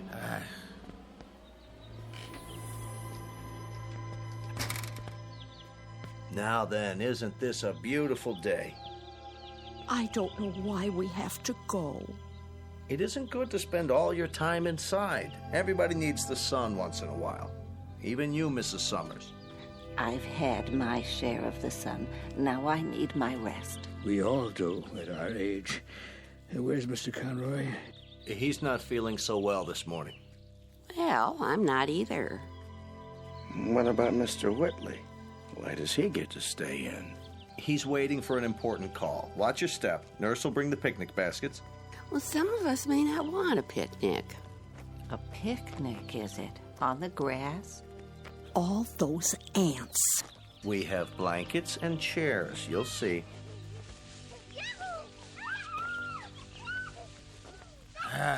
Darn those kids anyway. Hey, quit running! Stop it! Like wild Indians.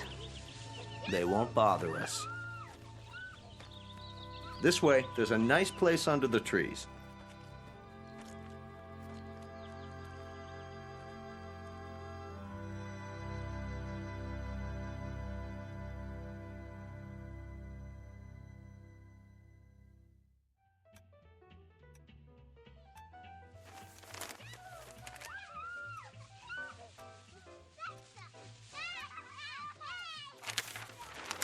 Listen to them, would you? Ah, they're only children. They know they aren't supposed to play on the grounds. How can a body think? Now, Ben, just read your paper. They're not hurting anyone. Well, let them play someplace else. They've got homes, don't they? It's the grass. The what? We have such a big lawn at Sunnyvale. Kids can't resist it. Oh, what are you doing downstairs, Charlie? I thought you had to get ready. Not today. You haven't heard from your son? I thought it was all set. Maybe you didn't get my letter. Oh, he got it all right. They just don't care. Nobody cares anymore. The boy has enough problems. It's a small house and the second baby's on the way. It was a foolish idea moving in with him. They don't need an old duffer like me around. Would you listen to that?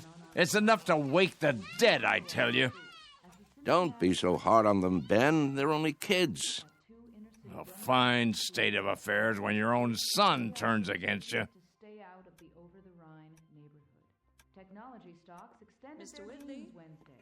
Mid positive views on the Center from Oh, there you are. Yes, nurse? You have a phone call. I do? I believe it's your son. Well, what do you know? Be right there. I'll tell him. Isn't that something? Guess he got my letter after all. Huh, I never get any letters. Or phone calls. Nope. You will, Ben, you will. Excuse me, I'd better get it before he hangs up.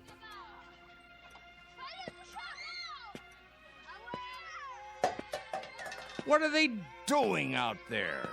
Don't be a grouch. It's Saturday. Perfect for Kick the Can. Perfect for what?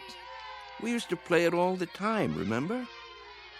No, I don't remember anything of that kind.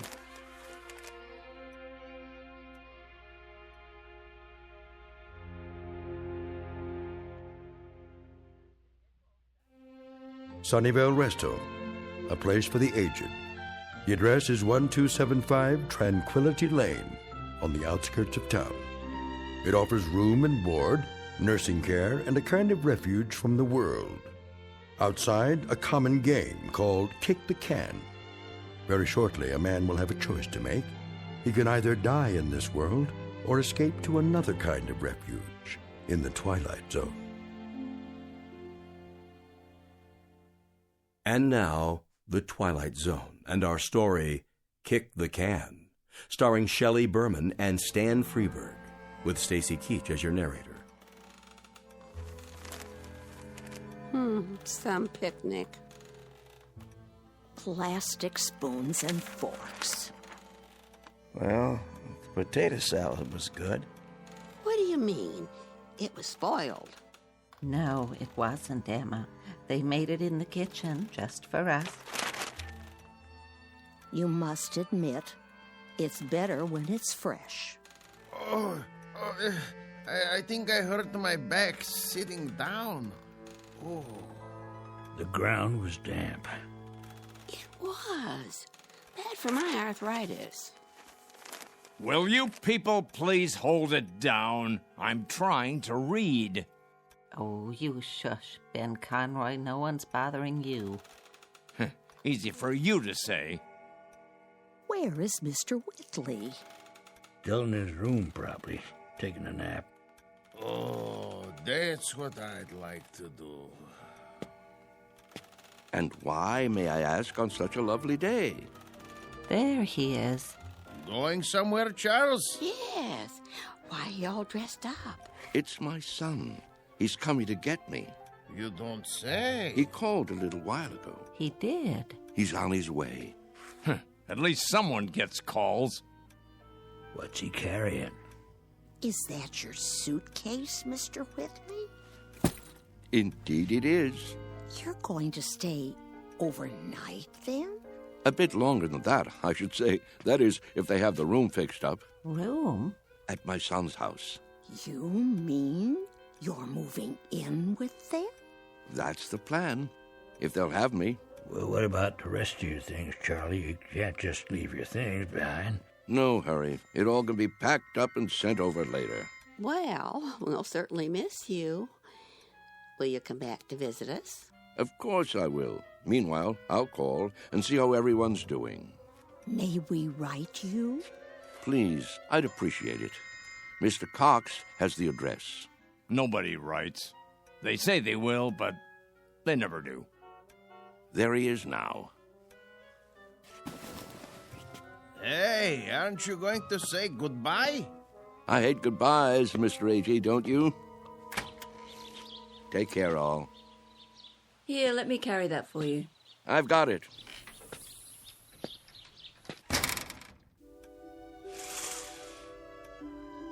Who's that behind the wheel? His son, David, don't you remember? Such a nice young man. Let me see. Some car, huh? Betty costs pretty penny. Everything does nowadays. Don't crowd now. You wouldn't want him to think you're watching.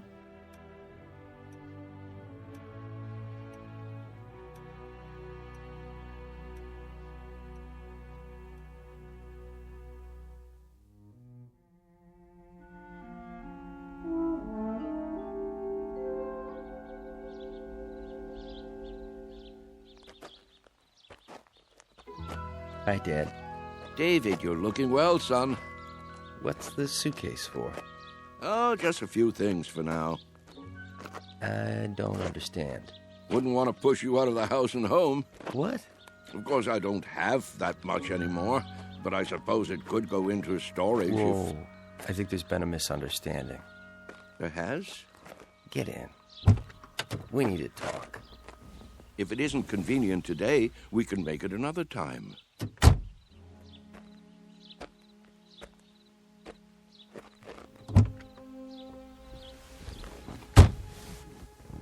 Listen, Dad. Yes? I didn't say I'd come to get you. I said I'd come to see you. But I thought, didn't you get my letter? That's what I wanted to talk to you about. If it were up to me... You don't have to explain. Well, Debbie's turning the extra room into a nursery. Right now it's being painted and... I understand. I don't think you do. Let's drive a bit. Your friends are watching us. It's all right, really. Let's go into town. I'll buy you lunch. That's not necessary. Please, Dad. I want to. This wasn't a good idea. If you'll let me explain. Pull over here, please. I can walk back. But, Dad... The exercise will be good for me. If you just listen... We'll have lunch another Saturday, son. Call first, though. I'm really quite busy these days. You're taking this all wrong. Give my love to Debbie, will you?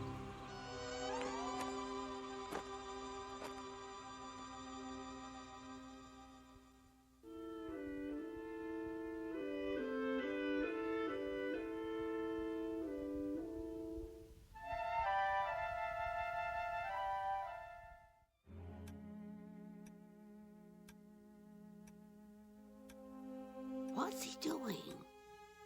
What does it look like? He's coming back. I thought he said... Don't stare. It's not polite. Yeah, you're it.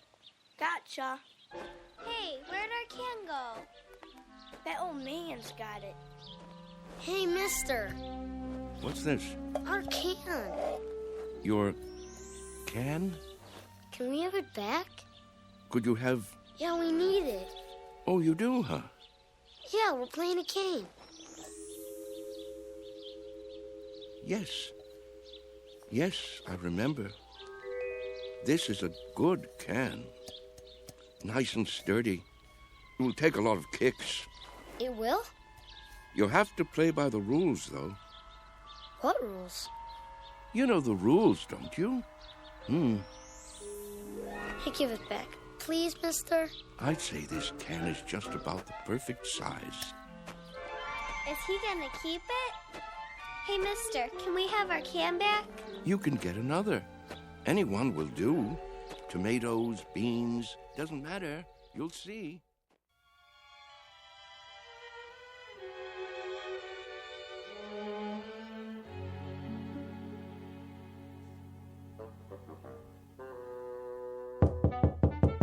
Charlie?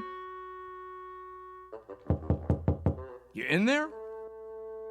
It's going to be a beautiful sunny day today. And Yes? expect much more of the same over the next couple of Just wondered what happened to you. Not a thing, Ben, not a thing.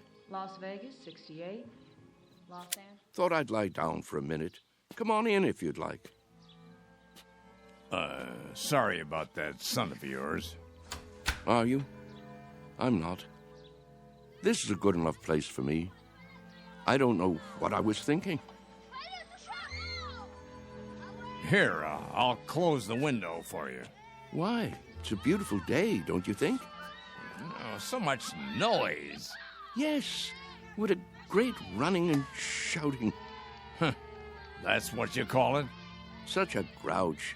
You can't stop kids from playing kick the can. It's in their blood, like statues or hide and seek, a ritual this time of year.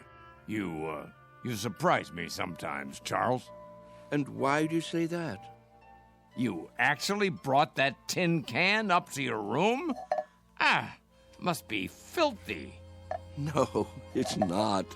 It's been emptied out and washed clean and baked by the sun till it's shiny as the day it was made, tempered by the wind and the grass and the warm summer air. Sure you're feeling all right?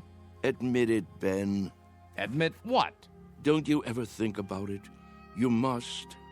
I don't know what you're talking about. All kids play those games the same as we did, and the moment they stop, they begin to grow old. Oh, come on. It's almost as though playing kick the can keeps them young. So that's what this is for. Magic. I'm not sure. Charlie, I'm worried about you. You're not yourself. Aren't I? You don't believe in magic anymore, do you, Ben? What are you talking about? But there was a time when you did believe in it. Never. We've known each other since I can't remember. Since we were tow-headed kids. You believed in magic then. Not me. Yes, you did. When we walked on different sides of the street lamp, you'd say bread and butter. When your baby teeth came out, you put them under your pillow for the tooth fairy. And when you went down the sidewalk, you were careful because you knew that if you stepped on a crack, you'd break your mother's back. Oh, you believed in magic all right.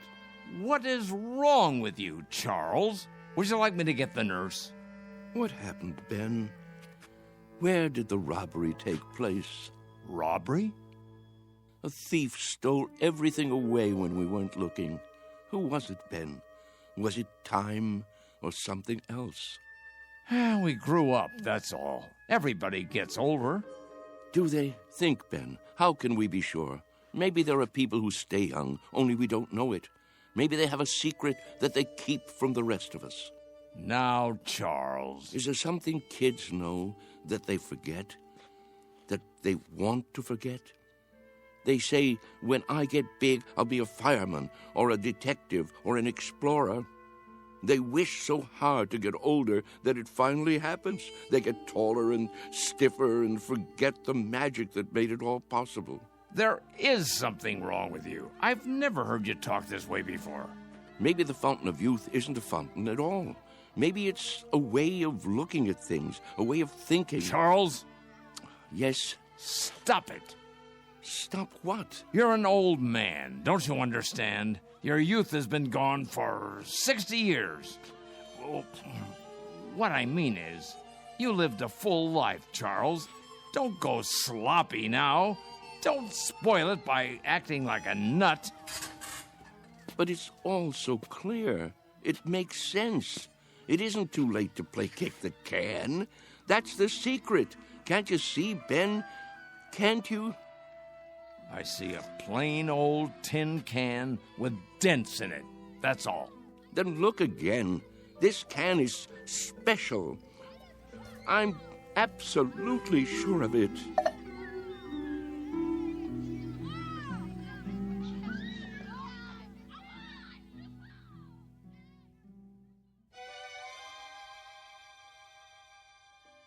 And so, that's why I thought I should tell you.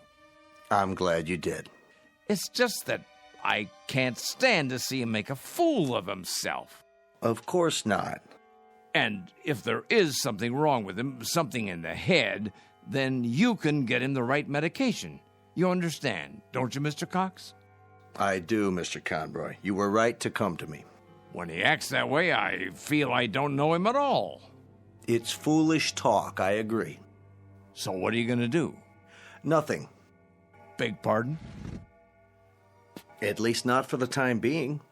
If I got excited every time someone indulged in foolish talk around here, I'd be upset every minute of the day.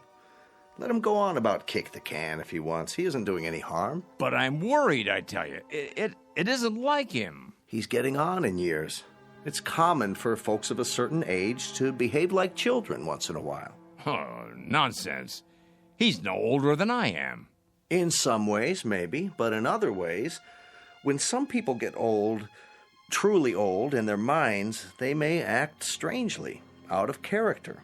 Take Mr. Agee, for instance. He's as sane as they come, but do you remember that ruckus out on the porch the other day? Somehow he got hold of some firecrackers. The nurse found him trying to set one off. It must have been those kids.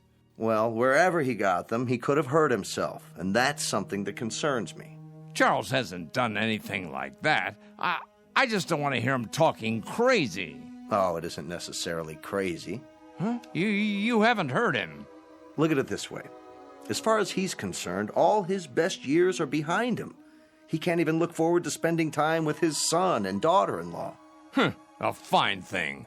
So, that being the case, he'd rather return to an earlier time, one he recalls with pleasure. It only makes sense from his point of view, so he uses a time machine to accomplish it. A what? It's called memory. Is that so crazy, Mr. Conroy? Everybody does it, even you. But he actually believes he can be young again by playing kids' games. Not really. He's exploring, that's all. He'd like to believe that kick the can is a magic button he can push to make himself young. But deep down inside, he knows it won't work. Instead of the disappointment of failure, he'll never risk pushing that button to find out. Stop worrying. Your friend is fine. Are you certain? I'm certain. Until he does something to endanger his health or the health of others, there's no reason to interfere. Thanks for stopping by my office, though. Look at the time. You wouldn't want to miss dinner. Well, in that case, I suppose... It still troubles you, doesn't it? What would you have me do? Maybe if you talk to him. It would be a waste of time. But you have a point. Perhaps I'm reluctant to face the facts myself. Every time one of our people goes senile, I get a little cold inside. When I took this assignment, I was 32. Now I'm 43. Everyone grows old, Mr. Conroy. Everyone.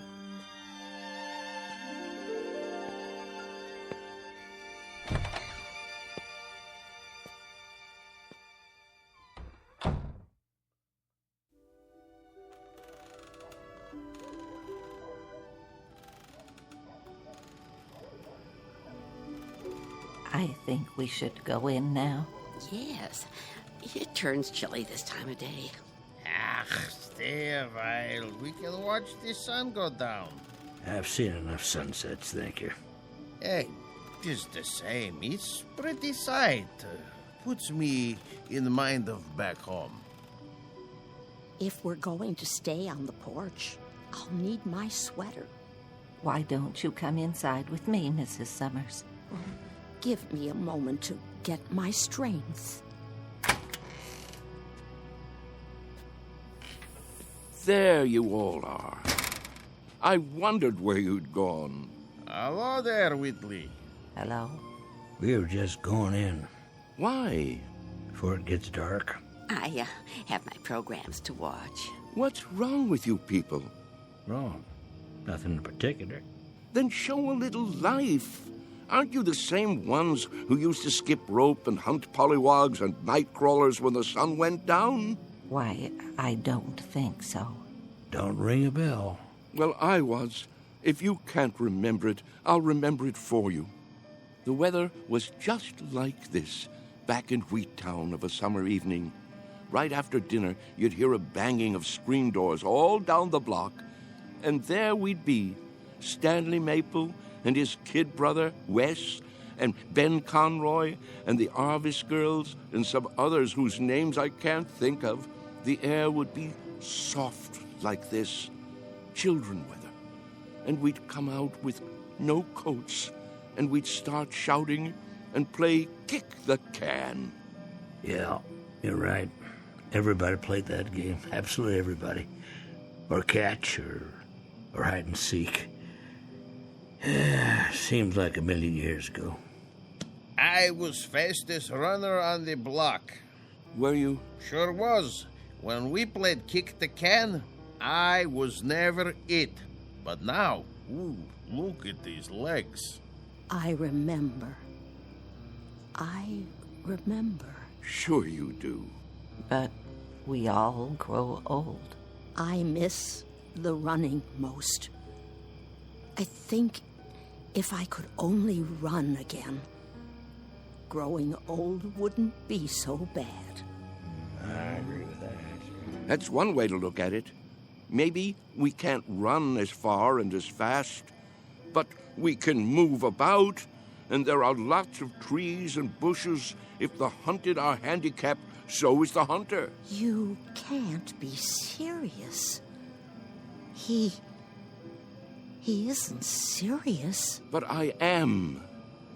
I was the fastest runner on the block. Us? Children's games? It's the secret. Can't you see? The secret of youth. Well, now, I don't know about that. Look at this. What do you see? Ooh. What have you got there? Just what you think it is. The fountain of youth. The source of the Nile. Looks like a tin can to me. It's a good deal more than that, I promise.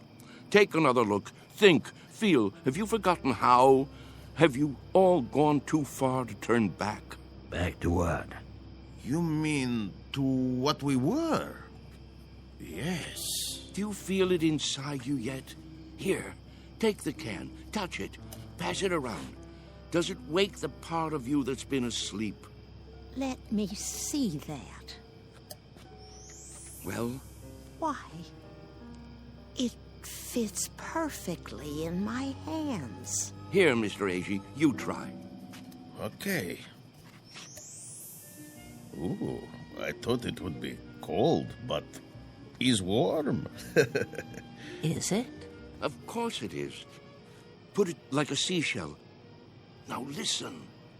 To what? Can you hear it? Summer, grass, running and jumping, youth. I hear something. It's telling you to wake up. This is the last chance. Somebody, tell me I'm not crazy. Or if I am crazy, prove it to me. I can't play kick the can alone. Well, I don't know, Charlie. I'm not quite sure, but I think these legs, they might just work. Oh, there's the sprinkler. Yep, every afternoon at this time. Now we must go in before the spray blows this way. Yes. Sprinklers? I remember sprinklers. We all do, don't we? Hold on. Do you see it? See what? A rainbow. Look at it in the air, above the lawn. Why, I believe I see it. Remember running through the sprinklers on a summer's day? What could be more fun than that? Wait, Charles. What are you going to do? What does it look like? I'm going to do what feels better than anything. Run through the sprinklers and cool off. Somebody hold my shoes.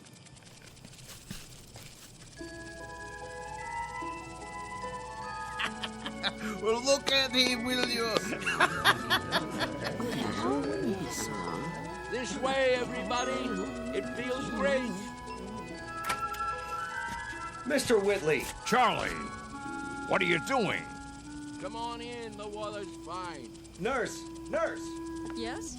Help me get him inside. Yes, Doctor. Don't worry about me. I'm having a great time. That's enough. He's soaked. Get him some dry clothing and put him to bed before he comes down with pneumonia. Right away. Ah, you're spoiled sports, that's what you are. I don't need any help. Don't be difficult, Mr. Whitley. Just come along. I'll get you a towel. What are you doing, Ben? Did you call them? It's for your own good, Charlie. You'll only hurt yourself. I thought we were friends. We are. That's why. This way. I'll bring your shoes later. All right, everybody, the party's over. But he wasn't hurting anyone, was he? You see, he's been talking to them. Pretty soon he'll have them believing it. I was afraid of something like this. Yeah, it's like he's gone crazy after all. I'll have him moved to the observation room in the morning. But, Doctor, to be all alone, that'll kill him. If I don't, he'll end up killing himself.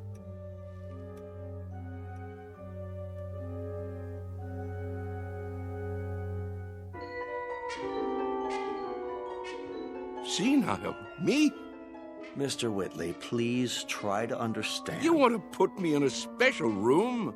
Alone? You don't leave me much choice. Why? What rules have I broken? There have been complaints. Oh, there have. Who from, may I ask? That's not the point. Go on, tell me. I want to know. Who thinks I'm breaking the rules? It's not so much a matter of rules as attitude. Look out the window. Grass, trees, a park across the street, all very peaceful.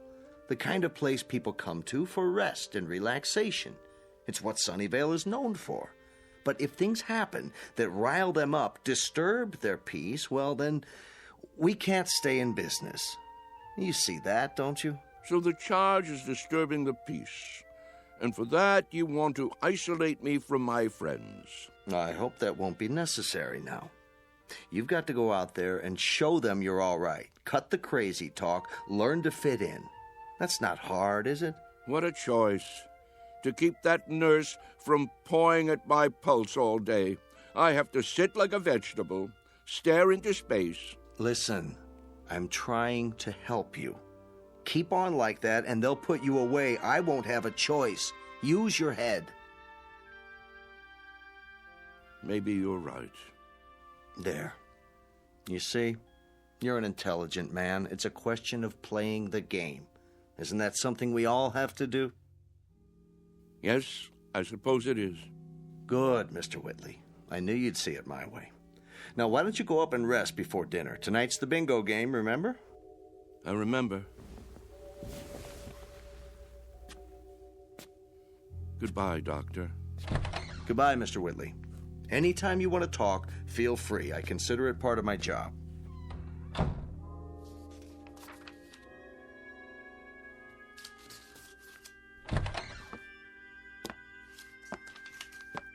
I made him change into fresh clothes. So I see. Thank you. Is he going to be all right? I think so. It must be quite a transition. Remind me of that when it's time, will you, nurse? Time for what? To pack it all in. Personally, I think I'd rather go back to the town where I grew up instead of rooming with a house full of strangers.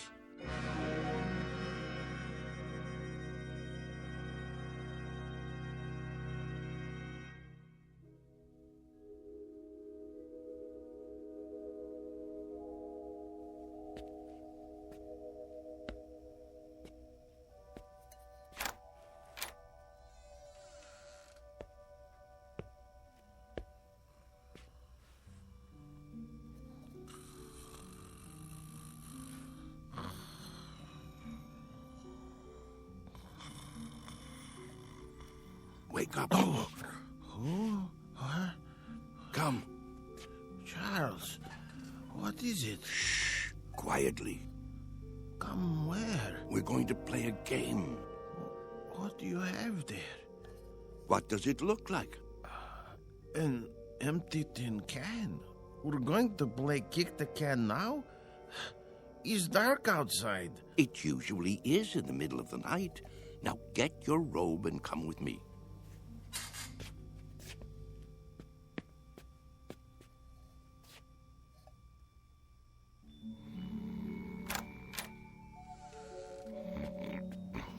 Mr. Freitag. It's us. What? What? It's time. We're all gathering downstairs. Why? Something important. It's a secret. What would Mr. Cox say? He'd say it was dangerous and foolish. He'd say it was crazy, and maybe it is. Maybe it's necessary to be a little crazy for magic to work. He'd say we'd be acting like children, but isn't that the idea? Only children can play kick the can. Now get the others. Freitag, wake Mrs. Summers. A.G., you get Mrs. Wister and Mrs. Knaus. Let me see, who else? There's Mr. Carlson. Everyone? Everyone. Well, what if they won't come? They've got to. Don't take no for an answer. Hurry. I heard people walking around. Whoa, what's going on here? Mr. Whitley has an idea. Would you like to come too? Hello, Ben. Charles?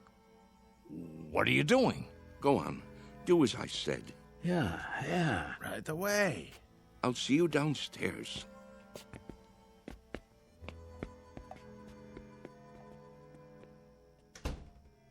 You should be sleeping. Everyone should be. What's that in your hand? No, Charles, you can't. Who says so? It's against the rules. The devil with the rules. It's our last chance, don't you see? Ben, come with us out to the lawn. Me? Yes, you. Ben, we always did everything together. Let's not stop now. Even if you think it's crazy, come out and play. Come to your senses, Charles. You think I'm obsessed? You think I've got hold of one crazy idea and won't let it go? Well, haven't you? Maybe so, but where I have one idea that's strangling me, you have dozens. You're the one obsessed. Oh, nonsense. Is it? You're afraid of death, but you're also afraid of life. You think age gives you the right to stop growing. You've sealed yourself inside your shell, and you're afraid to poke your head out and look around. That's enough. You're afraid of a new idea. You're afraid to look silly, afraid to make mistakes. You've decided you're an old man, and that's what's made you old. I am old, Charles, and so are you. It's a fact. Facts be damned. Your bones are old. They'll break if you try to run with them. Your heart is old. Your lungs are old. Don't you get it? You're used up, worn out by a lifetime. Sit down, Charles, before you fall down. Go back to your bed. I can't do that, Ben. Charles? I've got to find out. Won't you help me, Ben? There is magic in the world. I know there is. When I fell in love with Mary and kissed her for the first time, that was magic. When my boy was born, that was magic. The moon is magic, and the stars. Friendship is a magic thing, too. Life is magic. Maybe I'm right, Ben. Can't you consider that? Maybe kick the can is the greatest magic of all. Well, what do you say? There's nothing to say. I just don't know how to get through to you anymore. Then I'll do it alone.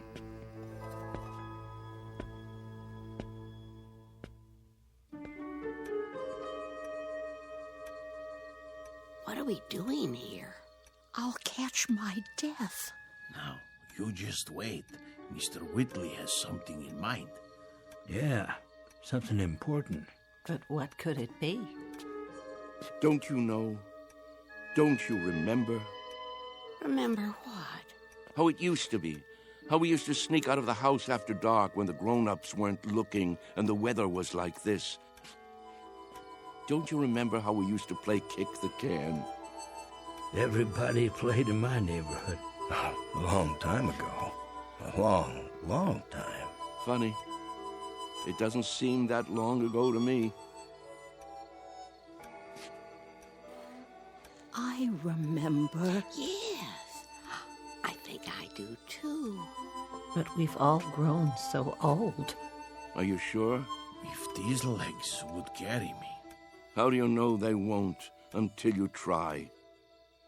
You can't be serious. He isn't serious. But I am. You mean us? Children's games? What about the nurse? She's asleep.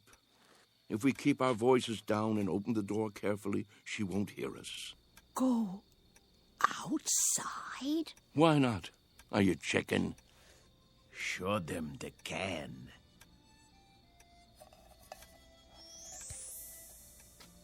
Where did you get that? From some kids. They've already broken it in. Well, are you with me? Or do I have to play kick the can all by myself? Who remembers the rules?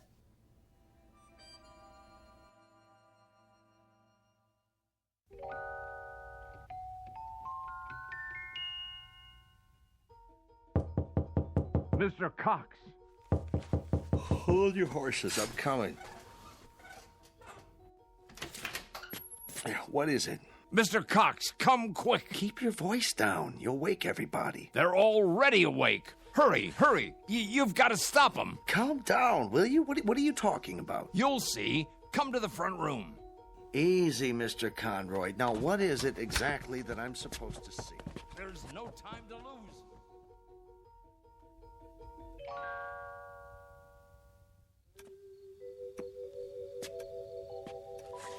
But there's no one here. Why is the door open? Because they've gone outside. Why would they do that? It's like I said, to play kick the can. That was just a crazy idea. Mr. Whitley's forgotten all about it. No, you're wrong. They really mean to play. Calmly, please. You mean now, at this hour? That's right, and it's all because of Charlie.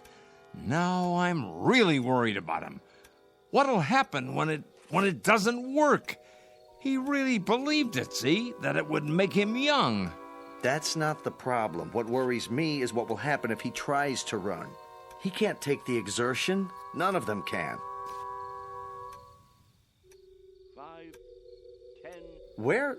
15. Look, 20. the front lawn. 25. 30, 35, 40, 45, 50.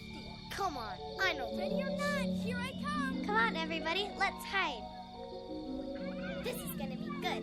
Over here, hurry up.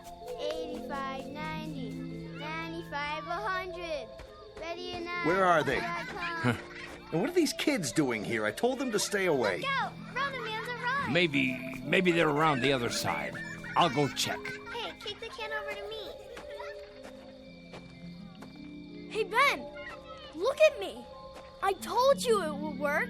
Charles? Come on, you want to play? No, it can't be. Ben, you better hurry up, or it'll be too late for you. Charles! Yeah, hurry up, or it'll be too late. What is it? Do you see them yet? Gotcha. Is that... Here, you kids, how many times do I have to tell you, go home? Get out No, of my way. wait. What are you doing here this time of night? 1, 2, Charles? 3, you're out. Charlie? Sorry, Ben. I wish you could have believed. I gotta go. Charlie? Hey, kick it over here, over here. Charlie! Take me with you. My turn to kick the Get can. away and stay away. Mr. Cox, please. That's one over fences, rotten egg. Come on, let's go. I can't climb that Charlie, high. wait. Wait. Charlie! Hey, you guys, wait up. We gotta find the others. They can't have gone far. I bet Whitley's taken them down to the orchard. No. Why? Look all you want, Mr. Cox. You won't find them. Wait here.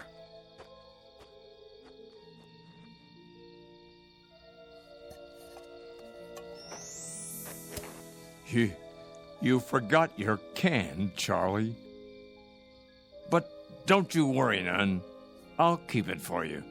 Inside. In case you ever come back for it.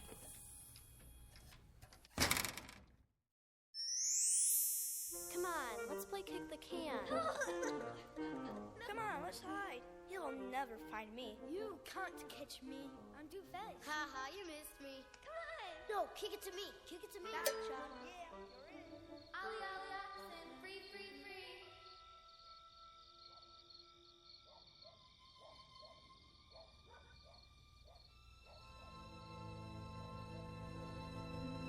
Sunnyvale Rest Home, a place for people too ancient to remember the fragile magic of youth. A place for those who have forgotten that childhood, maturity, and old age are magically intertwined. A dying place for those who have grown too stiff in their thinking to revisit the Twilight Zone.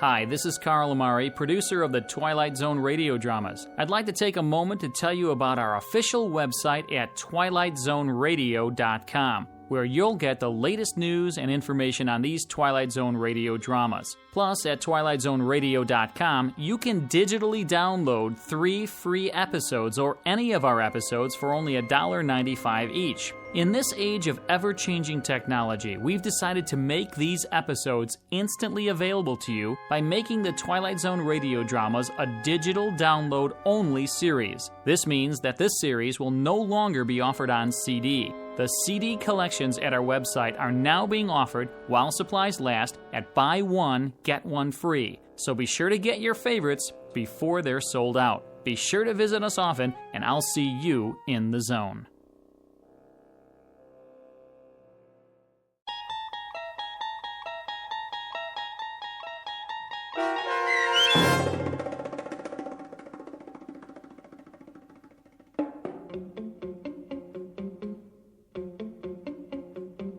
Kick the Can, starring Stan Freberg and Shelley Berman with Stacy Keach as your narrator, was adapted for radio by Dennis Etchison and written for The Twilight Zone by George Clayton Johnson. Heard in the cast were Christian Stolte, Kurt Napig, Herb Graham, Joby Cerny, Doug James, Roz Alexander, Meg Thalken, Renee Matthews, Sarah Wellington, C.J. Amari, Natalie Berg, Amanda Amari, Mitchell Hernandez, Julia Cosmos, Robert Gertish, Matthew Gertish, and Braden Looper. The producers of The Twilight Zone wish to thank CBS Enterprises and the Rod Serling Estate for making this series possible. This copyrighted radio series is produced and directed by Carl Amari for Falcon Picture Group and Westwood One. Sound design and custom Foley effects for The Twilight Zone by Cerny American creatives Bob Benson, Craig Lee, Michael Slaybach, and Matt Sorrow. To learn more about the Twilight Zone radio dramas and to contact us, visit our official website at twilightzoneradio.com. Doug James speaking.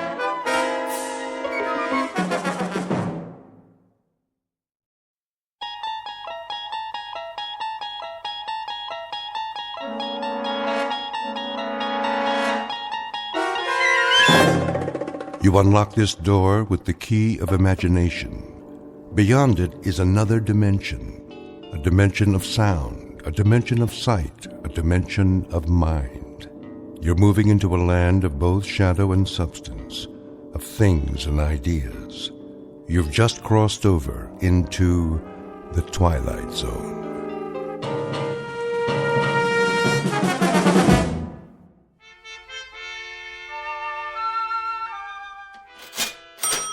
You're quite sure this is a genuine Tiffany? Quite. The provenance dates back to 1922. Very well, then. Kindly have it delivered. Of course, madam. Will that be cash or charge? Put it on my account. Very good. I can deliver it to your home by, let me see, Thursday at the latest. But I simply must have it tonight. I've invited the girls over for bridge. The girls. I see. Oh, Robert. Yeah? See that Mrs. Gunt receives her lamp this afternoon. You mean today? Carried by hand to her front door. The servants' entrance, if you please. By all means. Ubermeyer's is proud to be of service. If there's anything else we can provide, don't hesitate to... That will be all. Very good, ma'am. Want me to go over there right away? Not yet, Andrew. First finish unpacking the new shipment. Quickly, before the next customer walks in. Yes, sir. Now then, what do we have? 3 perfume bottles. 3 cut glass vials to contain the otter of damask rose petals. That's more like it. Next. Pottery jugs, too. Pottery jugs, indeed. Where's your aesthetic sense? You can't entice anyone by calling them pottery jugs. Really think people buy something because of what you call it?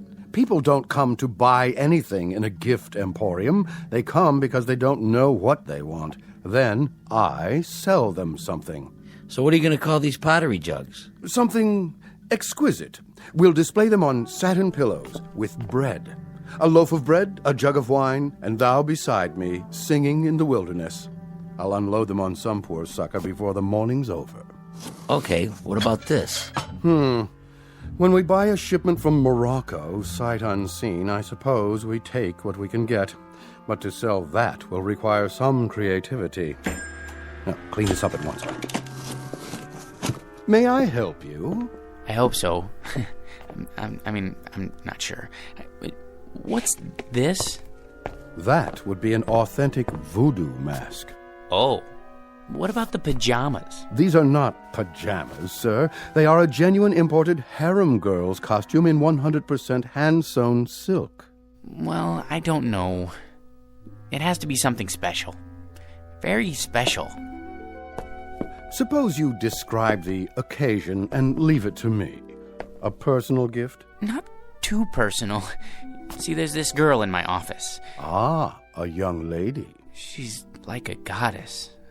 I wouldn't want her to think that I was implying, Of course not, sir. I understand. But for a beautiful young lady, what is her occupation, may I ask? She's a secretary. Oh. I have it. Something for her desk. She's already got a computer and a lot of pencils.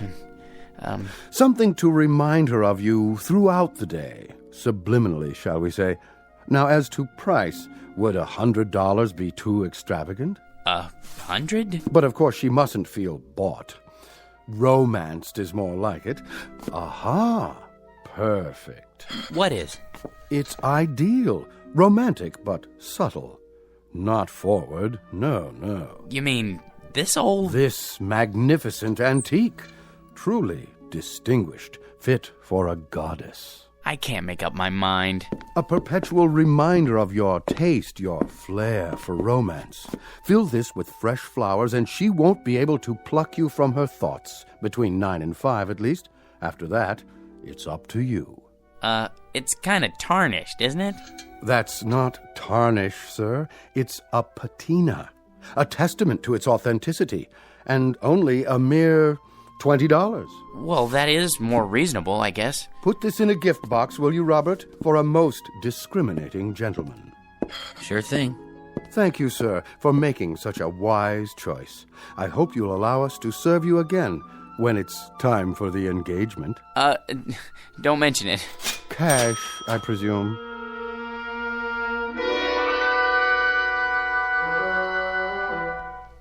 Meet Mr. George P. Hanley, a man life is always treated without deference, honor, or success. Waiters serve his soup cold. Elevator operators close doors in his face. And mothers never bother to wait up for the daughters he dates. For George is a creature of humble habits and tame dreams, a square peg in a square rut, and the living embodiment of what's commonly referred to as some poor sucker. He is, in short, an ordinary man, but at this moment the accidental possessor of a very special gift, one that measures men not against their accomplishments, but against their deepest desires. The kind of gift most of us might ask for, then learn to regret. If, like Mr. George P. Hanley, we were about to plunge headfirst into our own personal Twilight Zone. And now, The Twilight Zone and our story, I Dream of Genie, starring Hal Sparks, with Stacy Keach as your narrator.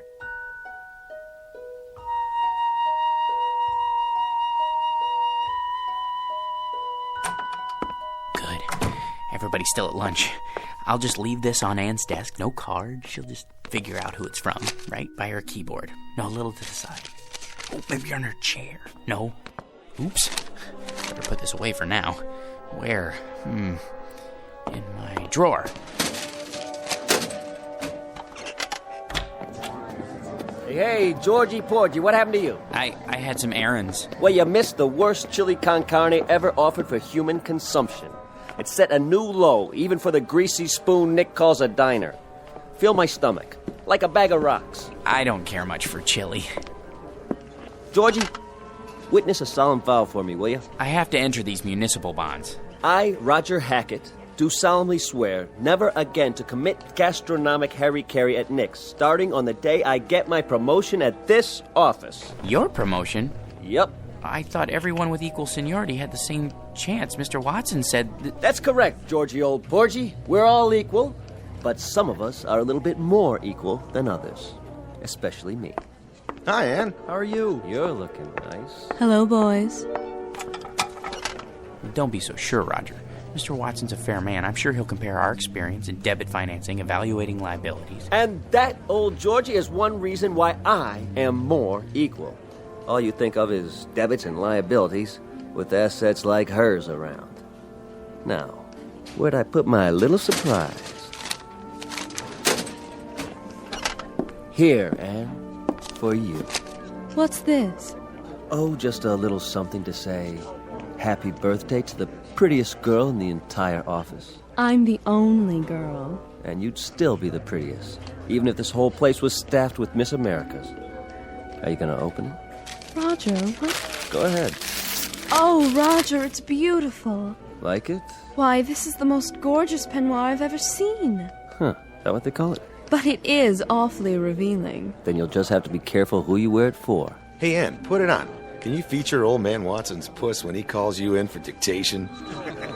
Mr. Watson is interested in a different kind of figure, Sam. Is that what you think? You really like it? I love it, but you shouldn't have. You only have a birthday once a year, at least until you're 30. Then you have it once every 2 years. Oh, you bad boy, come here. What? Oh. That's to show my appreciation and to prove I haven't even learned to count to 30 yet. And what, may I ask, is going on here? Oh, Mr. Watson, you see, it's my birthday, sir, and... Do any of you happen to be aware of the annual statement just issued by this organization? No one? Well, then it may come as a surprise for you to learn that we have just completed the best year in our history, and I believe this department had no small part in that success. So, as a token of my appreciation, I think this is an appropriate time to invite all of you to be my guests at a private party, beginning just as fast as you can get yourselves over to the Tiki Club. No kidding. And as for you, young lady, I just want to say, they aren't the only ones who appreciate you. Would you mind looking in my office? There should be a rather large crystal vase on my desk, full of long-stemmed red roses. They're for you. Oh, they're lovely, Mr. Watson. You're a doll. See you all at the Tiki Club. Let's go, kid, before he realizes he's off his nut and has himself committed. He's a sweet, dear old man. Anne, I just wanted to, Yes, George? Come on, Ann. I just wanted to say happy birthday. Why, thank you, George. Aren't you going with us? I'll be along. See you there. Come on, Roger. I guess some people are more equal. Might as well throw this in the wastebasket. Can't give it to her now. Maybe I should hold on to it until I can play with it at home.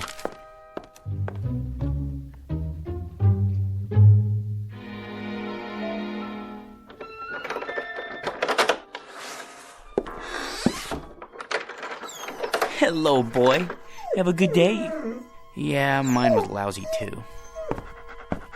You know what they all think I am, Attila? A #1 jerk.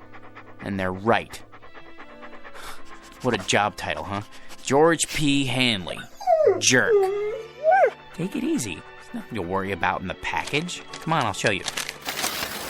See? It's only a box with a beaten-up old lamp in it. A magnificent antique. Yeah, right. Probably came from a junkyard. Well, If being a jerk is my calling in life, at least I'm good at it. Look, it's so tarnished it's almost black. That's telling him. Well, let's clean it up and see what it looks like. Just use my necktie. It needs to be dry cleaned anyway. What in the... Easy, Attila.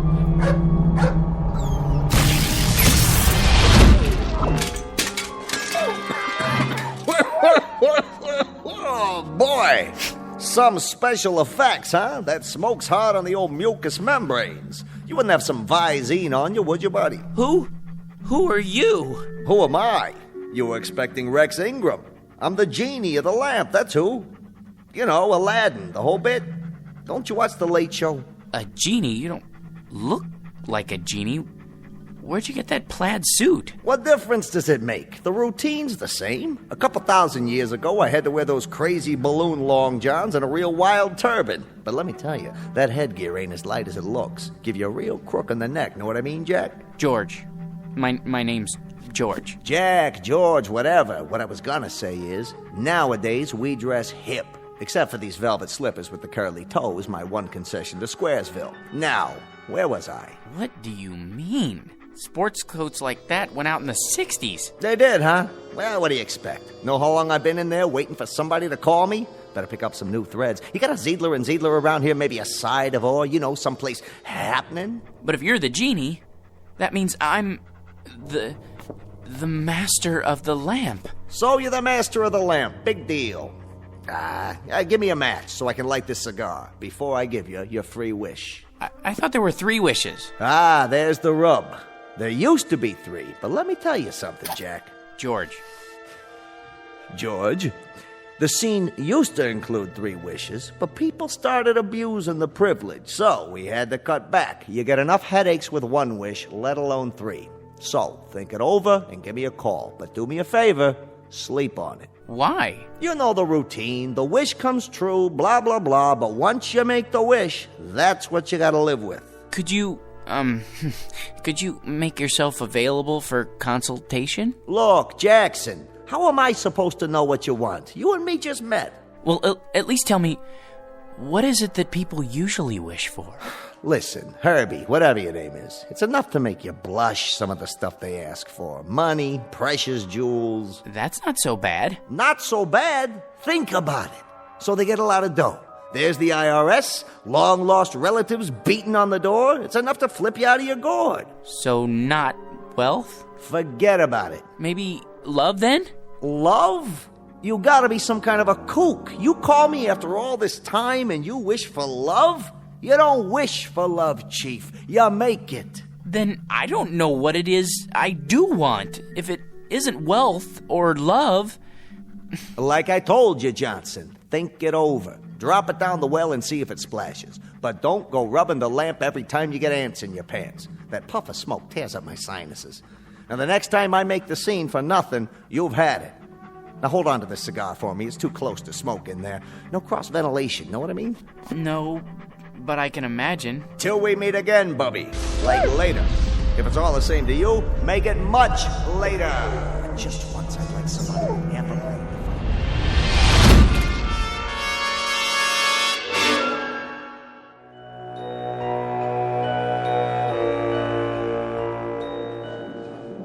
All right, everybody. Places, everybody. This is a run-through. Stand-ins, please. Positions. Lighting. Lights on. Camera. Ready with the camera. Excuse me. Hey, buddy. Don't you know this is a closed set? It is? Who let you in here? They said it would be all right. I'm George Hanley. Who? Her husband. Miss Alexander's, I mean. Oh, yeah. Haven't seen you around here in a while. It's been months, actually. Well, this is the big one, huh?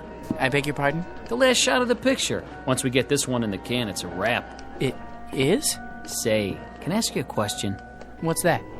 What's it like being married to her? Well, I don't really know. That is, Man, I sure wish I was you. You do? I mean, lucky stiff. Yeah, I mean, yes. I guess I am. Where is she, by the way? Anne? In makeup, where else?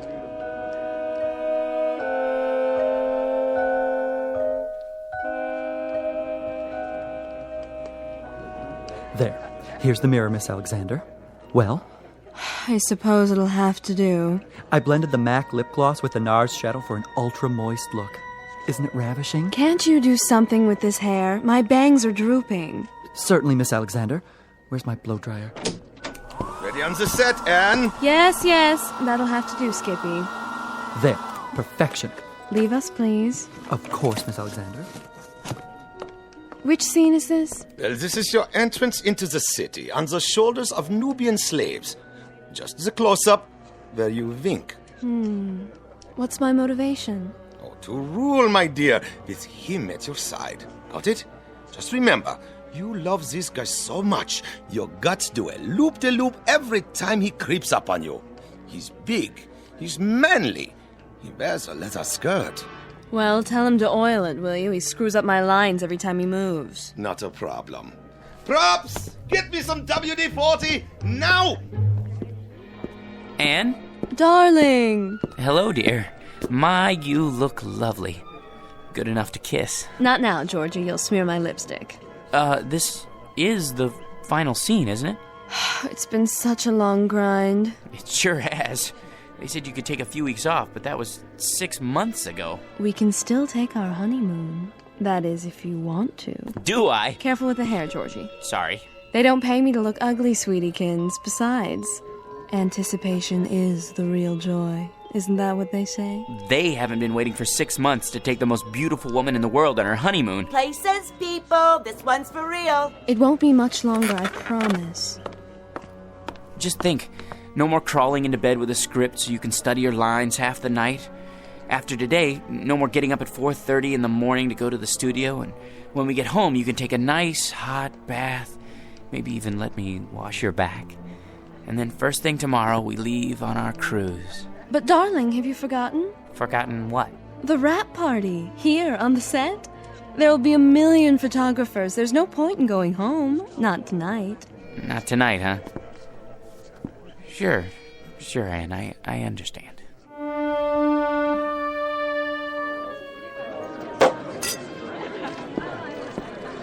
Hi, hello there.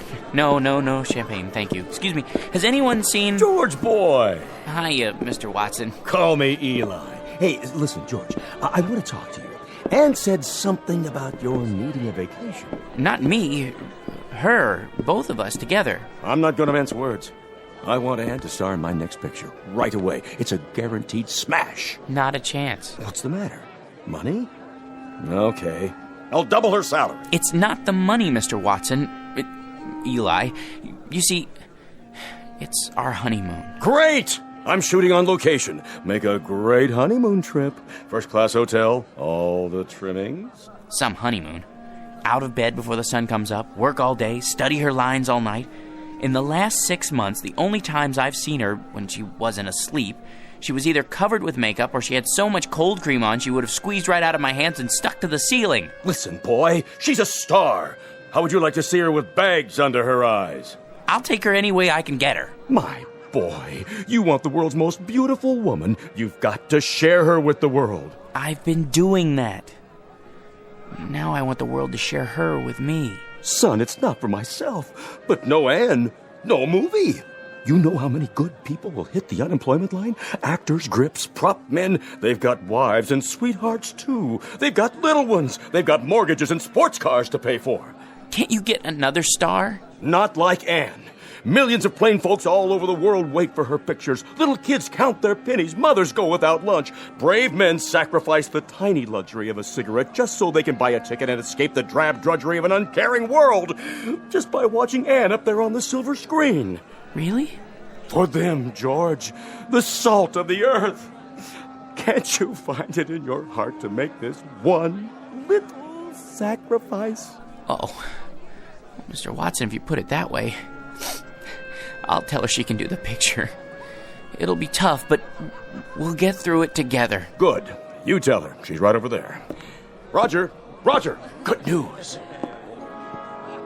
Ladies and gentlemen, I'd like to make an announcement and a toast to the brightest star, the most exciting leading lady, the loveliest woman in the world who has just agreed to star with me in Eli Watson's new film, Beowulf. The greatest epic ever made. News sure travels fast. Oh, there you are, George. How about a photo, Miss Alexander? Miss? Look this way. Smile, please. How about one more? I'm her husband. Oh, the two of you this time. Put your arm around. How about a kiss? A kiss? Sure. Watch my hair, darling. Move right in, Roger. Put your arm around her. Excuse me, George. You don't mind, do you, old boy? I think I need a drink. Champagne? Hors d'oeuvres? Right here. Of course, sir. Hit me again. Twice. 2 more champagne, sir? Yeah, this one's for my wife. I'll take them to go. Excuse me, if I could just get through here. Anne, don't you think it's time to go home? Anne, where are you? She went that way. I don't think they want to be disturbed, though. What? Anne? Aren't you glad you stayed tonight? Don't be so egotistical. I had to be here. Sometimes I don't understand you. You're not supposed to. That's a woman's prerogative. I know, but why? What's his name? George? He's the perfect husband. That absurd little mouse? Why do you keep him around? A handy excuse when I need one, and when I don't, no problem. I'll spoil your makeup. Oh, who cares? Anne, your lipstick. George? Are you still here? Sorry, old boy. Just congratulating my co-star. I think we'd better be going. You go ahead. You should be home anyway to feed Attila. Attila? Yes, George, and he needs his walkies. Do be a dear. You want me to go home because of Attila? Be a good boy and run along. Roger will drive me home later. Won't you, Roger? With pleasure. But Attila's a dog. Aren't I more important to you than Attila? I mean, Attila? Attila? What?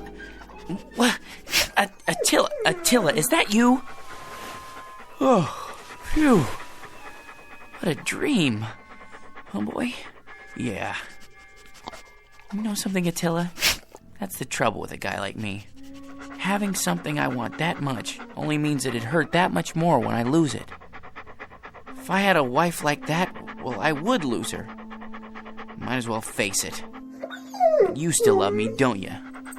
Thanks, boy. Well, at least this makes the choice a little easier. Now I've only got to choose between the two other things I've always wanted. Money and power.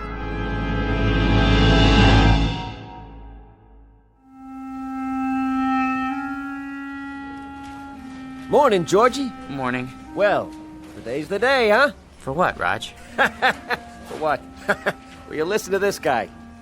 Watson. Has he said anything about the promotion yet? Oh, the promotion. Forgot. He forgot. Roger, Mr. Watson would like to see you in his office. Well, George, this could be it. You wanted to see me, sir. He'd never pick him. Never. Hey, George, the old boy wants you to double-check these entries. I did that already. It's a waste of time. Look, how much do we make a week? Well, look at this account. Guy makes so much dough, he sweats more than that every time he ties his shoelaces. So waste a little time, all right? My gosh. Net worth $260,832,461. What would it be like to have all that money?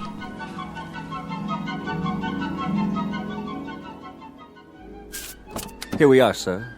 The George P. Hanley building. Thank you, Roger. Will you be wanting me for lunch, sir? I can't say. Wait just in case. Of course, sir. Not now, Attila. I've no time to play. Sorry, Mr. Hanley, I couldn't hold him. Take him over to 21. Have the chef pick him out a nice prime rib. Not too fatty. Yes, sir. Then trot him around the block a few times. Keep up the pace. Right away. Here, boy.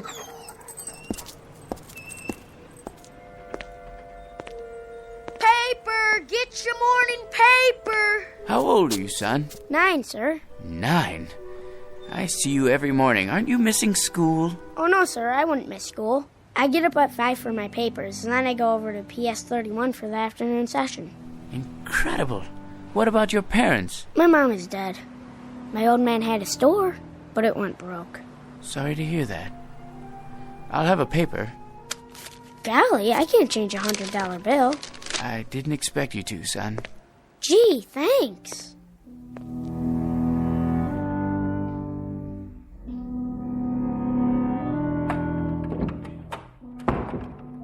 Good morning, sir.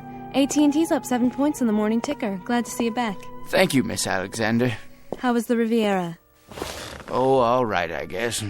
Kind of like a suburban tract with castles. I see. Well, sir, shall I send in your first appointment? Might as well get started. Mr. Hanley will see you now. Watson, what are you doing here? Begging again, I'm afraid. These days, a college president has to worry more about salesmanship than scholarship. Then you came to the right place. Hanley, you've already done more for your alma mater than we have a right to ask. How much? Just enough to start the ball rolling for the alumni. Don't be coy, sir. Give me an amount. Altogether, $10 million. If you could possibly start us off with, say, $1 or $200,000. Done. You're a generous man, GP, but you've made a mistake. This is the entire sum. Don't worry. It's deductible. Besides, I want you to have it. Well, so would others, GP. Thousands of alumni, not as successful as you. Giving, sharing the burden and the satisfaction. It's the cement which binds them to our institution. I only wanted to help. I can't accept this. Send me a check for, a few $100,000. Very kind of you. Don't mention it. Miss Alexander will show you out. Oh, nonsense. I know the way by heart. Send in the next one. Right away, sir. Hello, Masters. Well, Mr. Hanley, ready to add to the old empire? I suppose so. I brought along a few new catalogs. I thought I already owned one of everything ever made. Can't keep up with Yankee productivity. We have to buckle down and do some serious spending. Is that really necessary? If we don't, the government's liable to invent a new tax bracket just for you. Now, here we have an attractive little yacht. Already have one. A 94-foot job up at Newport. This one makes it look like an absolute dinghy. You know, Masters, there's no fun left in buying things anymore. Once I looked forward to a second-hand car like a kid waiting for Christmas. Now there's no anticipation, no hunger. Oh, perk up. I used to enjoy the little things. An ice cream cone, a ball game, going out for a walk in the park. Now people run up and ask if I'm going to subdivide it. No, I've had it. Sir, that's un-American. Think of all the men living on blue sky and a prayer who depend on you for their daily commissions. They have little ones, mouths to feed. Mr. Hanley, you can't stop buying. Please see yourself out, Masters. If you're absolutely positive, sir? Out! I don't know who let them in, Mr. Hanley. That's all right, Ann. Why, hello, son. Is this the man? Yes. Here's the C note. Awful sorry. What else did he lift? I don't know what you're talking about. I told you, Pop. He gave it to me. You gave my boy a $100 bill? He's a fine lad. Listen, you fathead. Know where I found him? Trying to lay the whole 100 on a 2-horse parlay. Herbie Boy and War Biscuit. But what about the newspapers? 5 o'clock in the morning. How can I teach the kid the value of a buck if you toss C-notes around like they grow on trees? I was only trying to help. If I ever catch you giving dough like that to my kid again, I'll bust you right in the chops. Millions or no millions. You're a man of integrity, sir. I congratulate you. Congratulate you. Congratulate me.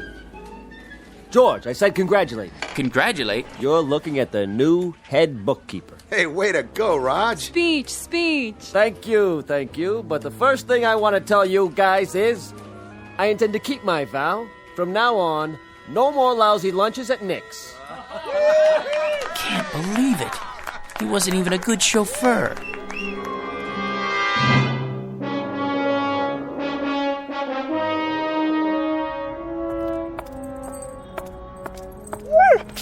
Easy, Attila. You're wearing me out. Sit here for a minute. Well, boy, we're down to the last choice. I could never hold on to a beautiful wife. And money's no fun. Maybe power. That's what makes the world go round. Look at the way Mr. Watson gave that promotion to Roger. Believe me, if I had power, I'd be fair.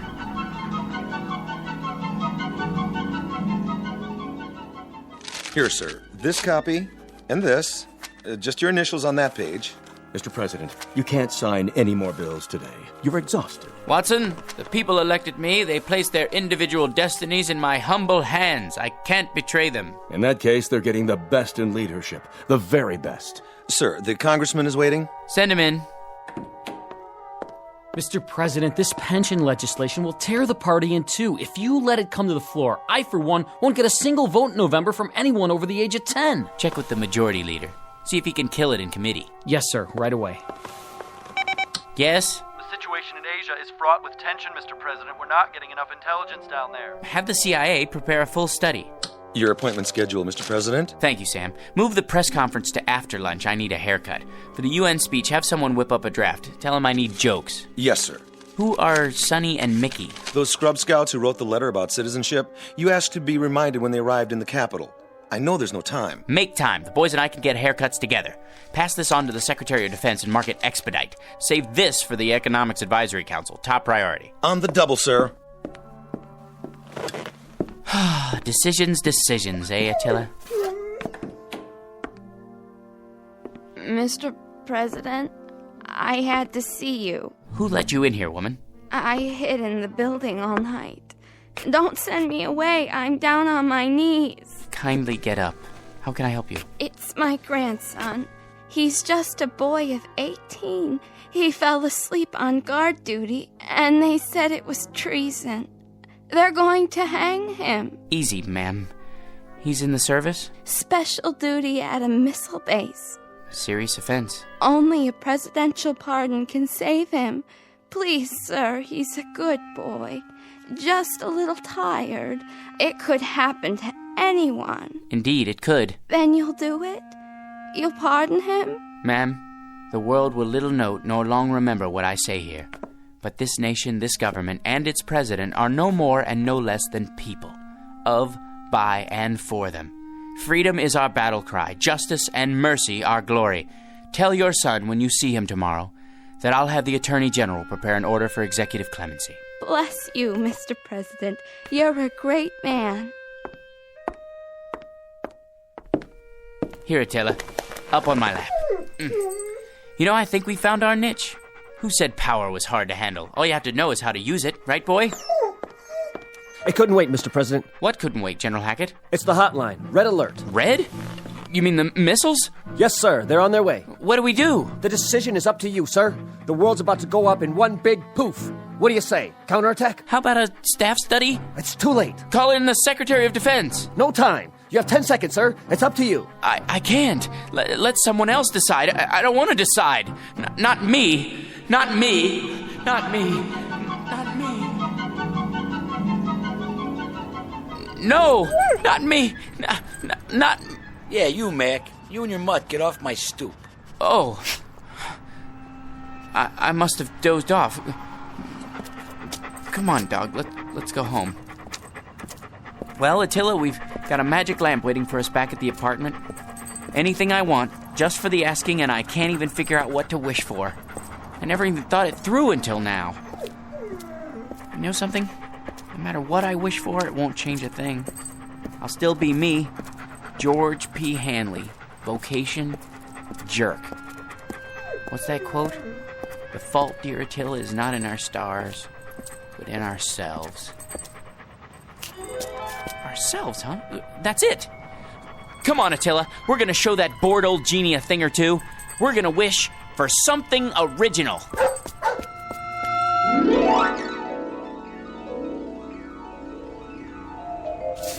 I'm tired, I wanna go to bed. I had a little drink about an hour ago. Hold on, let's see. What's in the dumpster? Let's see. Except for this. It's a kind of round metal thing. It looks like a spittoon. Gold? Ah, brass probably. Let me shine it up. Hey, it's glowing. What the...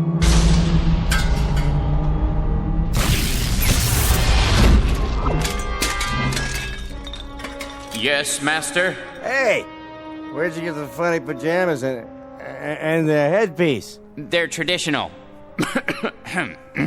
I am the genie of the lamp. Your wish is my command. When you have made your wish, you must return the lamp to this alley so that others may find it.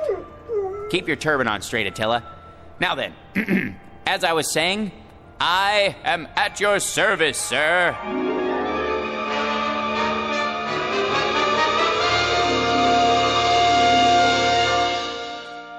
Mr. George P. Hanley. Former vocation, jerk. Present vocation, genie. Once a most ordinary man, treated without deference, honor, or respect. But a man finally wise enough to decide on a most extraordinary wish that makes him the contented, permanent master of his very own Twilight Zone.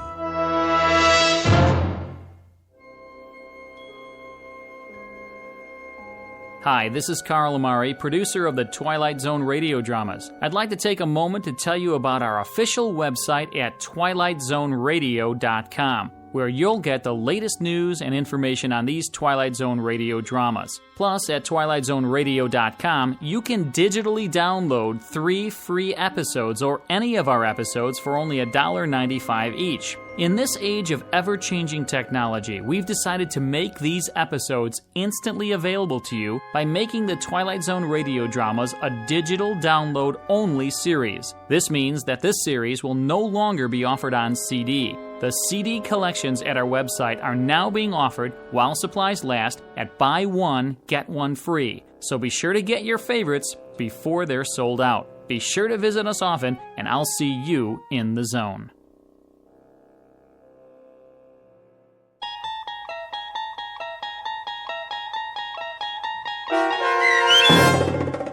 I Dream of Genie, starring Hal Sparks with Stacy Keach as your narrator, was adapted for radio by Dennis Etchison and written for The Twilight Zone by John Furia Jr. Heard in the cast were Christian Stolte, Lisa Joyce, Steve Key, Doug James, Richard Hensel, Derek Purcell, Brooke Reed, Linda Ryder, Charlie Kummerer, Bill Kummerer, Vince Amari, Roger Wolski, and Carl Amari. To learn more about the Twilight Zone radio dramas and to obtain audio cassettes and CDs of these programs, visit our website at twilightzoneradio.com. The producers of The Twilight Zone wish to thank CBS Enterprises, Carol Serling, Dennis Etchison, Dick Brescia Associates, Claire Simon Casting, Terry Jennings, XM Satellite Radio, Sirius Satellite Radio, our sponsors, and our radio affiliates for helping make this series possible.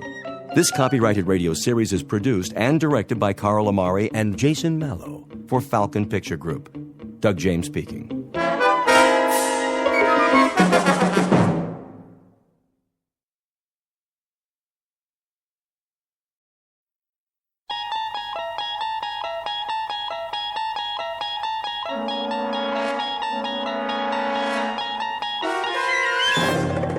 You unlock this door with the key of imagination. Beyond it is another dimension, a dimension of sound, a dimension of sight, a dimension of mind.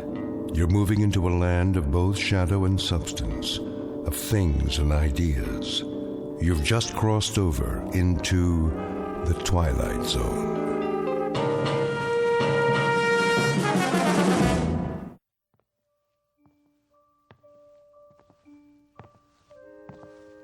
Come on, Mac. Let's go.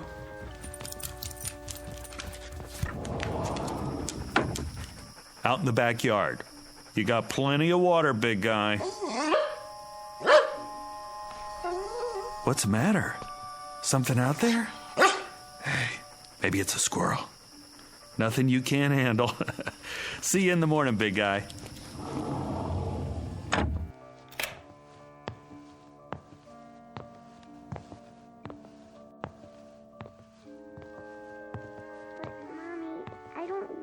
Sleep by myself. I know, honey. It'll be all right, I promise.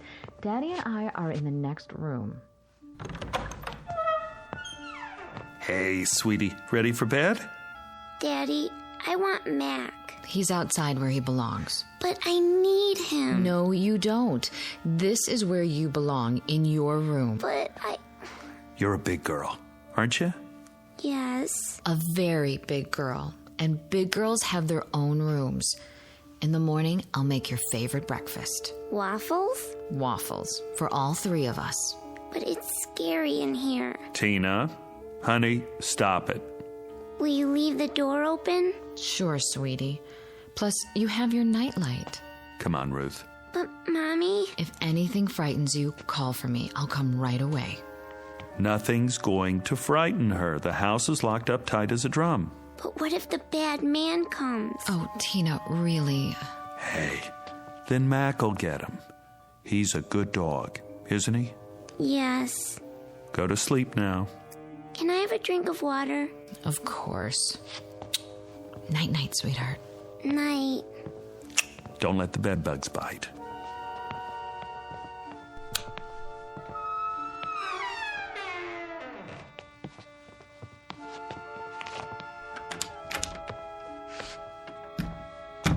She's been scared of her own shadow lately. Yeah, separation anxiety. New room and all. Did you hear what she said? The bad man. Where did she get that? Maybe she's onto something. What's that supposed to mean? Like Mac. He hears things, doesn't he? He's a dog, Chris. Well, kids hear things. See them, too. Oh, I remember when I was little, my sister used to tell me about the Nighthawk. The what? That's a good question. I never did find out. But she'd say, the Nighthawk's gonna get you. Kept me on my toes. What a mean sister. Maybe she was just looking out for me. I thought I saw all sorts of things. Face in the window, something in the yard. You would. Just the same, maybe there are things we can't see. Just kids and animals. That's enough, Chris. Like when Mac hears a squirrel or smells another dog down the street, but we can't because we don't have the senses. Next, you're going to tell me that there is a bad man. I didn't say that. Now I won't sleep a wink. That's not what I mean. Oh, what do you mean? Nothing. I don't know what I'm talking about. No, you don't. Come to bed. Sorry. You should have been a science fiction writer. Visible world. Nice. Makes me feel all safe and secure. I said I'm sorry. Well, this is the real world. Remember that. I'm turning out the light.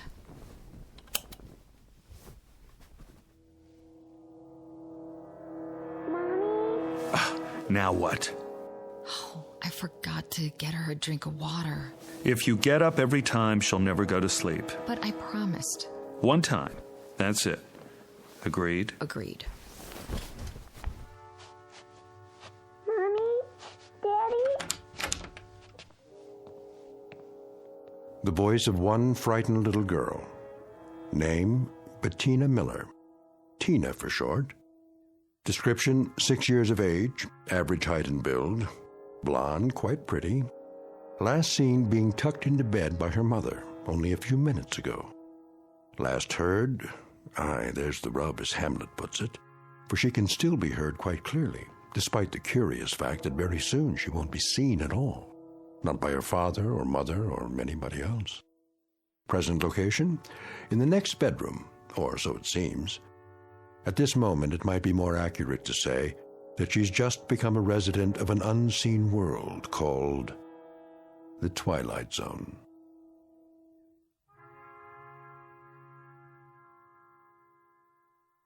And now, The Twilight Zone and our story, Little Girl Lost, starring Stephen Tobolowsky, with Stacy Keach as your narrator. Chris? Not again. But she sounds so scared. Yeah. Mommy? Listen to her. I'm going. Where are my slippers? I don't know what's wrong now. Yeah. I'll talk to her. One last time. All right, sweetie. Daddy's coming. Quiet, Mac! What's the matter now, Tina? Where are you? Against the wall? Here I am. Take my hand. Tina, where'd you go? Did you fall off? I'll lean down and... Not against the wall, huh? Did you roll under the bed? Take it easy, I'm here. Tina, where are you? Over here. Come on out, baby. You must have crawled under the bed. Now reach out. Reach out for my hand. What happened to you? Where in the... Hold on. I'll get the light switch. Daddy, help me. I'm trying, baby, but I don't see... Chris, what is it? I don't know. What's the matter? She's not here. What do you mean she's not? I turned on the light. I can't... Tina? Mommy's here. See for yourself. This is ridiculous. Tina? Tina! I already looked under the bed. All the way to the wall. It's clear there's nothing. Mommy, pick me up. I'm trying, baby. Chris? Where is she? I don't know. But I can hear her right in front of me. I can too. It doesn't make sense. I'm looking under the bed. The floor's clear. It's absolutely empty. I don't see anything. Honey, I don't know what to tell you. What are we gonna do? Quiet, Mac! Listen, what's happening to her? Where is she? I'm tired, Mommy. Going to sleep now.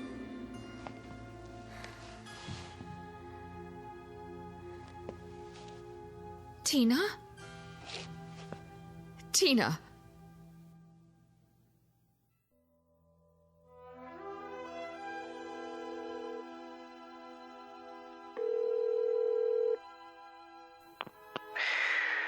Hello?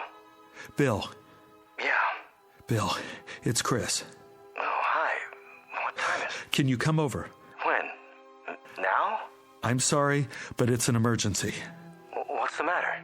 It's Tina. What happened? That's just it. I don't know. You don't... She's disappeared. From the house? You mean she wandered off? No. Somebody took her? She hasn't been kidnapped. Well, then what? I can't explain. She's here. Is she injured? I don't think so, but... So she's okay? I don't know. Let me get this straight. She's there, and she's not hurt, and She's here, but she's not here. I don't follow. Bill, for God's sake, get over here. I don't know who else to call. And hurry.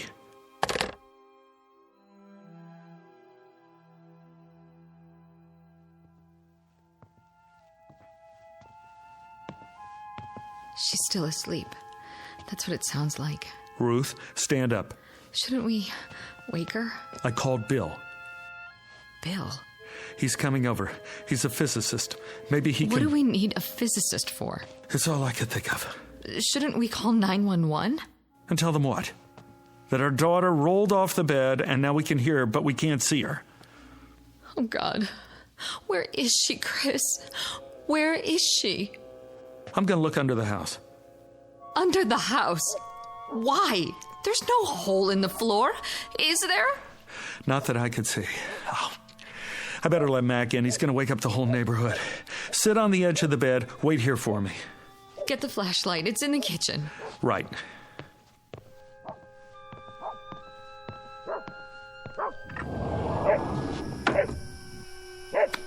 Come here, boy. Mac, where are you going? Mac! What's wrong with him? He's after something. Like he's got a scent. He's trying to get under the bed. Grab him! I can't! Where did he go? I don't know. Step back. He's got to be under there. Mac, come on out, boy. Here, Mac. He's not, is he? Now, don't jump to conclusions. He's with Tina.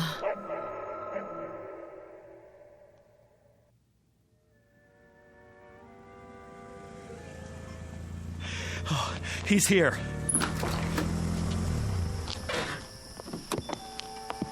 Bill.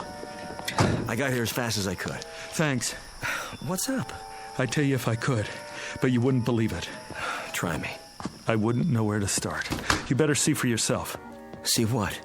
They're in the bedroom. You remember Bill, honey? From work? Ruth? She's still asleep. Listen. Where's your daughter? Under there? Take a look. I don't see anything. Neither do we. Do you have a flashlight? Here. You were right. About what? Don't believe it. Let's move the bed. Bill, where is she?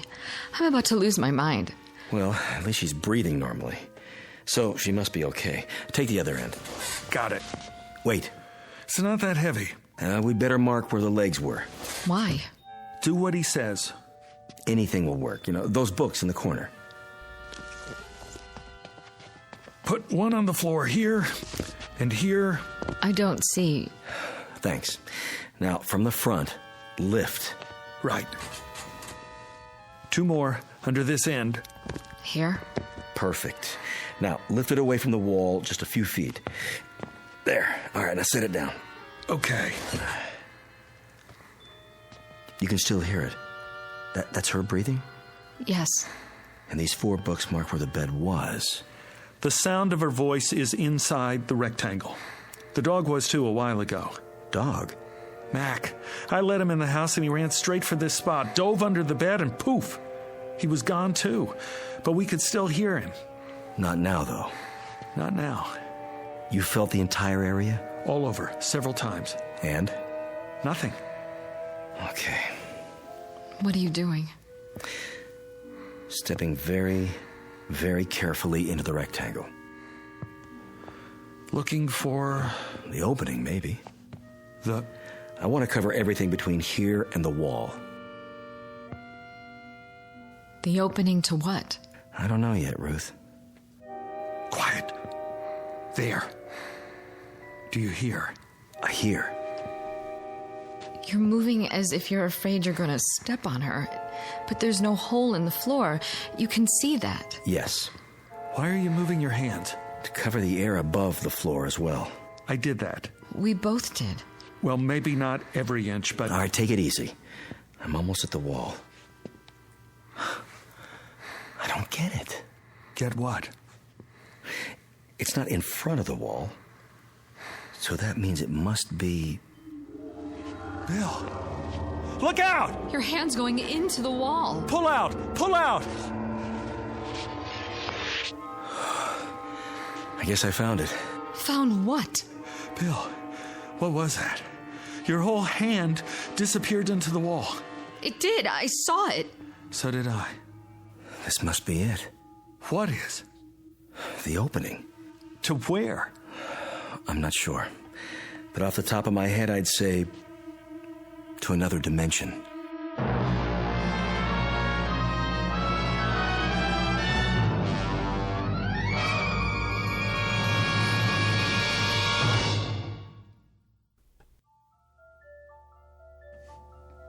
Another what? Dimension. You think this is a joke, Bill? No, I don't. Then why? I don't know if I'm right or not. I can't think of anything else, though. Anything else but... Look, there are 3 dimensions that we can see. Height, width, and depth. The 4th dimension is time. Now, if you know these, you can place anything. Where something is and when exactly. Like, what time is it now?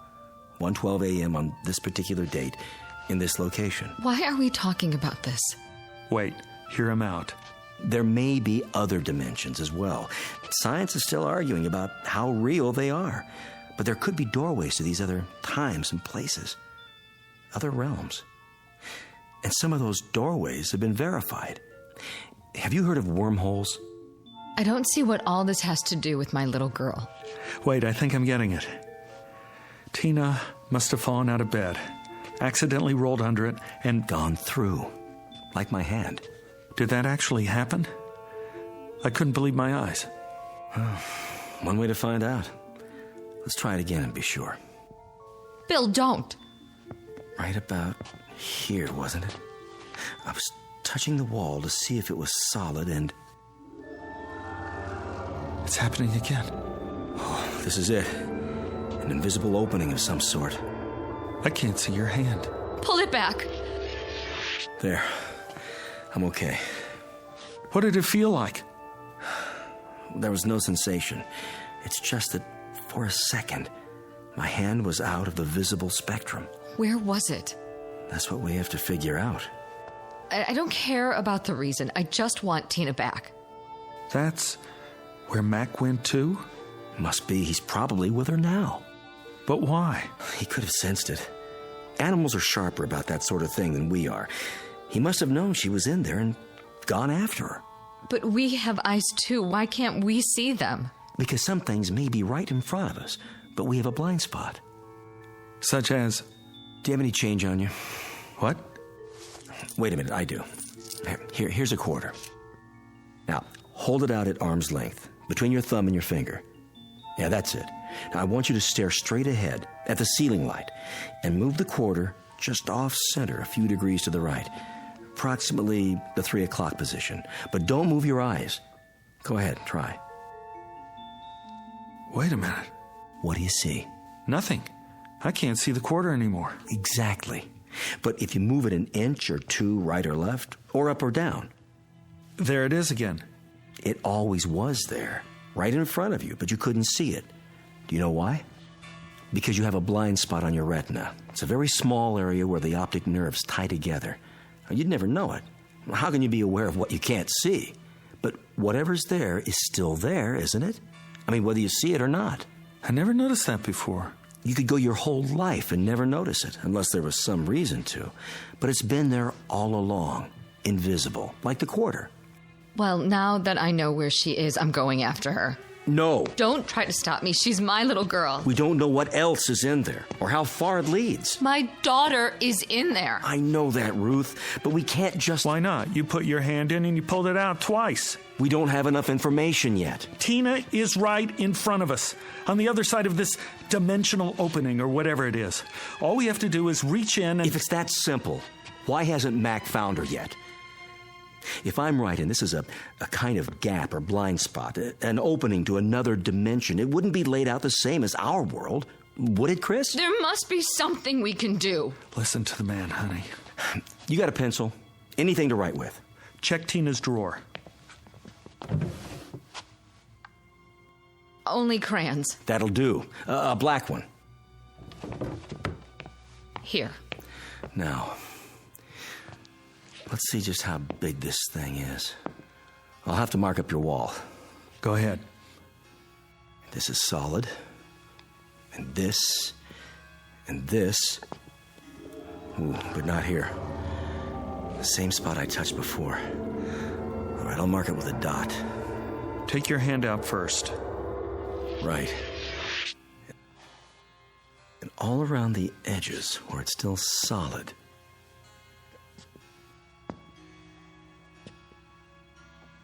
There. These marks form a rough outline of the opening. And you're saying it's always been there? Oh, my God. That's why she didn't want to sleep in here. She knew somehow. She could have fallen through at any time. Oh, I doubt it. Why not?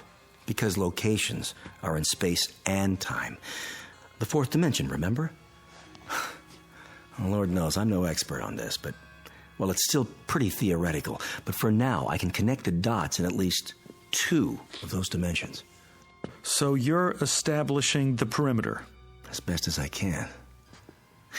I suspect that junctures like this are anomalies, freaks of nature, or of the space-time continuum, if you prefer. Occurring, well, who knows how often?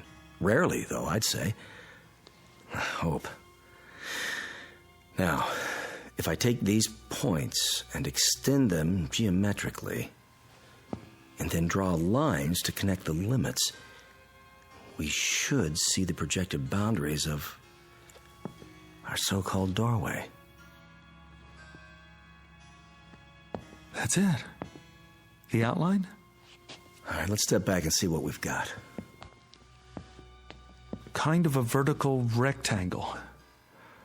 Looks like a doorway, all right. Not quite symmetrical, and a bit small.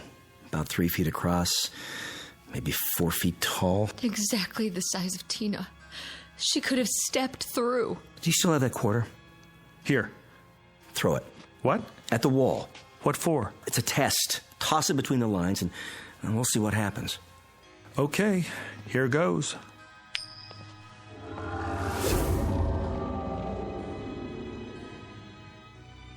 Where is it? It went through. The quarter's in. The other place. Wherever that is. Now what? Well... What are you doing? Shh. This is where I heard her. Where the bed was. The sound was the loudest just off the floor, but now... I can't hear her anymore. Chris! Let me try. Put your head down as low as you can. She's right. I can't even hear Tina's breathing. No. Tina? Answer me, sweetheart. Where are you? Tina? What's happened? The temporal dimension may be shifting. In that case, she could be anywhere. Tina! Tina! Hold it down. You hear anything at all? No. She's gone. Get up, Ruth. Move around, both of you, and keep listening. What's the point? It's a chance. Do it.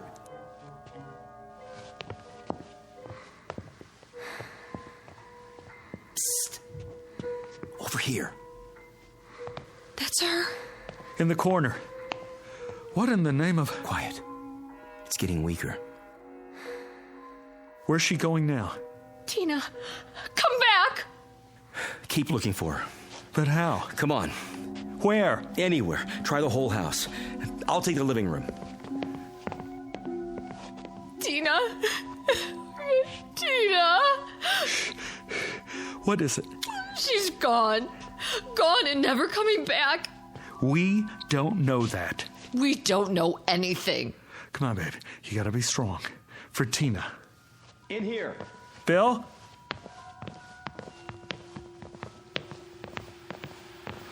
What are you doing by the television set? Put your ear next to mine.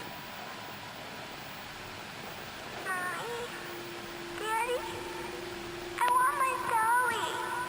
Tina? I'm here. Mommy, I can't see you. What is this? First, she was in the bedroom, now she's in here. I've told you what I think, Chris. But she went into this other dimension in the bedroom. What's she doing here? If I could tell you, I would. You've got to think rationally. How can we think rationally about an irrational situation? One step at a time. We try every possibility. Cross off the ones that don't work. I'm not going to wait. Neither am I.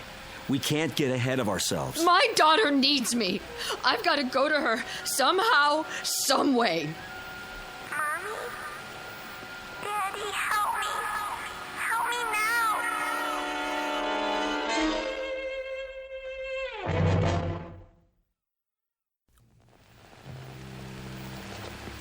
I've got to go to her.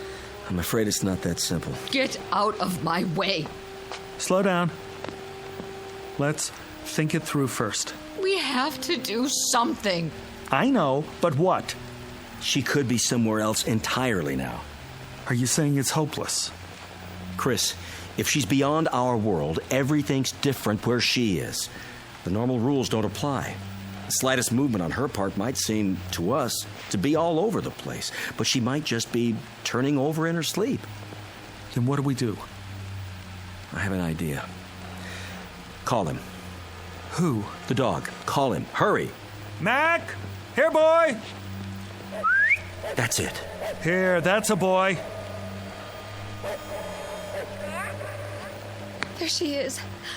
I hear her.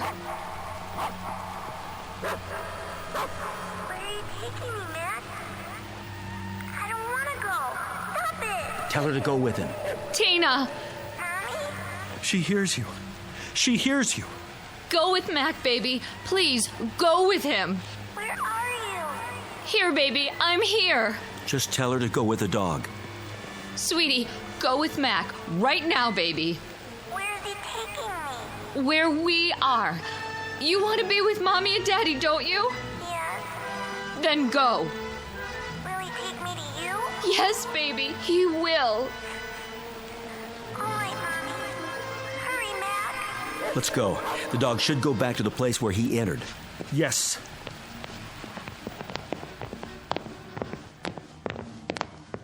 Now, get down on the floor in front of the wall. I don't hear anything. Call the dog again. Mac! Here, boy! Here! Nothing. Bill, can't we help her? It'll have to be the dog, Ruth. We can't take a chance going through ourselves. Why not? If Mac could do it. Mac has a better sense of smell and hearing. He might be able to find his way. Mac! Come here! Right here! Come on! I hear him. He's doing it! Man! What a mutt! They're not getting any closer. This way, Mac! Come! Tina? Mommy. I can hear him. But they're not coming through the wall. They can't see the opening where they are. Come to me, Mac! To me! Daddy? Bring her out, Mac! Now! Daddy, where are you? Here, baby. Right here. Just a little bit farther. Follow Mac. I can't see you. Mac, you better come. Right now. Why doesn't he do it? Maybe he can't. He's confused. If you can't see him, he can't see you. No, I won't have it. What are you doing? Reaching in. Stop! Pull your arm back. Tina, take my hand. No, Chris, it's too dangerous. Let go of me. My hand, Tina, take hold of it. I can't see it, Daddy. I'll lean a little further. See it now? No. Chris! Here! Here! Chris! Chris!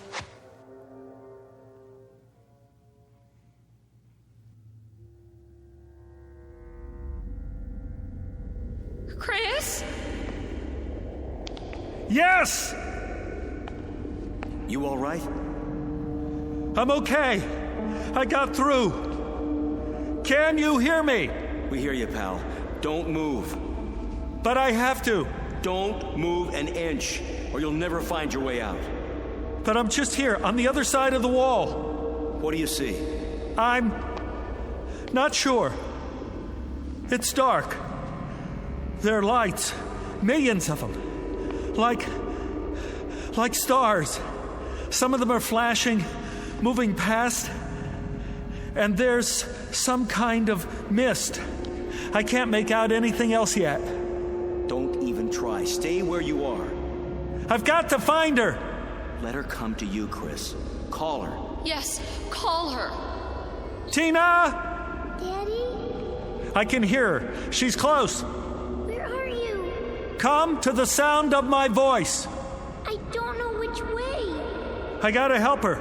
She can't see any more than I can. Chris, I mean it.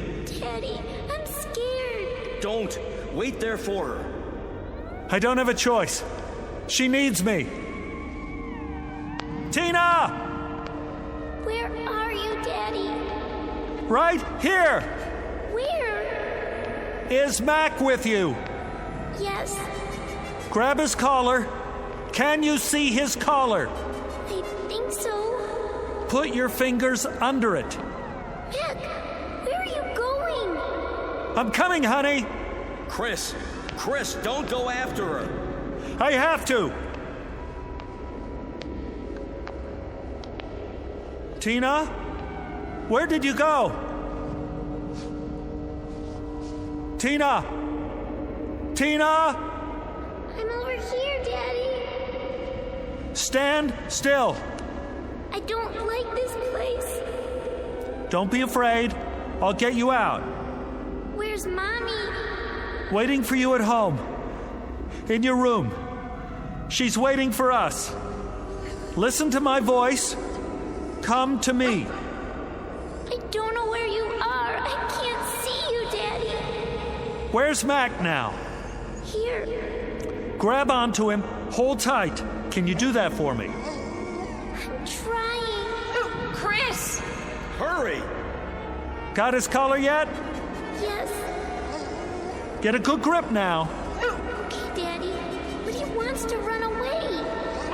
You have to stay with him. Don't let go. Mac! Bring her here. Bring her to me, Mac. Is he bringing you, Tina? Yes. Hold on tight, baby. Go where he wants to go. I will. You'll be here in a minute. Mac knows the way. Just hang on. Come on, Mac. Come on, boy. Chris, we're running out of time. That a boy. Here. Right here. Can you see her yet? I'm not sure. There's shadows moving. Yes! Tina? Here, boy. That's right. Daddy, pick me up. Take my hand. I'm right in front of you. Reach out. Little closer. I can't see you.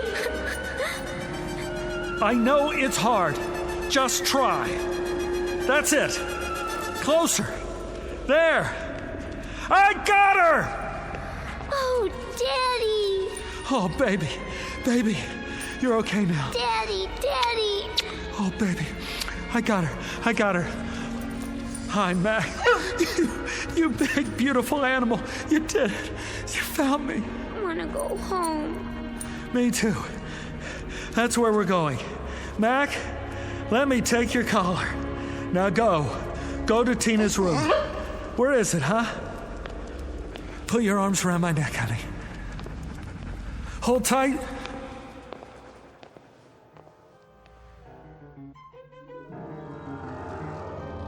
Here they are. Tina!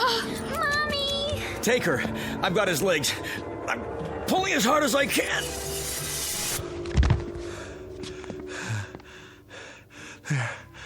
There.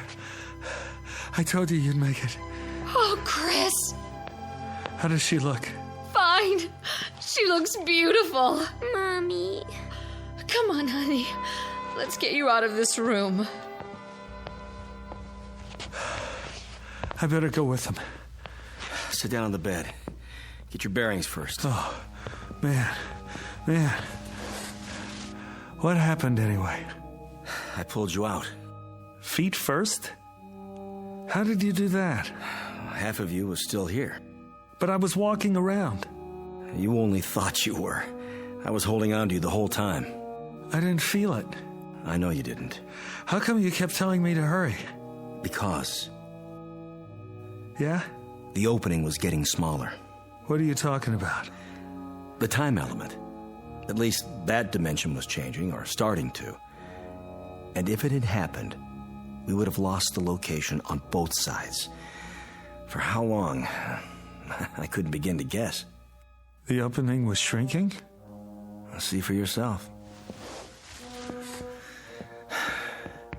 Solid all over, now. Including the area inside the lines. It was closing up the whole time. You mean... Another few seconds, and it would have finished closing. With half of you here and the other half... there. I would have been cut in two. Yeah. Mac? Oh, you did good, Mac. Real good. How would you like to sleep in the house from now on? Keep an eye on things. Yeah, that a boy. Better put some boards on the wall for now, until we can figure out what happened and make sure it doesn't happen again.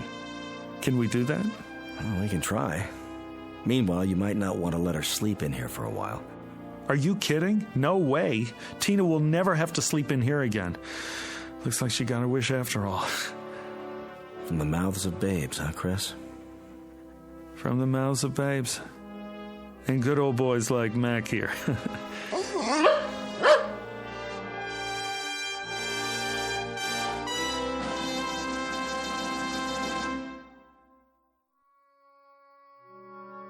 A brief journey into another dimension, perhaps. But which? The fourth? The fifth? Or one not yet charted by theoretical physics? They never came up with an answer. despite a battery of research scientists equipped with every instrument known to man.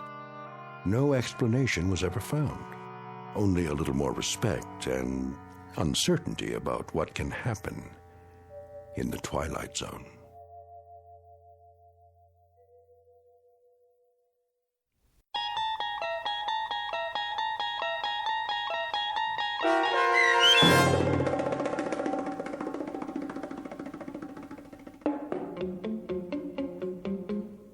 Little Girl Lost, starring Stephen Tobolowsky with Stacy Keach as your narrator, was adapted for radio by Dennis Etchison and written for The Twilight Zone by Richard Matheson.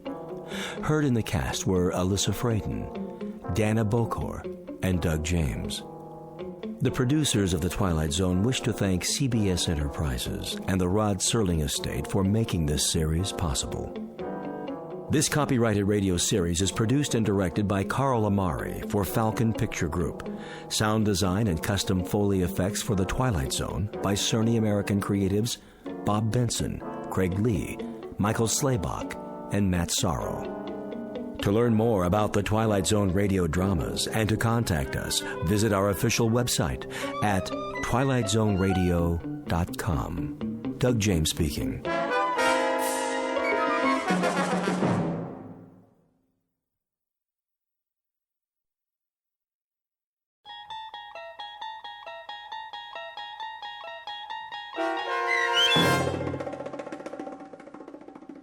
Miniature, starring Lou Diamond Phillips with Stacy Keach as your narrator, was adapted for radio by Dennis Etchison and written for The Twilight Zone by Charles Beaumont. Heard in the cast were Ellie Weingart, Alyssa Fraden, Jeff Lupetin, Joby Cerny, Roger Mueller, Elizabeth Lido, Christian Stolte, Doug James, Kurt Nabig, and C.J. Amari.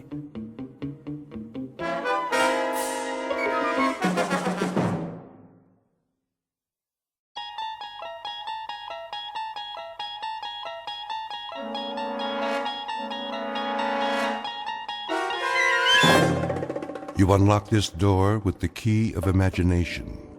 Beyond it is another dimension, a dimension of sound, a dimension of sight, a dimension of mind. You're moving into a land of both shadow and substance, of things and ideas. You've just crossed over into the Twilight Zone.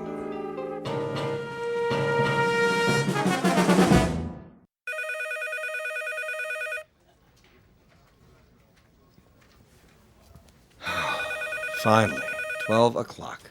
Let's go to lunch. Hey, Charlie. Charlie, it's recess. Oh. Thank you.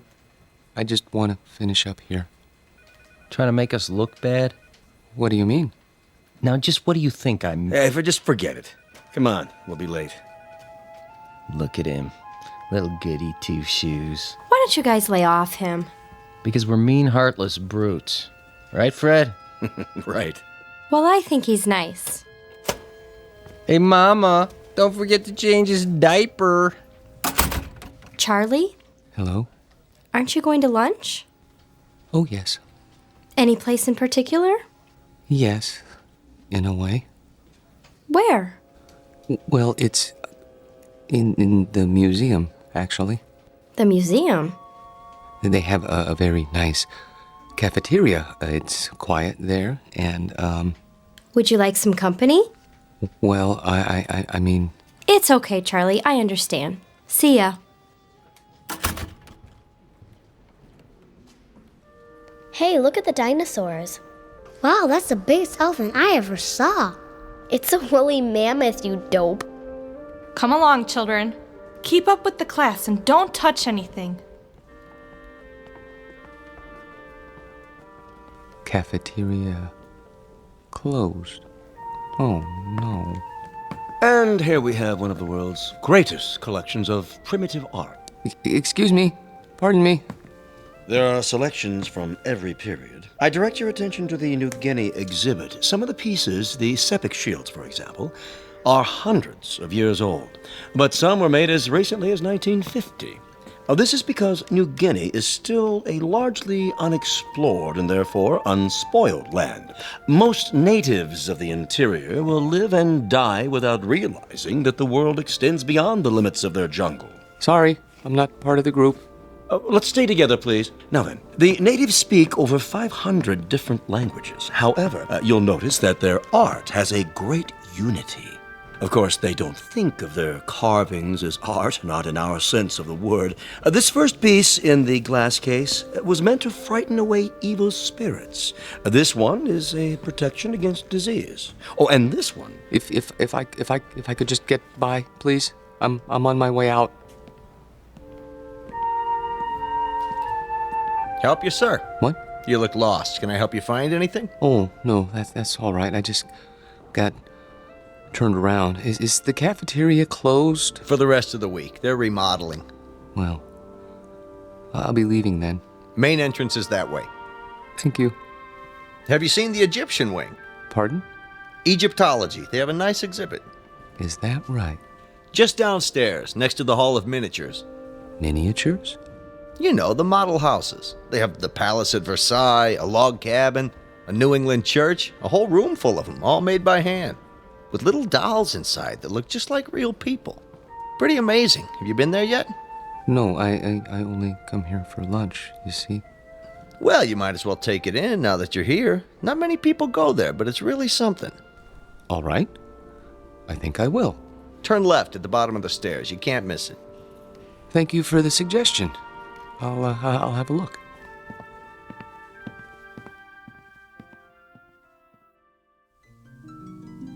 To most of us, a museum is a place of knowledge, of beauty and truth and wonder. Some people come to study, others to contemplate, others to look for the sheer joy of looking. Charlie Parks has his own reasons. He comes to the museum to get away. It isn't really the low-priced cafeteria meal that draws him in here every day. It's the fact that in these cool, inviting halls, he can be alone for a while, really and truly alone, away from his work and from people who don't understand, which includes almost everyone in the world. But Charlie should be careful. He doesn't know it, but there's always a chance he might wander too far and get lost in the Twilight Zone.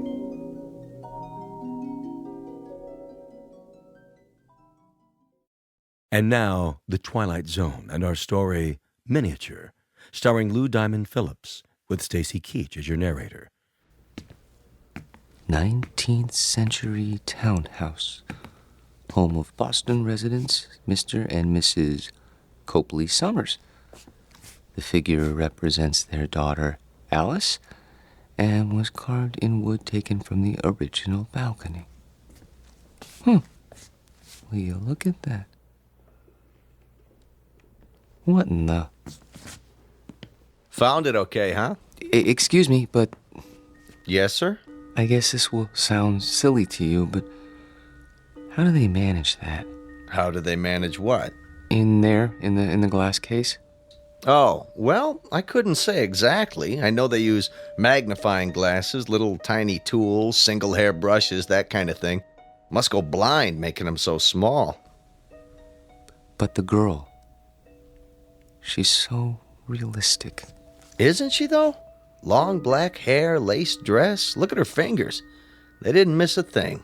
Little rug, chair's got teeny tiny doilies on it. But how do they get the girl to move? Servo motors? Microchips? How's that? The girl playing the piano, it's stopped now. I don't think I... There, see her sitting at the piano? She was playing just a few seconds ago. It was, I don't know, something like this?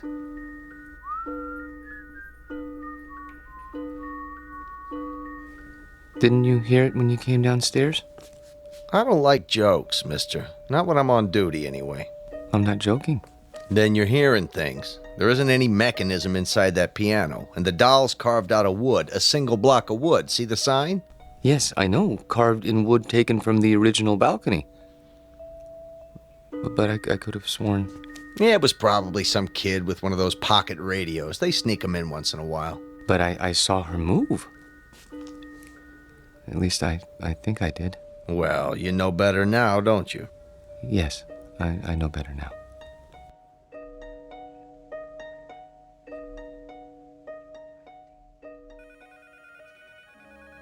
Here he comes. Finally. Where do you think he's been? At the zoo. Visiting his relatives. Charlie, Yes? there's a note on your desk. Mr. Demo wants to see you.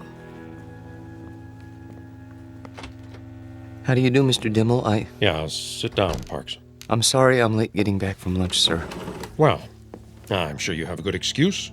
No, sir, I don't. I just let the time slip away. I don't know how it happened. You know, Parks, that's the first sign of humanity you've shown in almost 4 years. I beg pardon? Up to now, you've come and gone like some kind of wind-up toy. Never early, never late, always keeping to yourself. What, don't you like us, Parks? I've never thought about it, sir. Well, think about it now. Do you like your co-workers? I suppose so. Oh, you suppose so? I mean, that is, I don't dislike them. I'm afraid that isn't good enough, Parks. An office is like a team or a platoon. Either it works together or it doesn't. And here, it doesn't. And the reason is you. I knew you were a square peg when I hired you, but you were bright, and well, I thought we'd wear those edges off. We haven't. No, not at all. You're still a square peg. You understand me? Yes, sir. I think I do. I'm going to use the excuse of your being late, but I can't. The fact is, I'm letting you go because you just don't fit in. I understand, sir. Parks. Yes, sir? No, this isn't any of my business, but how old are you now? 37, 38? 35. 35. Don't you think it's about time you gave up living with your mother? She needs me. Oh, why? Is she ill?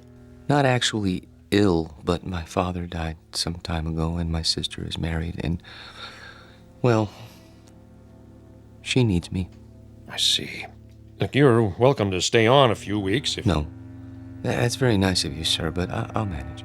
Well, you can pick up your check tomorrow. Thank you.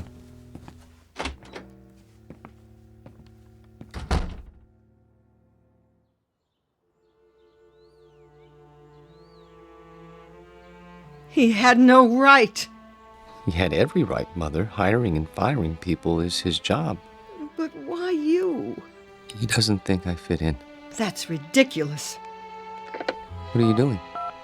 I'm going to phone that man and find out why you're being persecuted. Mother, please, it won't do any good. Oh, Charlie, what's going to become of you? I've worked so hard to bring you up right. Maybe if I'd let your father punish you the way he wanted to. It's all right, Mother. This is just a minor setback. You say that every time. Why can't you keep a job, son? Why do you always end up making people uncomfortable? I don't know. I suppose they blame me. Well, I'm not keeping you here. I know that, Mother. Nothing in the world would make me happier than to see you settle down with a nice girl, raise a family, live a normal life. Please, don't cry. I can't help it. I hate to see you hurt, son. I'm not hurt. Well, you should be. Getting fired. It would have killed your father. It would have absolutely killed him. I'll go to the Employment Bureau tomorrow. Here. Take my handkerchief. Where are you going? To my room? Get me my heart medicine before you do. Yes, Mother. Charlie? Why were you late getting back to the office? I was detained. What's that supposed to mean? Nothing. I was detained. That's all. Open your mouth. Charlie, do you feel all right? Yes, Mother. I'll go to my room now.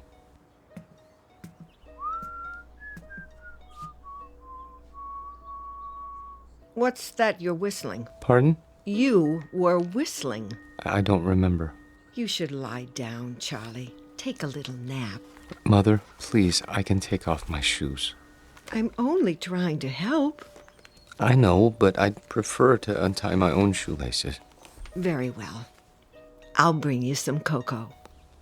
Not now. Why? You always have your cocoa. I think I'll go out. At this time of day, we'll be having dinner soon. I want to get a head start with the Employment Bureau, see if there are any jobs. But they must be closed by now. There's still time. I think I'll walk over. It isn't far. Are you sure you should? Why not wait till tomorrow? Get a fresh start. Do you want anything at the store? Not that I can think of. But... Sit in your chair in the living room. Put your feet up. Are you sure? Try not to worry, Mother. I'll be back in an hour.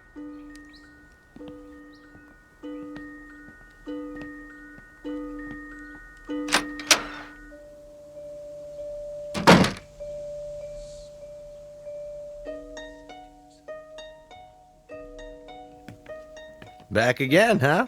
Yes. Anything in particular? Is it still open? What's that, sir? The miniature room? You know, downstairs next to Egyptology? Oh, sure. Thank you.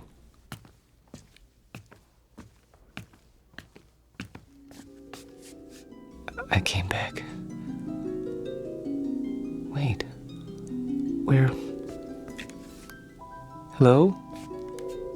Hello? There. I was afraid you wouldn't be here. Oh, yeah, you've changed your dress. That's a lovely gown. Very lovely. Are you going out? Who's that? Oh, you are going out. That's why he's wearing a cape and a top hat. Your gentleman caller. Oh. Does he have a carriage waiting? I hope so. I wonder where you're going. To dinner? No, something grand. The opera, that must be it. Hi. Oh, hi. Be closing soon. I see. What time do you open in the morning? 9 o'clock, Monday through Saturday. I'll be here. What's that?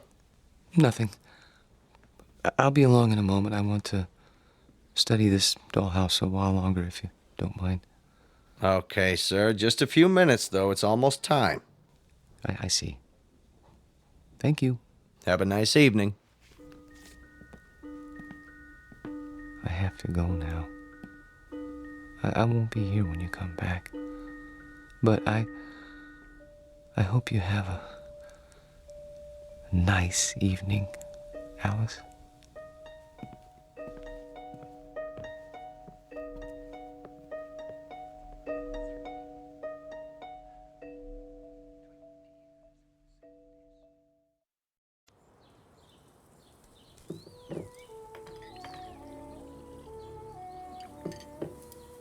Hey, where's old Charlie this morning? Don't worry about him, buddy. My brother never misses breakfast. Charlie, your breakfast is getting cold. You see, late for his meals, awake every night, tossing and turning. I tell you, I'm half dead with worry. Mother. He's sick. I know he is. Sounds to me like he's got a girl. Don't be silly. What's silly about it? He's not a bad-looking guy. A little peculiar, maybe, but, you know, he's not... If he had a girlfriend, he'd tell me. He hasn't told me, so it isn't possible. Okay. Nothing would make me happier than to see Charlie settle down. He knows that. I'm not one of those mothers who won't let go of their children. Ask Myra. Pass the butter. Charlie! I'm here. Your breakfast is on the table. Sorry. Hey, Charlie boy. Hello, buddy. How are you? Couldn't be better, Charlie boy. Couldn't be better. Good morning, Myra. You're looking nice. I wish I could say the same for you. I haven't been sleeping very well. Because of the job? Yes, I suppose so. It's been terribly hard on him, pounding the pavement every day. Boy, that can get you down. Charlie. Yes? We've got a surprise for you. Tell him, bud. Well, it's like this. I heard they gave you the pink slip, and See, I know the dispatcher pretty well over where I work, and, I told him about you, and, he said... He said he'd give you a job. Yeah. Isn't that wonderful? Oh, yes, I guess so. Charlie! It's very nice of you, buddy. Really. You have experience in billing, don't you? Yes. Then what? Well, you see, I don't know if I'd want to travel that far. It's out of the city, isn't it? Nobody could pick you up. Sure, till you get yourself a car. Charlie, for heaven's sake, Buddy's offering you a job. I'm sorry. I appreciate it, really. But I'm afraid. You got something better, Charlie? Excuse me, I have an appointment. Charlie! Charlie! Oh, I don't recognize him anymore. My own son. Does he have something better, Mother? No, he doesn't have anything. He isn't even looking. How do you know? The employment agency called. They sent him on 2 interviews, and he never showed up. Well, then where does he go? I don't know. Like I said, he's got himself a girl. Oh, shut up, will you?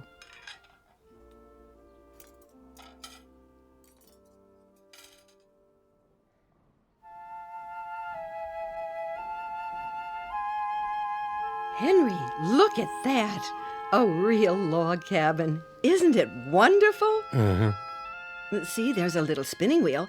Your grandmother had one of those, remember? How did they make it so small? Uh-huh.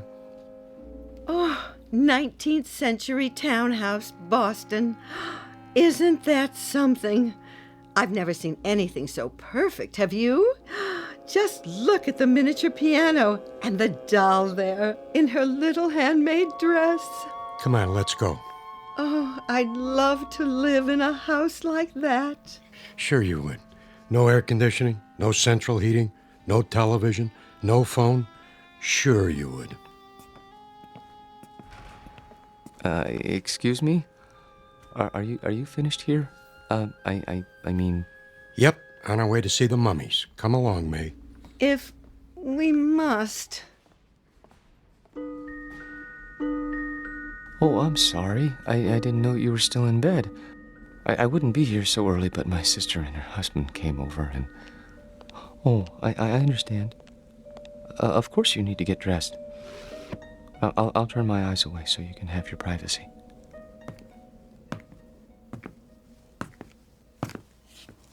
Hi. A little early today, aren't you? Am I? I guess you must get a real kick out of these displays. Yes. This one in particular. What do you see in there, mister? Nothing.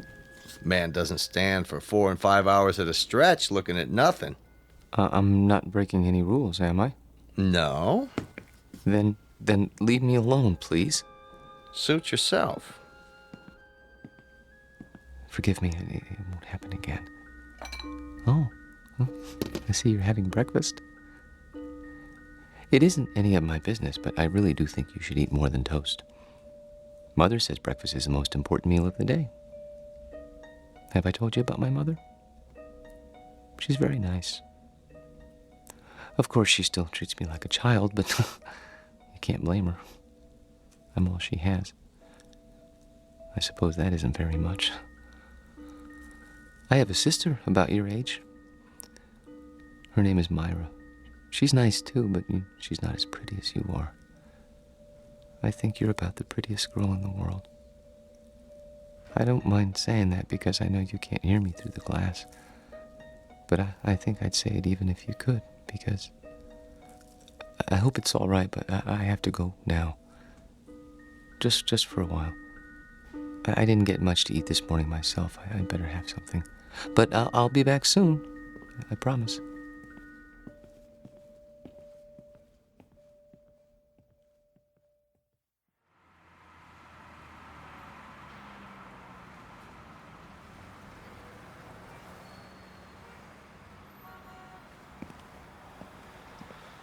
Charlie? Hello, Myra. What are you doing here? Oh, I was driving by. Saw you come out of the museum. That's nice. Well, Buy me a cup of coffee? The cafeteria is closed. Then we'll go somewhere else. All right.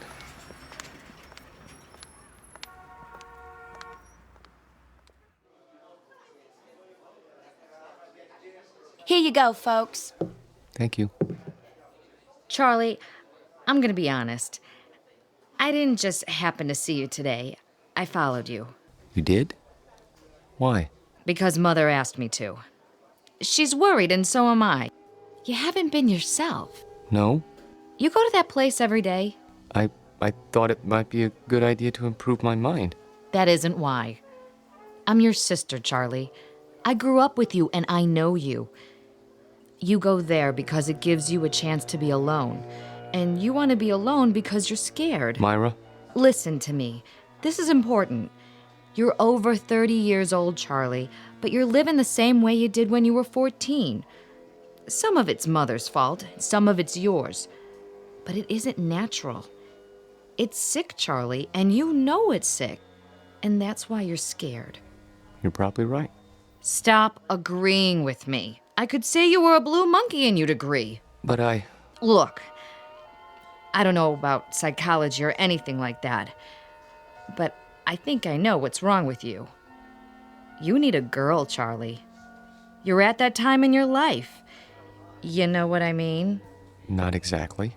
Well, it's hard to explain, but you've never had a girl, have you? Not as such? That's what I thought. Well, we're gonna change that. How? I'll introduce you to Harriet Gunderson. She works at my office, and she's a lot of fun. You'll like her. Myra, please. Charlie, please. This one time, try. For me. If you do, I promise I won't bother you anymore. All right. Here's her address. You don't even have to phone. Just stop by, say around 7. And you don't have to buy her dinner. Take her for a walk in the park. She'll like that, okay? Okay. Word of honor? Word of honor.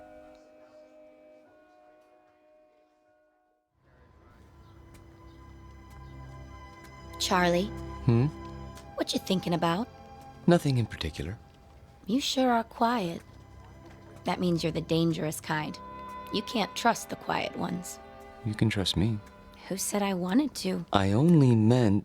Look, why don't you relax? Come on, let's sit on the bench. If you like. Lean back. Take it easy. There. That's better. You like me, Charlie? Very much. Then why don't you show it? How? Well, you could try kissing me. But we only met this evening. Oh, come here.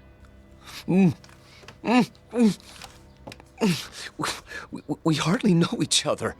Quiet, you man, you. Oh! I didn't mean to push you off the bench. It's just that you surprised me. Sorry, I'll help you up. Forget it, Buster. Just forget it. Tell your sister you don't need a girl. You need a doctor. Wait, please.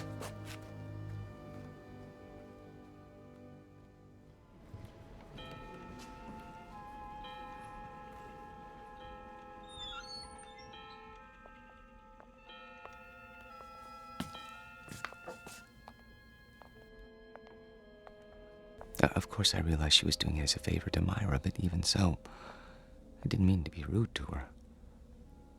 It must be hard for you to believe, but that's the way things are these days. Who's at the door? Oh, it must be your gentleman caller. Wait! Tell the maid not to let him in. You mustn't. Why, he's drunk! Look at him! Run! Run! Don't touch her! Don't lay a hand on her! Stop! He's got to stop! No, let go. Let go, please.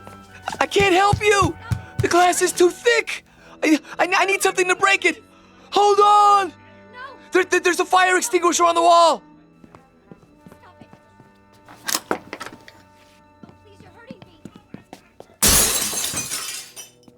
What are you doing? I had to. He was trying to harm her. Hold it right there. He tried to kiss her last night, but she wouldn't let him, so he came back. Don't move. I'm calling for backup. But I had to. He grabbed her and she got away and he went after her. She fainted and he carried her to the bedroom. I had to stop him. You can see that, can't you? Sure, buddy, sure. Put your hands where I can see them.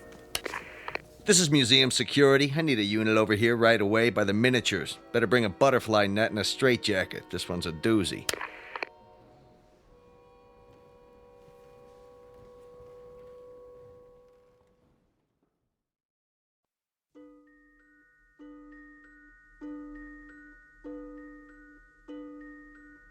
Now, Mr. Parks, I want you to understand that no one is saying you didn't see these things. There's no doubt that you did. But you saw them in your mind. They were real, Doctor. To you, they were. That's the way it is with hallucinations. Ordinarily, the eye sees and transmits a picture to the brain, but sometimes that's reversed. In certain cases, the brain sees and transmits a message to the eye. Do you follow? They were real. Then others would have seen them too. Isn't that so? But no one else did see them. How would you explain that? I can't. Think about it. Mr. Parks? I don't know why nobody else saw them. Maybe they weren't looking. You say there were 3 figures. A young girl, her maid, and a man. He had a big black mustache. All right. Now let's reason it out. According to the museum officials, there was only one figure, the girl. Where did the others come from? Well, the maid always comes from the kitchen, and that fellow... Yes. Where did he come from? Outside. Outside the case? No, outside the house. Mr. Parks, there was nothing outside the house but glass. And beyond that, other displays. Isn't that true? Yes. But he came to the front door, and they went out together once. To the opera or something, I don't know. She didn't realize what he was like then. I could have told her. You only had to look at him to see what kind of person he was. But she's so innocent and trusting and helpless. Not like other women. No, not at all. Have you seen her? Yes, I have. Is she all right? Would you like to see her now? Yes! She's here. In a box in the drawer of my desk. Careful! You are holding a piece of wood in your hands. A beautifully carved piece of wood. About 6 inches tall. Do you have to take her back? I'm afraid so. It's museum property. Now, I want you to go back to your room and think about what I've said. Will you do that? And remember, what you saw isn't the important thing. Our job is to find out why. Once we accomplish that, you won't have any more hallucinations.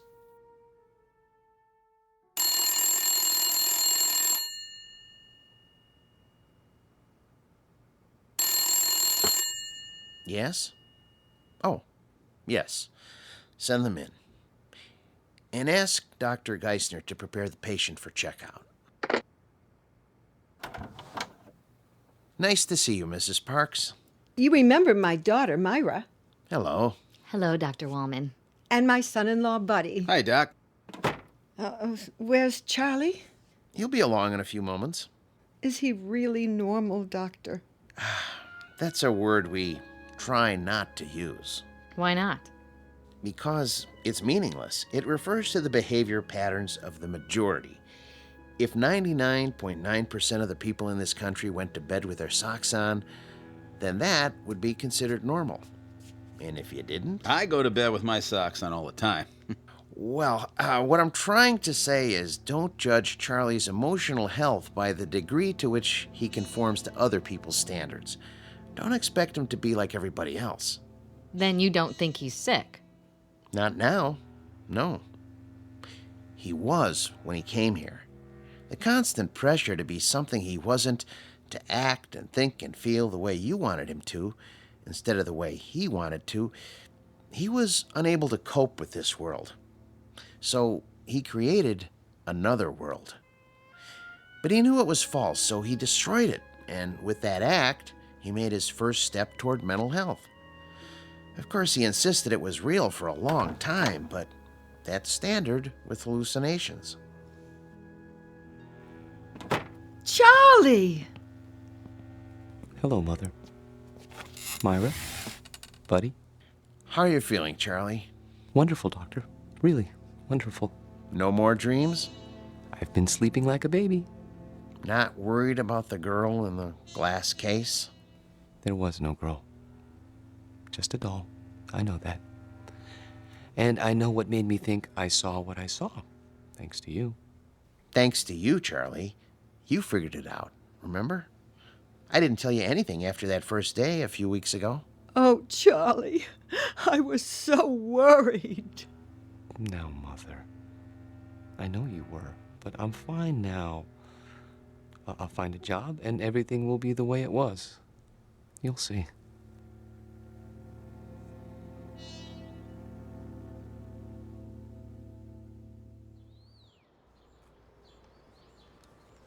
I've sure missed this. Did they hurt you, Charlie? Well, they were going to use shock treatment, but they decided not to when I got well. A lot of nuts in that place, I bet. Buddy. It's all right. I don't mind. May I have some more cocoa? Charlie, we have a couple of surprises for you. Oh? The job at Buddy's office is still open. Really? And I talked to Harriet. She forgives you. But she can tell you herself. She's coming over tonight. That's great. Thank you, Myra. And thank you, Buddy. Well, it took some doing, let me tell you, after where you've been and all. Well, I'm sure it did. But you won't be sorry. I intend to work very hard. Now, if I'm going to be ready for tonight, I'd better get a little rest. You'll excuse me? Have a good nap, Charlie. Thank you. Would you like to fix my bed, Mother?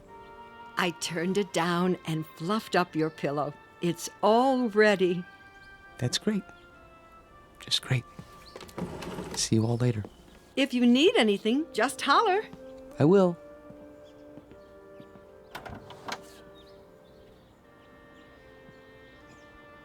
All right, I gotta go by the house. Be back in a while. Okay, honey. You want me to pick up some chow? That's not necessary. We're all going out tonight. We are. Okay, then. See ya. Take your time. Drive carefully, buddy. Sure. No problem.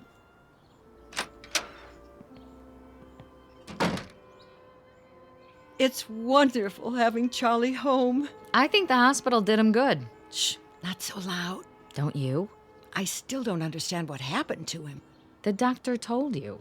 He didn't tell me anything but a lot of gobbledygook. Mother, I hate to say this, but if you want Charlie to stay well, you're gonna have to let go. What in the world do you mean by that? Just what I said.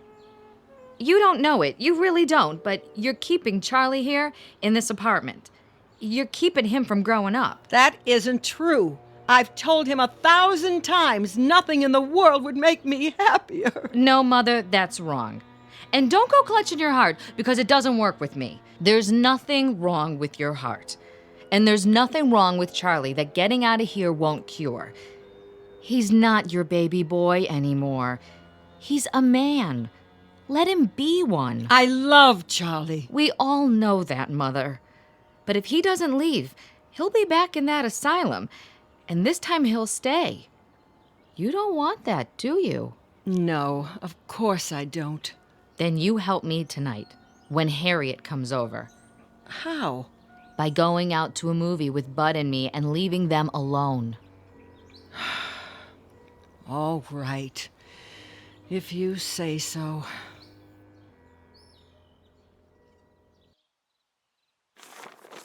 Pass the sports page, would you? Here. You should check the movies. Oh, yeah, sure. There's Harriet. Already? You better tell Charlie to get ready. Charlie? Hi, I made it. Ooh, new dress? Yeah, cost me something too. Hi, Bud. Hey, Harriet. Charlie, your company is here. Charlie? Charlie? What's the matter? Can't wake him up? He must be tired. It's locked. Charlie never locks his door. Hey, Charlie boy. Up and at him, pal. Maybe he doesn't want to be disturbed. Nobody could sleep through that. Break it down, bud. Gee, I don't know. Break it down. Okay. The window's open! Take it easy, Mother. He must have crawled out. Why would he do a thing like that? I don't know. He's your son. Oh, what did I ever do? Mother, be quiet. Hello, operator? Could you give me the number of the City Museum? The main one downtown. Thank you. He couldn't have gone there. The doctor said he was well. Hello? Yes, could you tell me, please, are you open tonight? I see. Thank you. Well? Well, they close earlier tonight. Thank God. But they were open until a little while ago.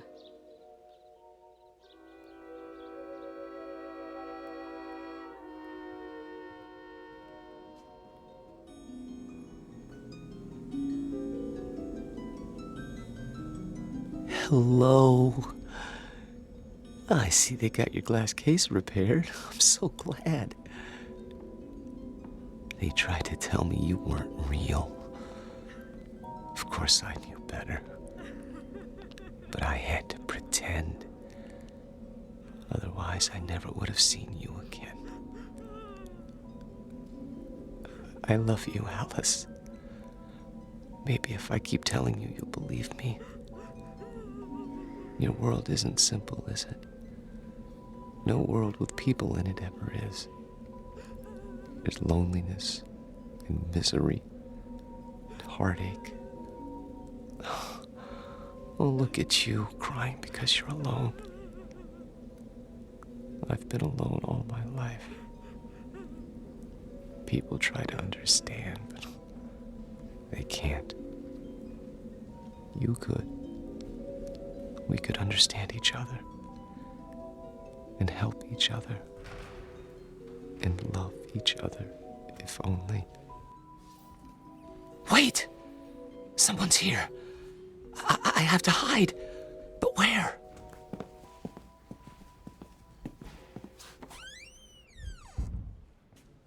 This is where he always went, every day. Are you sure he's here, Doctor? I'm almost positive. Place is empty, I checked. He could have come in earlier and hidden, couldn't he? Where? This place is deader than a doornail. Shine your flashlight over there. What about those Egyptian mummy cases? Say, that one isn't supposed to be open.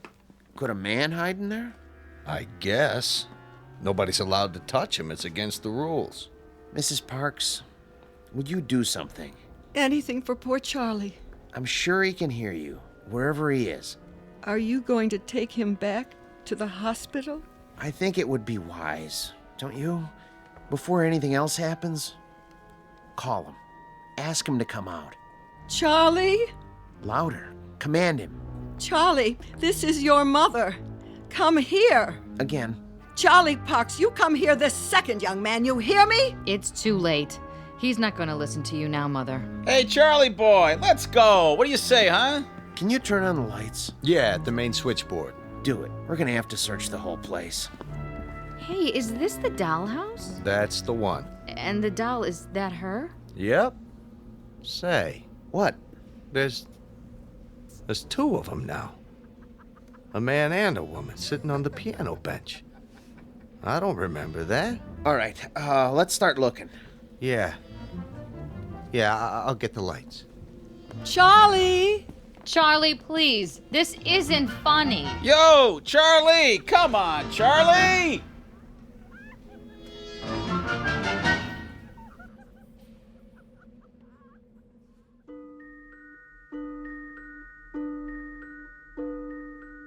They never found Charlie Parks because they didn't look closely enough at the house in the glass case.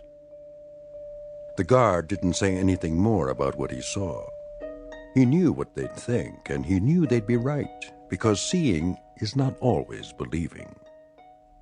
Especially if what you see happens to be on display in an odd corner of the Twilight Zone.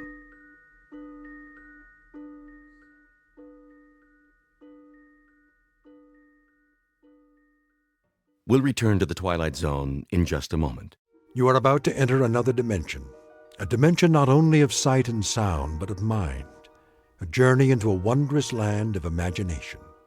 Next stop, the Twilight Zone. Hi, this is Stacy Keach. I'd like to take a moment to tell you about our Twilight Zone website at twilightzoneradio.com. At twilightzoneradio.com, you'll find the latest information on these Twilight Zone radio dramas, including behind-the-scenes photographs, plus the newest product releases, trivia contests, ways to contact us, other Twilight Zone-related info and merchandise, plus links to other fascinating websites. So make your next stop twilightzoneradio.com. Visit twilightzoneradio.com to purchase these Twilight Zone radio dramas on cassette and CD, or call toll-free 1-866-989-ZONE. That's 1-866-989-9663.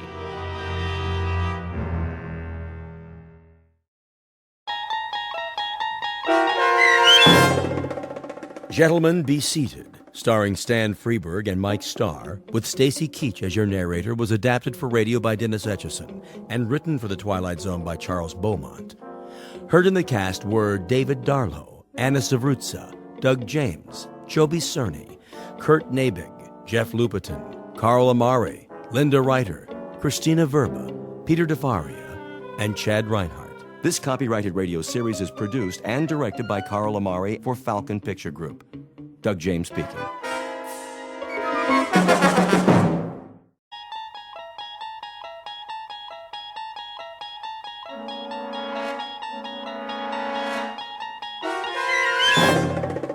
You unlock this door with the key of imagination. Beyond it is another dimension, a dimension of sound, a dimension of sight, a dimension of mind. You're moving into a land of both shadow and substance, of things and ideas. You've just crossed over into the Twilight Zone.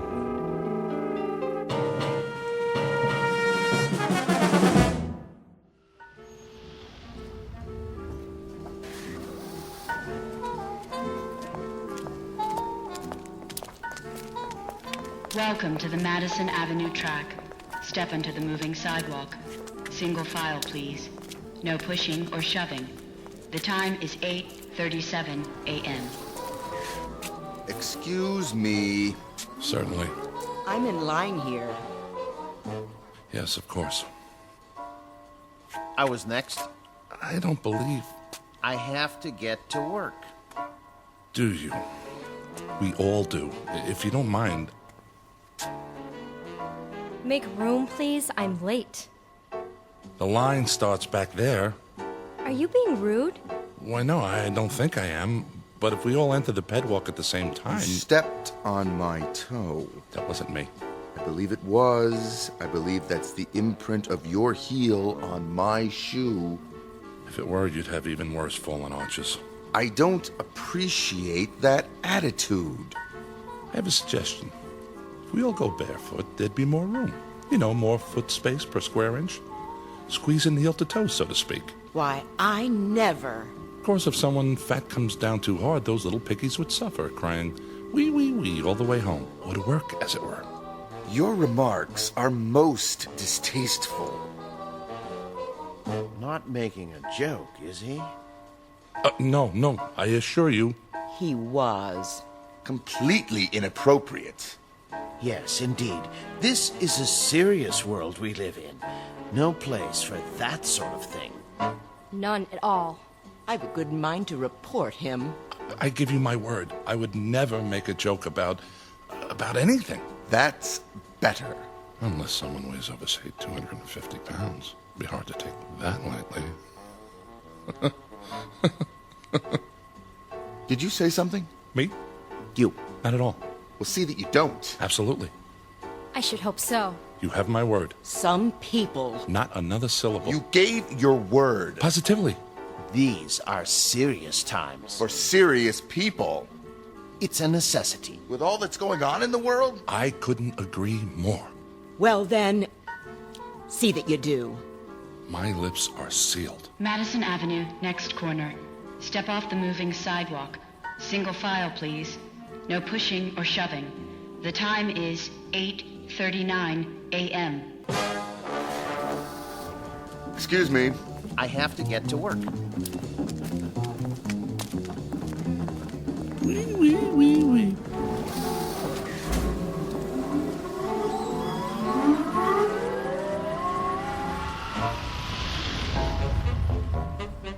Welcome to the world of the future.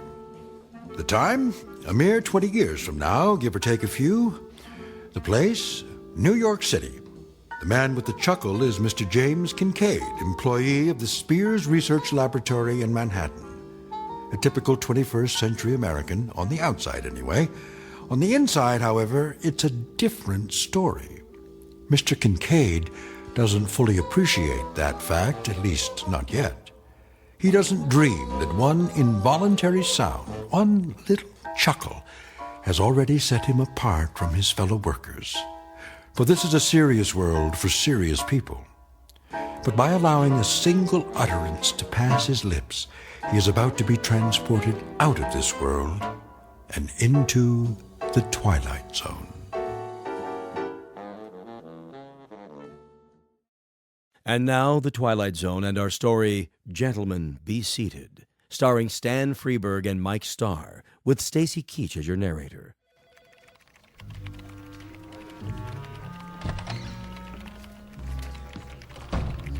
Morning, Kincaid.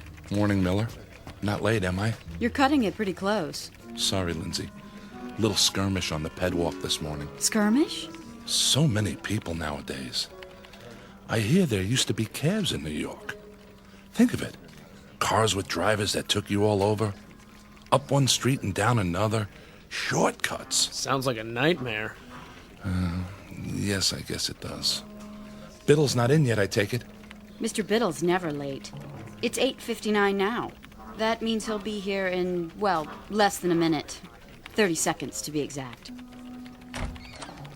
Morning, Mr. Biddle. Yeah, morning, Mr. Biddle. Hello, sir. Good morning. Well, enough chit-chat. Back to work. Yes, sir. Yes, sir. Look at that. What? Biddle. Somebody moved the electric coffee maker. So? He doesn't see the cord. He's going to trip on it. Shouldn't we tell him? No, wait. This is gonna be good. How can you say that? Mr. Biddle! Mr. Biddle, watch where you're going.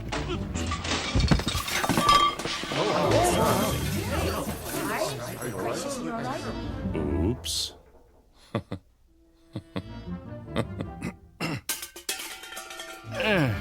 Who said that? Why, no one, Mr. No one Biddle. said anything. Yeah, nothing at all. Was it you, Miss Capshaw? Me, sir? I only meant you should watch where you were going. There was an oops, followed immediately by what I took to be a chuckle. Oh, no, sir. I didn't laugh. No one laughed. Was it you, then, Kincaid? None at all, sir. I didn't say a word.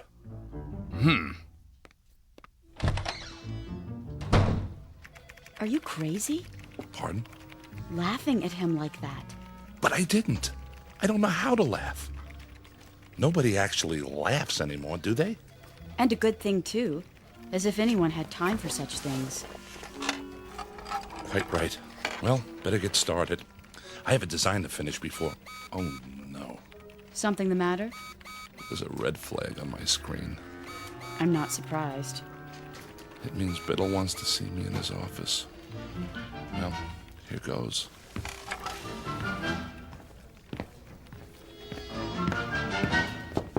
Yes. Kincaid here. Come in. You wanted to see me, sir? Sit down. I could come back later if you That want... chair right there. Yes, sir, Mr. Biddle. I suppose you're wondering why I called you in. Not really. What? I mean, yes, I am.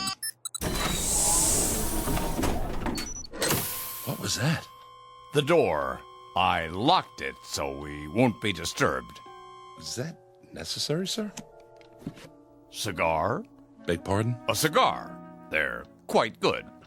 Oh, I don't smoke, sir. Pity. I have them made special. I thought there was no smoking in the building. Oh, it's all right. This office is airtight and soundproofed. Are you absolutely sure? Quite sure, but thank you anyway. Now then, as to that difference, how significant it is, I don't know, but you may recall that a few minutes ago, on my way to my office, I tripped. Do you recall that?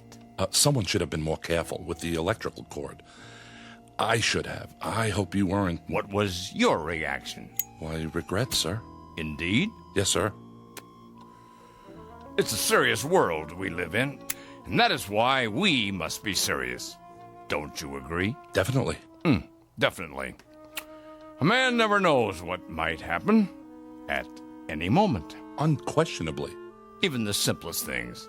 They might not be what they appear to be. I'm not sure Terrorists, my boy. Spies. That sort of thing. They're everywhere. What if there were an explosive charge, say, hidden in this very office? It could go off at any time. Surely not. Oh, there's no telling when it might happen. Any time at all. I sit here at my desk, puffing away, while we talk about serious things, and the seconds tick by until it goes off. It was right under my nose, in the cigar, you see? What do you say to that? Aha! I knew it. Excuse me, are you all right? Of course. Oh, a little worse for wear. By the way, is my face blackened? Eyebrows singed? A bit. Here, take my handkerchief. Nonsense. It was only an exploding cigar. Tell me something, my boy, and be honest. Do you find yourself chuckling often? Well, How did it feel? I'm afraid I don't understand. Did it feel strange? Yes. But not unpleasant, right? Not as such. We could describe it then as a strange but not unpleasant sensation? If you say so, sir. Good. Splendid. Oh, splendid. Will that be all, sir? I should get back to work. Yes. I'll unlock the door.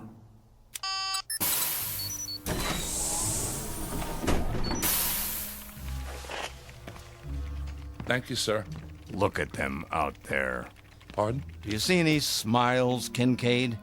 Even one single little grin? No, sir. And do you know why? Because they've forgotten how, that's why. Note the emptiness in their eyes, the deadness, the utter nothingness. Like machines, Kincaid. Machines! Circuit boards with legs. I don't understand, sir. Not as yet, perhaps, but soon. Oh, my boy, if there ever is to be joy again in this world, and love, and happiness, and laughter, especially laughter, it's going to depend on you and those few like you. Oh, trust me on this. Me, Mr. Biddle? And now, a report from the executor. It's the morning report from Washington. Eyes forward on the big picture. Isn't he handsome? Just like on the posters. All right, everybody, stand up. He's gonna speak. Citizens, I greet you.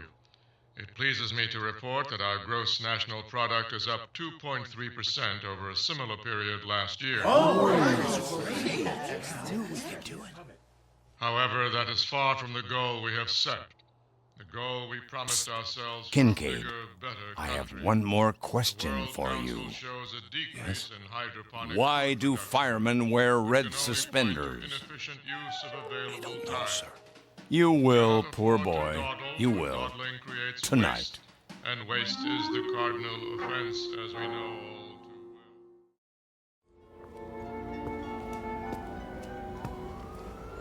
too What in the... Here I am, my boy. Oh, Mr. Biddle. Just as we said, 7:30. Right on time. Yes, sir. I almost didn't make it. Oh? Trouble? The directions you gave me were fine. It's just that I've never been to this part of the city before. The pet walk doesn't run this far. Oh, well, first time for everything. Glad you could make it. You've had dinner, I trust? I ate something. The usual synthetics? Of course. Well, they're all right, but I'll tell you something. There's a great deal of difference between a steak and something that only tastes like steak. Just as there's a difference between a human being and something that only looks human. I see. Do you? I hope so. I really do. I'm afraid I don't see much at the moment. That's because most of the streetlights are out. They don't bother to fix them since no one comes here anymore. Something the matter? It's just the smell. They don't spray out here either, but you'll get used to it. May I ask, where are we going? Why, we're almost there. We are? Yeah, they call this no man's land. The last of the old world, right here in the city. Beautiful, isn't it? I suppose. You don't think so. You think it's non-functional. A lot of ugly, wasted space. I know. Well, not to worry. They'll have it torn down in a few years, swept away, forgotten. Evening, gents. Why, good evening to you, sir. Could you spare a smoke? Sorry. Hold on, my good man. I have here a cigar of the finest leaf, hand-rolled to my specifications. You're not really going to... Have no fear, my boy. This one's real. You sure? Indubitably. How about some spare change for a cup of cava java? Don't press your luck. Thank you. Thank you kindly. Blessings to you, mister. To the both of you. Plenty of unhappiness here, James, but plenty of happiness, too. Stand here a moment. Come on, close your eyes. Can't you almost hear the crying and the laughter? Don't move your head, please. What are you doing? Just a handkerchief. A simple blindfold. What? Nothing to be alarmed about. Just a precaution. There. Can you see? No. Good. Now turn around 5 times. But why? It's necessary the first time, in case you're rejected. Now take hold of my arm. I'll lead you to the entrance. Very, very private, you know. That's it. And away we go.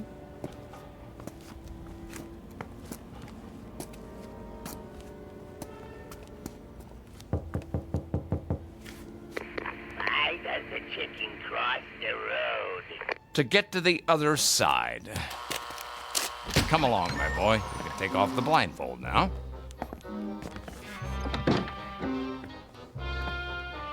Mr. Biddle? What is this place?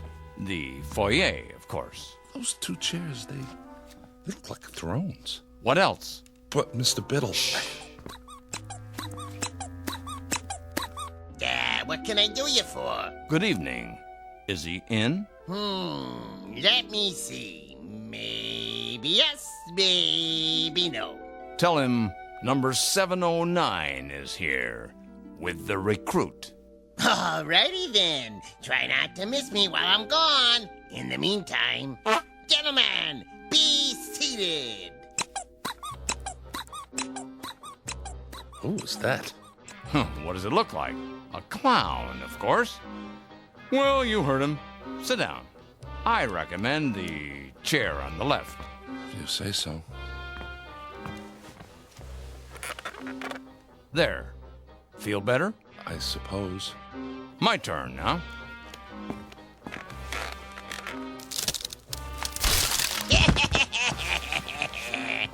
Mr. Biddle, are you all right? Perfectly. Here, take my hand.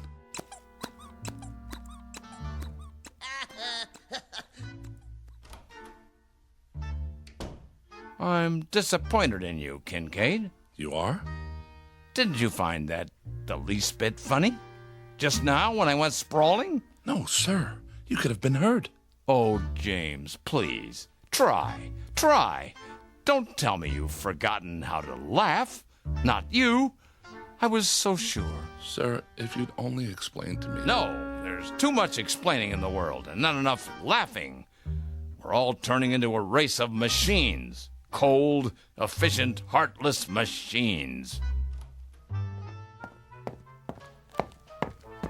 Ta-da! Who are you? Feast your eyes. Ever seen the smoke before, huh? The executor. He does wonders with makeup. for a court jester, that is. The face doesn't quite go with that three-pointed hat. What's the matter? You don't like it? I didn't say that. Then I guess the yoke's on me. Well, don't just stand there with egg on your face. What goes up the chimney down but not down the chimney up, huh? Quickly. I don't understand the question. Would you repeat it? Too late. Timing is everything. Go on, tell him. An umbrella. What? An umbrella. I don't know, Biddle. I'm very dubious. He chuckled. So you say. I haven't heard anything.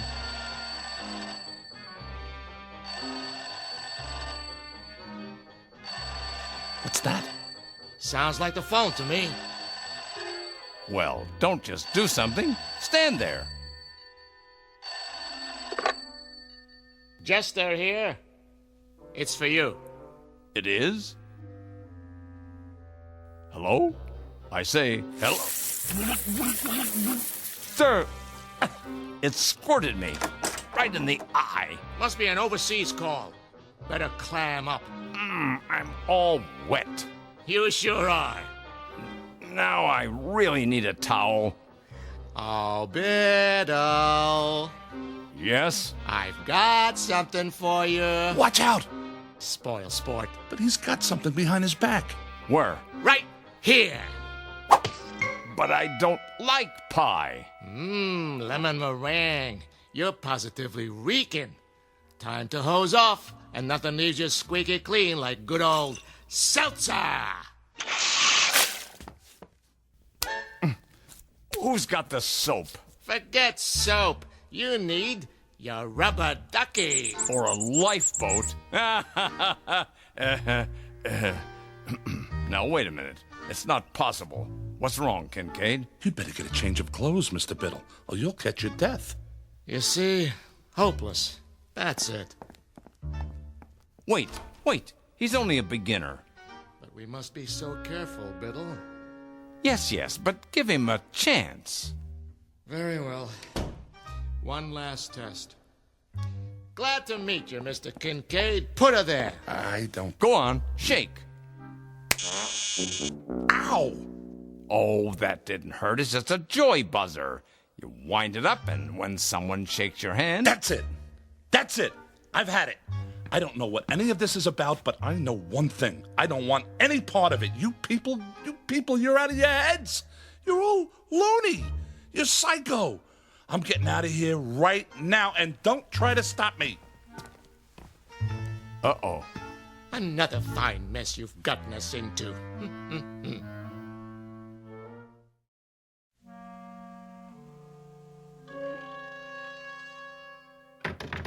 Let me out of here. You see? A motion. I'll admit that's encouraging. James, this way out.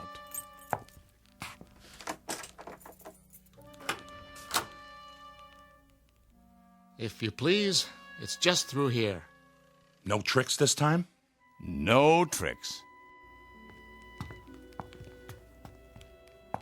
Wait, this is a library. A small reading room for our members. Members? Mr. Biddle told you nothing? He asked me to meet him. I thought it was about work. What is this building? Used to be offices. Now it's abandoned, so we made it our headquarters. Headquarters of what? The SPOL. The Society for the Preservation of Laughter. Have a seat. Oh, no. Now, this one's a real chair, I promise. Well, just for a minute. Oops. Hey, that was not me. You sure, my boy? Sorry, I must have left an old whoopee cushion under the seat. Collector's item now, you know? Here, let me get it.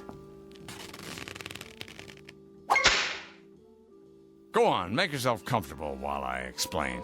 You see, James, we're a secret organization. A kind of underground, if you will. Running counter to established law in the Commonwealth. Most of what we do is either frowned upon as bad taste or legally forbidden. We are, in short, outlaws. I don't like the sound of that. An old tradition. Ever hear of something called speakeasies? They were secret clubs that sold liquor during Prohibition. Well, this is a laugh easy. All these books, the posters on the walls, Laurel and Hardy, the Three Stooges. Who are they? All great clowns from the past. There's Perot, Punch and Judy, Bozo. We try to keep the tradition alive. What tradition? You see, Mr. Kincaid, the world has forgotten how to laugh. There are some of us who regret that fact. Unlike those in power, we feel that laughter is important enough to be preserved, at any cost. Am I getting through to him? What the jester is trying to say, well, the world used to be a pretty terrible place, you see, James. We had disease and war and depression and prejudice and a lot of unpleasant things. The people couldn't change it all, but they could do their best to endure it. How did they endure it? By laughing at it, ridiculing it. They laughed at everything then. But along came the psychologists and the censors, and suddenly nobody could tell a sexual joke or a racial joke or a sick joke or any kind of joke. They weren't politically correct. And that was the end of humor. We're trying to keep it alive. Take the trick cigar. You chuckled. I did not. Yes, you did, and I'll tell you why. Because a figure of authority became ridiculous. Understand? Oh, James, try. A laugh cannot be forced, Biddle. You should know that. I do, but... Let's get to the main test. It's just through here, the last door. Everything should be ready. No false laughs now. We can spot them a mile away. Understand?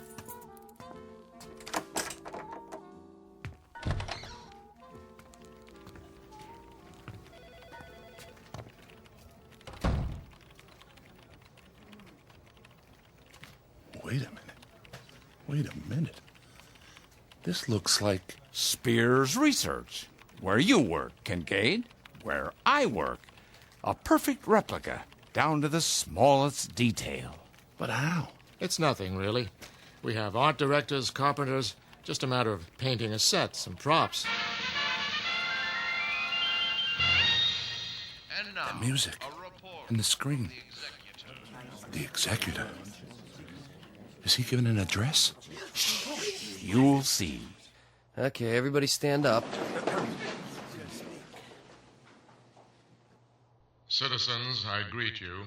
It pleases me to report that our gross national product, however, that is far from the goal we have set. Yay, is a tomato for you. For a bigger, better country. The World Council shows a decrease in... Our broadcast has been temporarily interrupted. Refreshing, wouldn't you say? But it's unpatriotic. Perhaps you should talk to your fellow workers.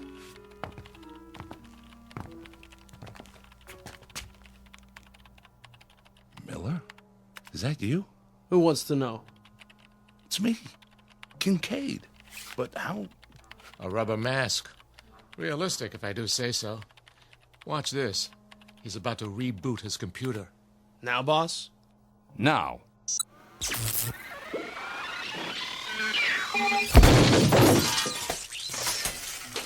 Well, Kincaid? Well, what? His computer, man. It blew up in his face. What do you say to that? Computers are awfully expensive. The World Stock Exchange Terminal. It's just come online. But Wall Street's closed for the night. They're open in Tokyo. Watch.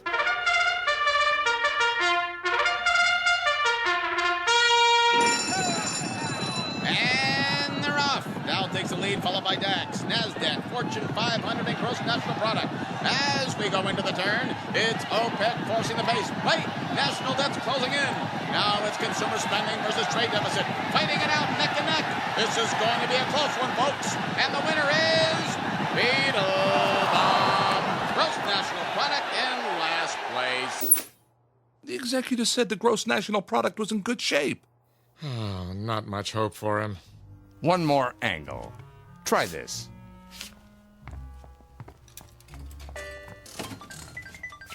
Lindsay? Hi, Jim. But this isn't your computer. I traded it for a video poker machine. Got a quarter? A quarter? Come on, I'm on a roll. One more win and I'll buy lunch. What do you say? All right.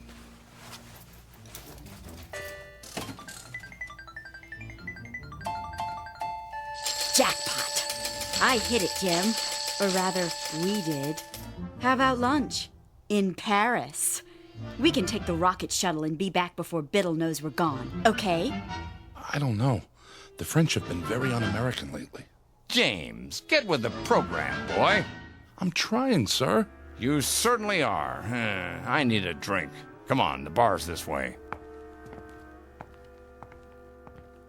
I'm afraid I've done all I can. Okay, everybody. You can take your masks off now. Marcus scores, please. On a scale of 1 to 10, I give him a 3. Shh, 2.5. That's too much. I say a big fat 0. I agree with you. 0. That's it for me.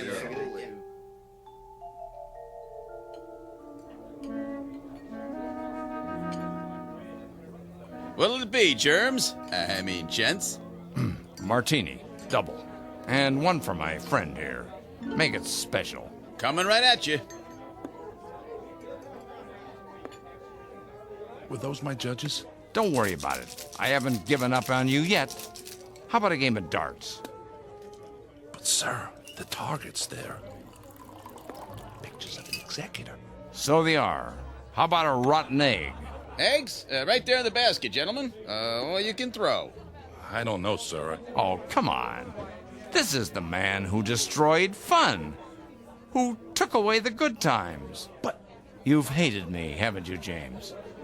As a boss. No, you have. I know. And with good reason. I've been a stern, pompous ass. But I'm competent at my job. The company can trust me. I know my role. But I'm not at work now. Oh! Good one. Yeah, good one. Right in the old schnozola. Try one? Well, okay. Good boy. Got him right in the eye. Another? If you say so. He took it on the chin. Now try the neck. That's always funny. 2 martinis. Wait, drinks first. This one's yours. Well, through the teeth and over the gums. Look out, stomach, here it comes. My glass is leaking. Of course it is. That's what's called a dribble glass. See the little slits in the side? When you tip it to drink, voila! Doesn't that tickle your funny bone? It's a start. 2 more. No problem. Here's your drinks. Thank you, my good man. Cheers. I think I'm starting to like these. Keep 'em coming. My pleasure, sir.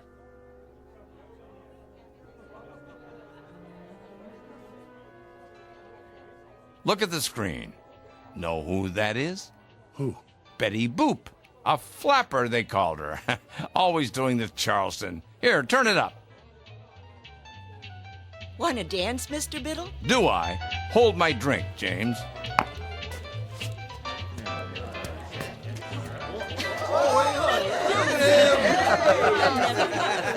You ain't seen nothing yet. Biddle, Biddle,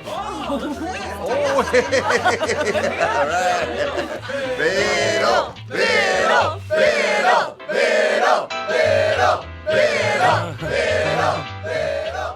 I'm laughing. Biddle, Biddle, Biddle, Biddle, Biddle,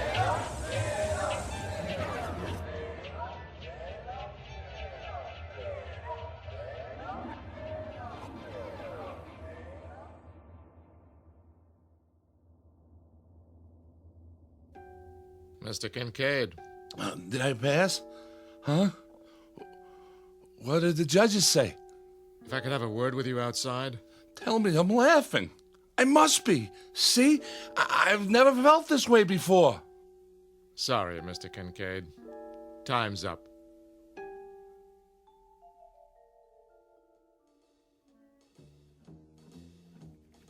Morning, Jim. Morning, Lindsay.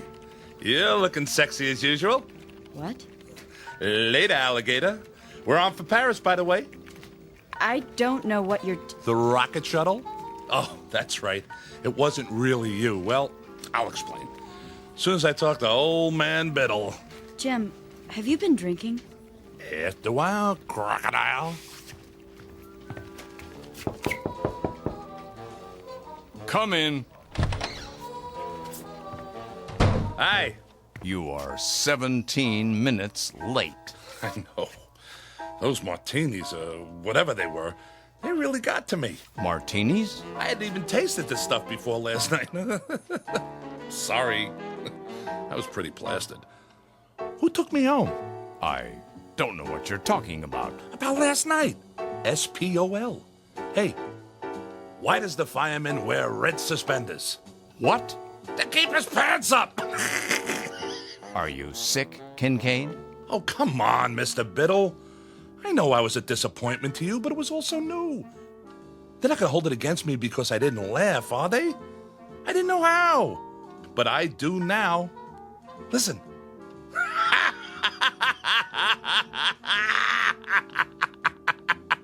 Kincaid? Yes, sir? You're fired. So the judges ruled against me. I don't blame them. You can fix it, can't you? Get out. All I want is a second chance. Is that too much to ask? I can learn. If I don't, what will happen? Humor will die, and comedy, and all the great... I don't know what you're babbling about, Kincaid, but I warn you, if you repeat any of it to the authorities, they'll put you away. Do you understand? One thing I cannot afford to do in my line of work is take chances. And you're not a good enough risk. Do I make myself clear? But, sir... Do I make myself clear?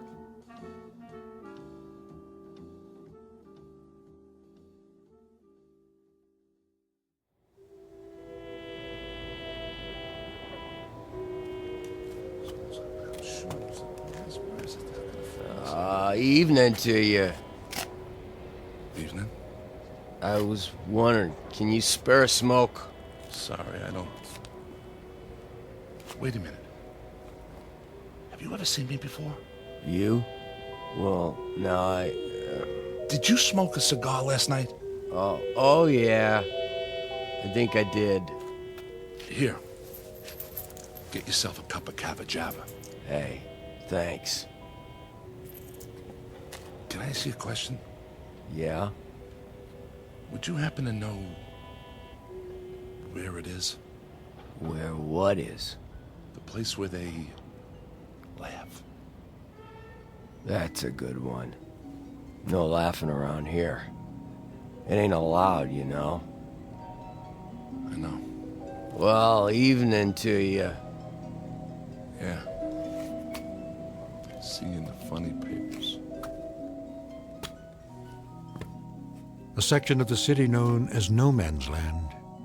Mr. James Kincaid, once 39, but a lot older now.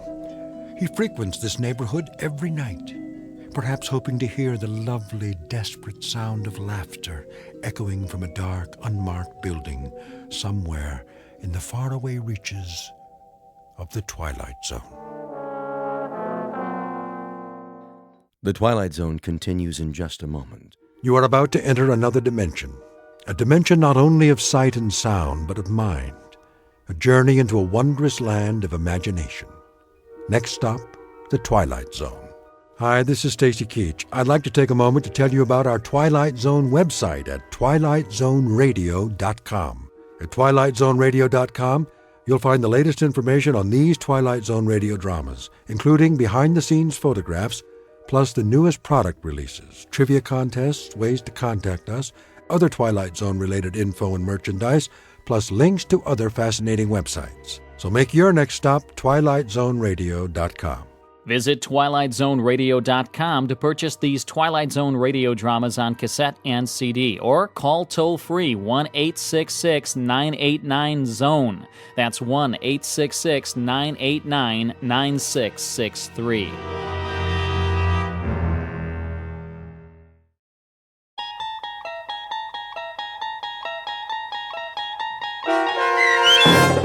The Jeopardy Room with Stacy Keach as your narrator was adapted for radio by Dennis Etchison and written for The Twilight Zone by Rod Serling.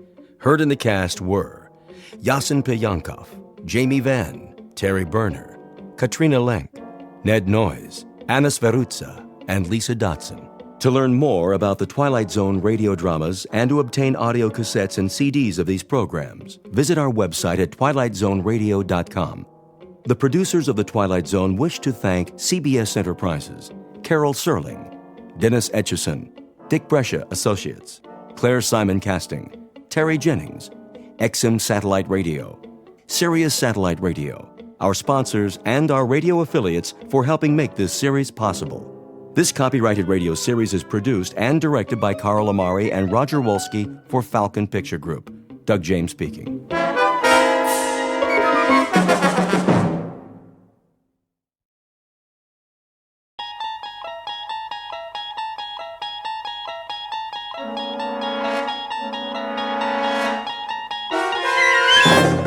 You unlock this door with the key of imagination. Beyond it is another dimension. A dimension of sound, a dimension of sight, a dimension of mind. You're moving into a land of both shadow and substance, of things and ideas. You've just crossed over into the Twilight Zone.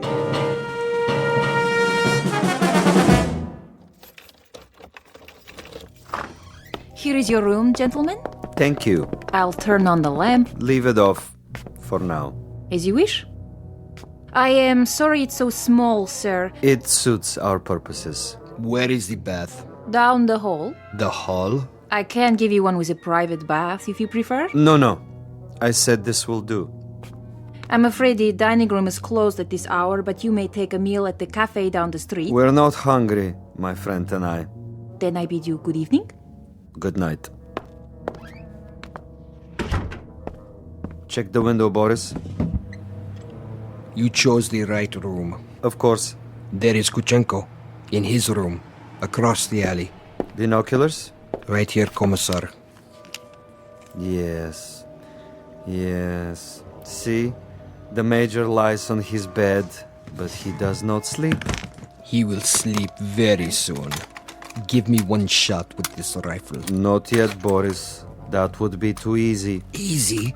A clean kill. I have something more challenging in mind. Something along the lines of a game, perhaps. I don't like games. Not even a game of cat and mouse? What for? To make him squirm a bit before the hammer falls? We waste time, Commissar. Patience, my friend. Hand me the phone. Who are you calling? Hickory Dickory Dock. Front desk. Yes. Excuse me, but do you have a Mr. Kuchenko in your hotel? One moment. Sorry, no one by that name. But I happen to know that my friend is staying there. Perhaps he's registered under another name? Andreev? I'll check. Yes, Mr. Andreev, room 963. Very good. Will you connect me, please? Yes, sir. Look, he hears it. Of course he does. He rises from the bed to answer.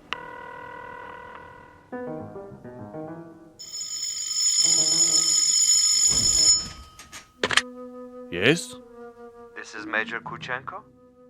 Hello? Major? Are you there? Major?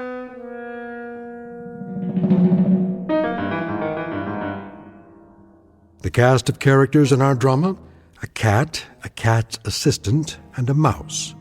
This is the latter, the intended victim, who does not know but may have already guessed that he is to die. His name is Major Ivan Kuchenko, and he was lately an officer in the former Soviet Union. At this point, he has, if events go according to certain predetermined plans, perhaps 3 or 4 more hours of living. But an ignorance shared by both Major Kuchenko and his executioner is the fact that both have taken rooms at adjacent hotels in a section of the city located beyond the checkpoints of the Twilight Zone.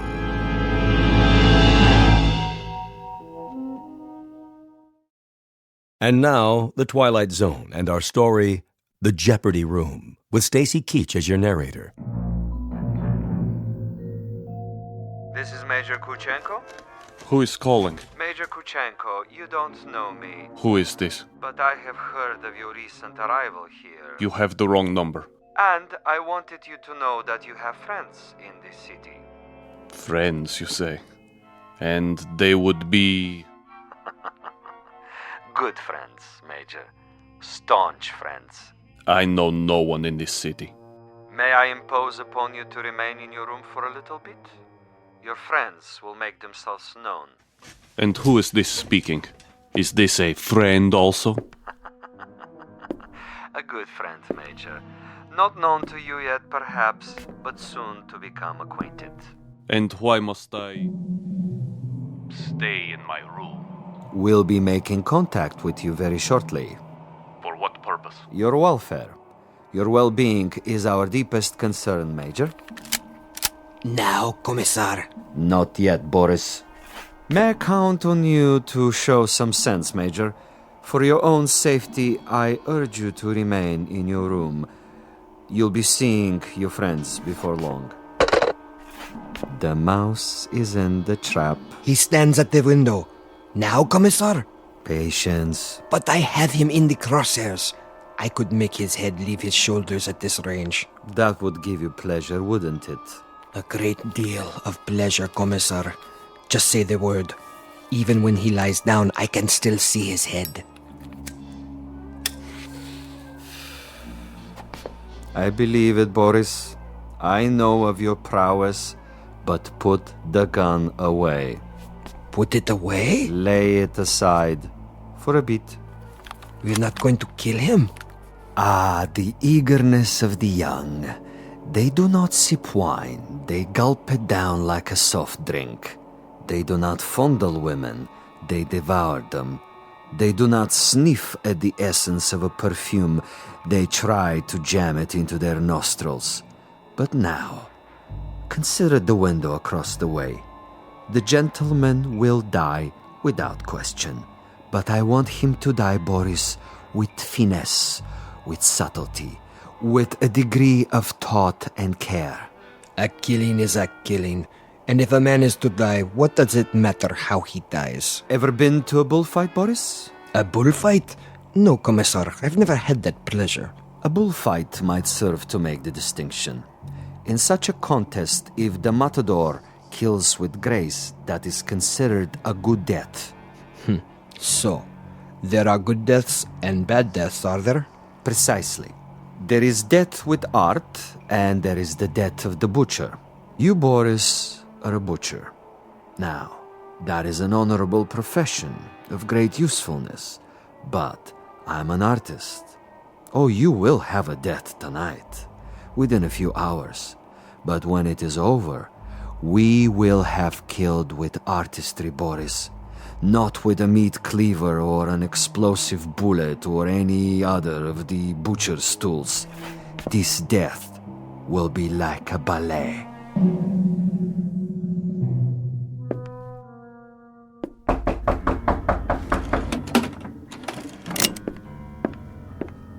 Yes? Major Kuchenko? Who is it? A friend, Major. If you prefer, you can turn off the lights and find a hiding place. I'll come in with my hands up, palms open. Major Kuchenko? And you are? I am a friend. May I? For a moment. I would prefer that you put the gun away. Not a chance. Were you the one on the telephone? We had a brief chat earlier. Quite a place you have here. Who occupied it before you? A rat? I have no luxury of choices. Indeed not. In this respect, you are a very poor man of late. However, you have a bed, you have some pictures on the wall, and the floor without so much as a throw rug. An adequate accommodation, and a view of a brick building alongside. I suppose there are worse places to spend an evening, Major? I know. I've been to many of them.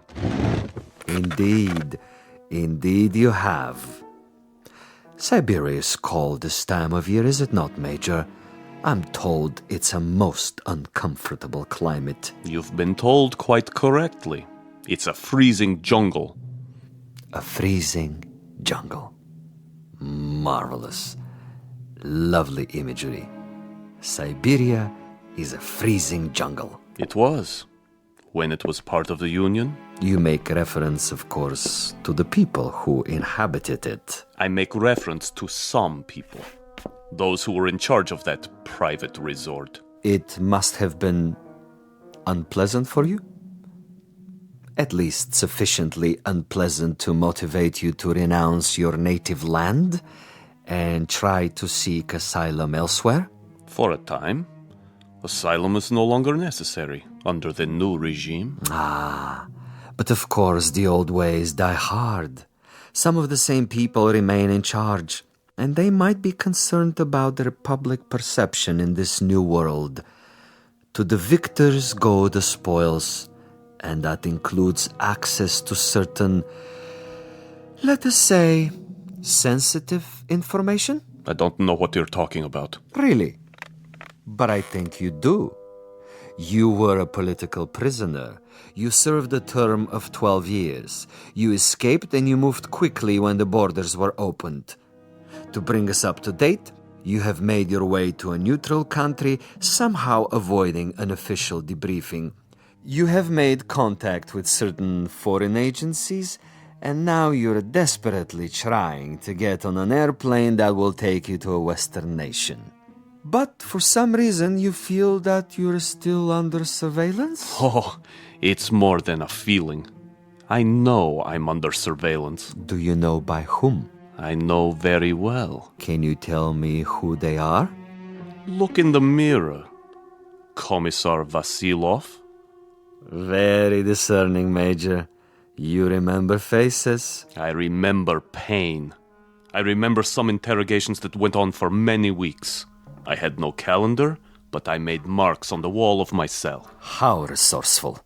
I remember one particular man who smoked Balkan cigarettes in a long holder and stood in the corner of the room, smiling and nodding, making jokes, while I went from agony to agony. So, Major, now we may dispense with the amenities.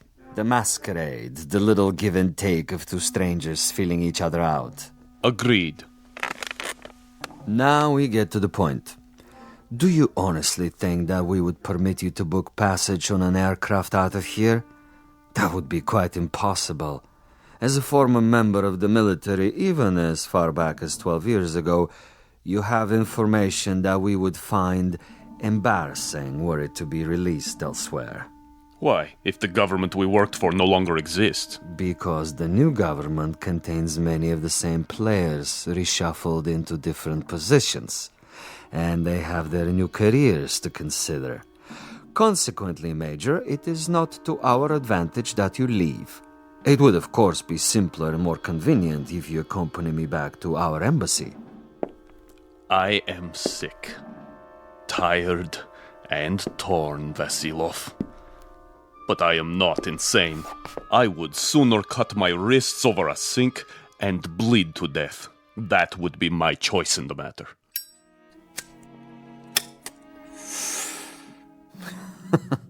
You surely can't be serious, Major.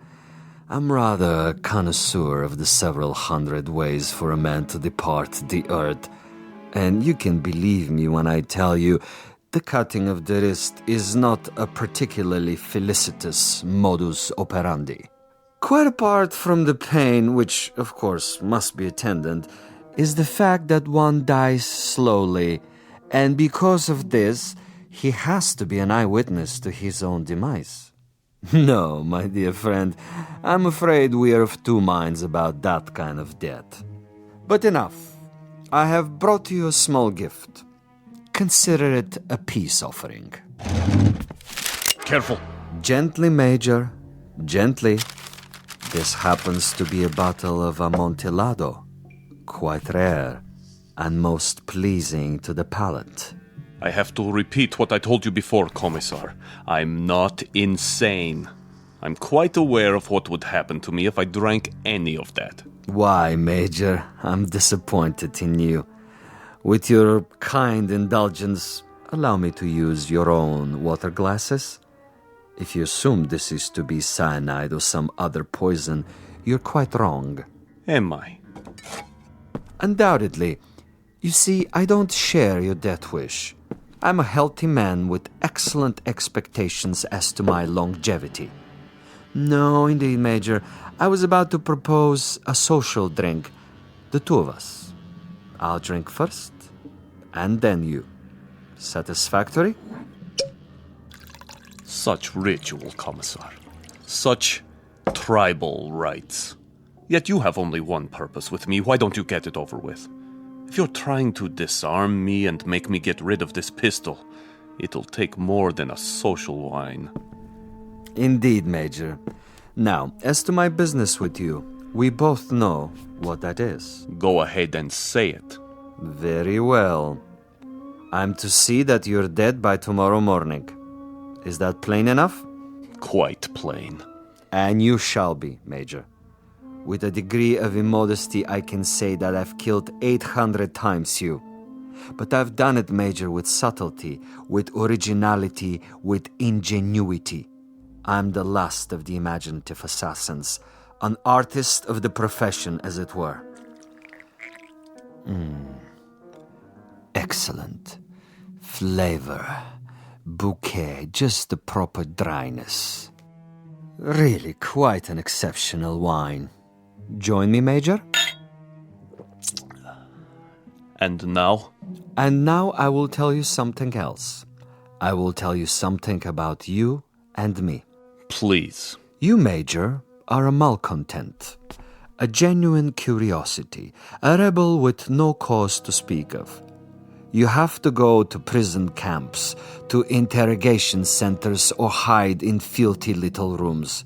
You can never accept that which is ordained. And you? I, on the other hand, am a survivor. I adapt to my situation. I haven't a large salary, and my job, at least the way it's laid out, is a rather dull one. Finding defectors and traitors and subversives and doing away with them. Now, I could do that with a high-powered rifle. I could do it with a homemade bomb. But I choose to exercise imagination and taste. In your case... In my case? In your case, I choose to prolong the game. And in the process of this prolongation, I've come up with what I think is a most bizarre and novel method of execution.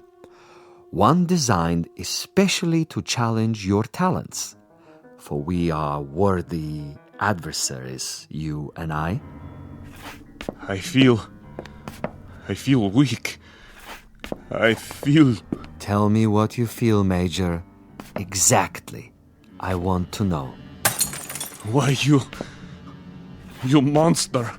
You drugged me after all. Indeed I have. And that poses an interesting question, doesn't it? How is it that we both can drink of the same wine, and yet I'm unaffected? Isn't that an interesting question, Major? Major?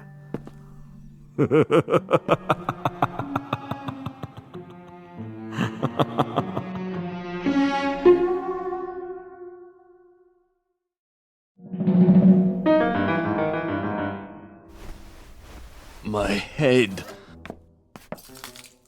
He's gone. But I'm still alive. So he wants to play a game. And he has left something behind. What is this? Greetings, Major Kuchenko. I'm an exceptionally good judge of men. Are you? And in my judgment of you, I made an assumption that you are sufficiently observant to see the tape recorder on top of your dresser and curious enough to play it. How could you resist? This will also suggest to what complicated ends I'm willing to go to make a simple execution different and imaginative. First of all, to clear up one point. You may remember our discussion. Before I left you, I proposed a question. Isn't it odd that we both drank of the same wine, and how different the effect? Isn't it odd? Really quite incredible and bizarre. How can it be? In all honesty, Major, how do you explain it? Go ahead. I'm listening. You. Perhaps you have figured it out already. The truth is, I have been imbibing this particular drug for many years, a sort of experiment with myself as the subject. I have now reached the point where my physical tolerance has risen so that I can drink it by the gallon and remain quite unaffected. This in itself is a rather common and uninspired trick, a phenomenon well known to the scientific community.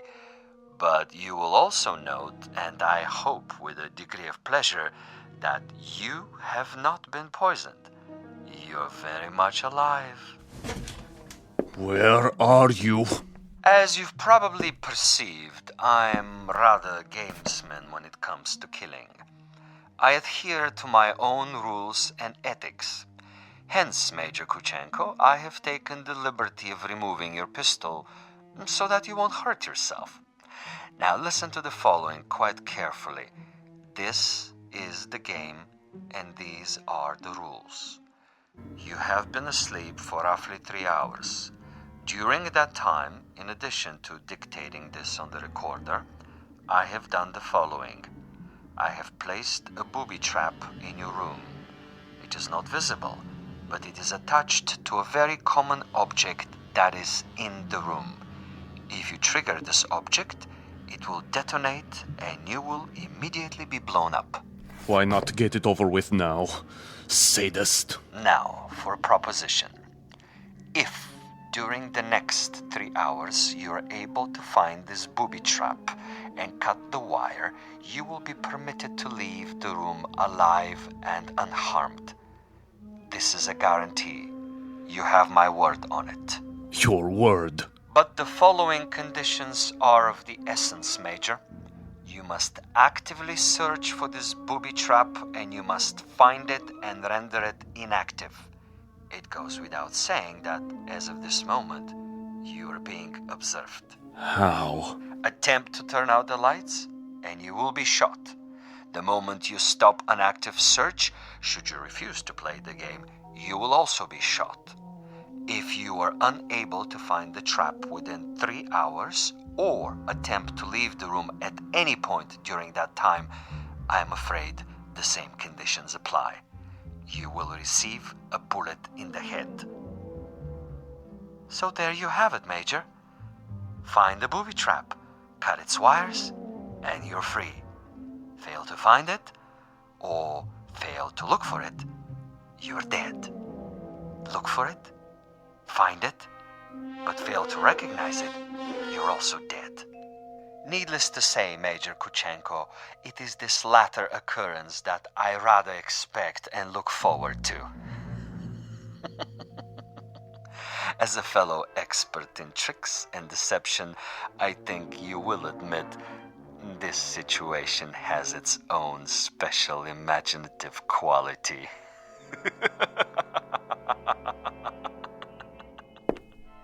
Where are you? Where are you?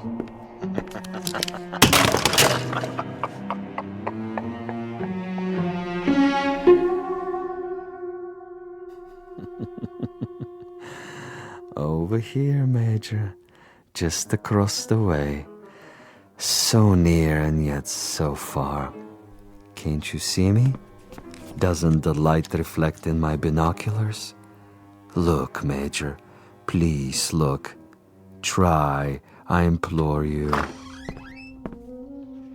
Where have you been, Boris? I brought food from the cafe. Food is of no consequence. Quickly, he's awake. Don't worry, Commissar. I have a clear shot anywhere in the room. Hold your fire until I tell you. But why? Such an easy target. Too easy. That is the difference between us, Boris.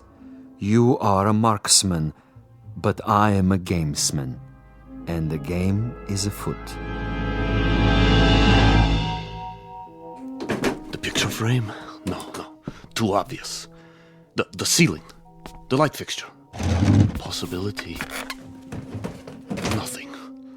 Oh, you think you are so clever, Commissar. So clever. The bed, then.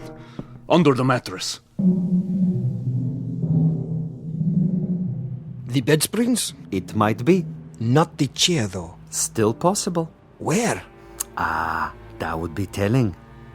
Go ahead and eat, Boris, before it gets cold. He's busy with the hunt for now.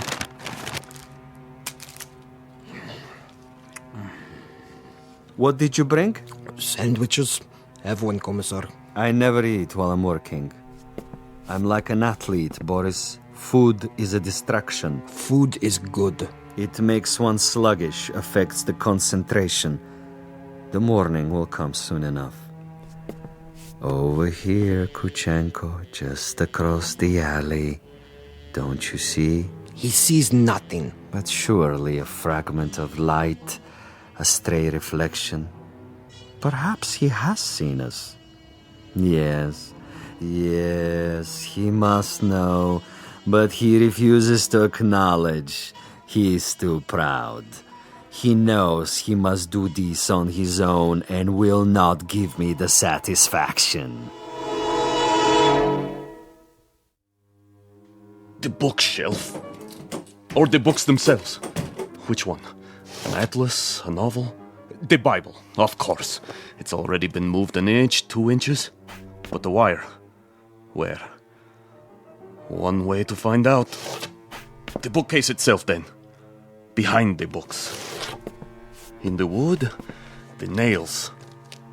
Or under the floorboards. Wait, think. Where would I put it?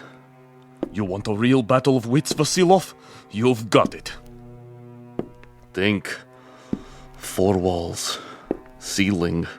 Light fixture. Floor. A picture. Bed with frame. Box springs. Mattress. Headboard. A night table. Bookshelf. Dresser. Window. Desk. First the drawers. The top one. Slowly.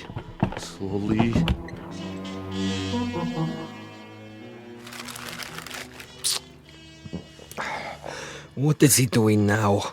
The desk. He's down on his hands and knees removing the 2 bottom drawers so he can see what's under the top one. Bravo, Major. Good thinking. Is that where you put it? The possibility exists. Look at him, glistening like a mackerel. He stops to wipe the sweat from his eyes. And? And now he looks under the top drawer, crawling on his back. Yes! I think he's got it. Let me kill him. Don't be a fool. There are rules. Now he sees a length of wire. He grasps it between his fingertips very, very carefully, and he has removed it. Something is wrong with the bomb? I doubt it. Then it was not in the drawer? Oh, there is a piece of coat hanger I placed there. A decoy. A drawer would be common, uninspired. And I'm not, you'll forgive the immodesty, a common executioner. Where is it, Commissar? In a most ingenious place. Really, quite an ingenious place. Not in the books, the desk, the mattress. Think of another common object in that room, Boris. I have it. Yes? The doorknob. Interesting idea. Then where? I'd rather not tell you at the moment, Boris. I think you'll enjoy the next few minutes more if you share the Major's ignorance. You seem very sure. Sure? That he'll find the trap. You take a risk. Not at all. That's not what I'm sure of.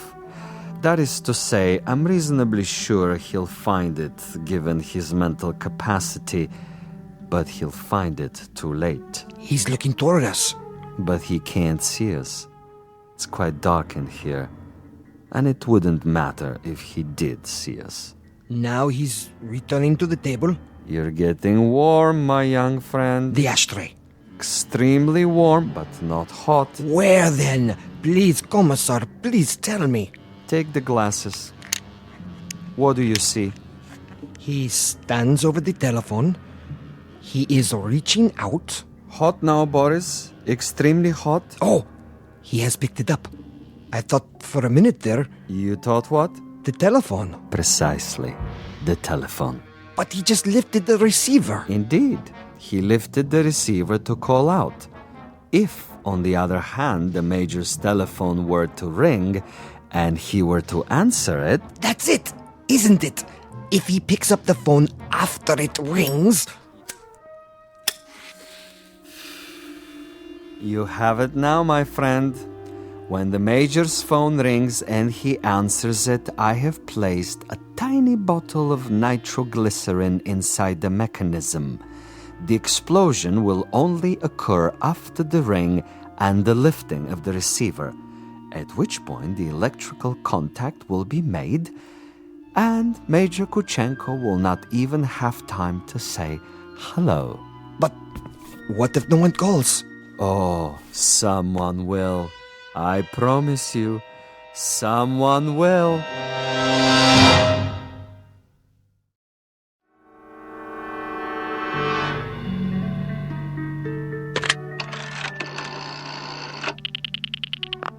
Front desk. This is the party in 963. I was wondering... Yes, sir? I was wondering if you might have the number of another hotel. Another hotel? The one next door, across the alley. That would be the Grand. You can find it in the directory, in the table by your bed. Dial 9 first, then the number. I see. Thank you. Vasilov? I know you're there, Vasilov. The game is not over yet. Do you have the time, Boris? What? The time. 10 minutes to 5. Almost done, Commissar. He's tried almost everything. He has 10 more minutes. Hadn't I best go over there now and finish it? No, my young friend. That would be impetuous. It would also be a bit embarrassing if someone were to see you. At this hour, the streets are empty. Quite apart from the fact that I wanted this to be imaginative, I also wanted subtlety.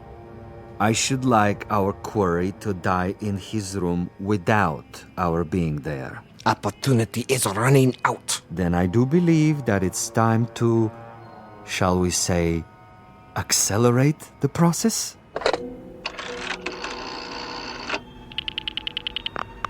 Hotel Mont Blanc? Would you dial room 963, please? Thank you. I'll wait. There it goes.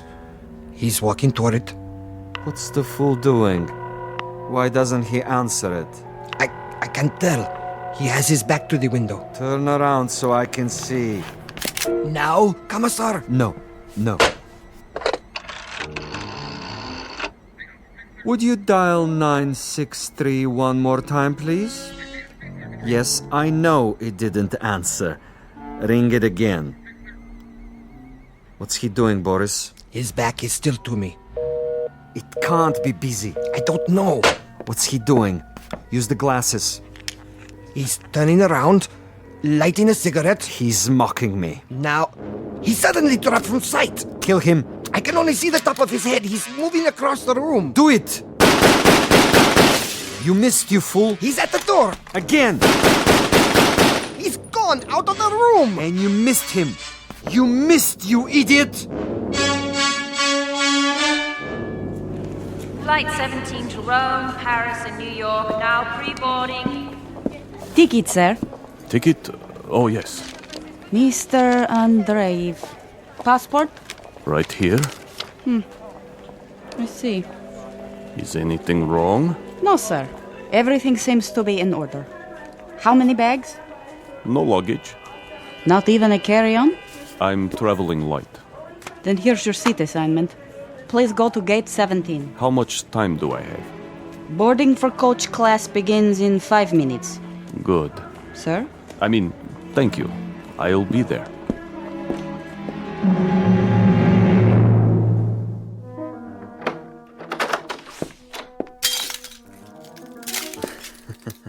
What a mess he left behind. Like a pigsty. He tore the bed apart.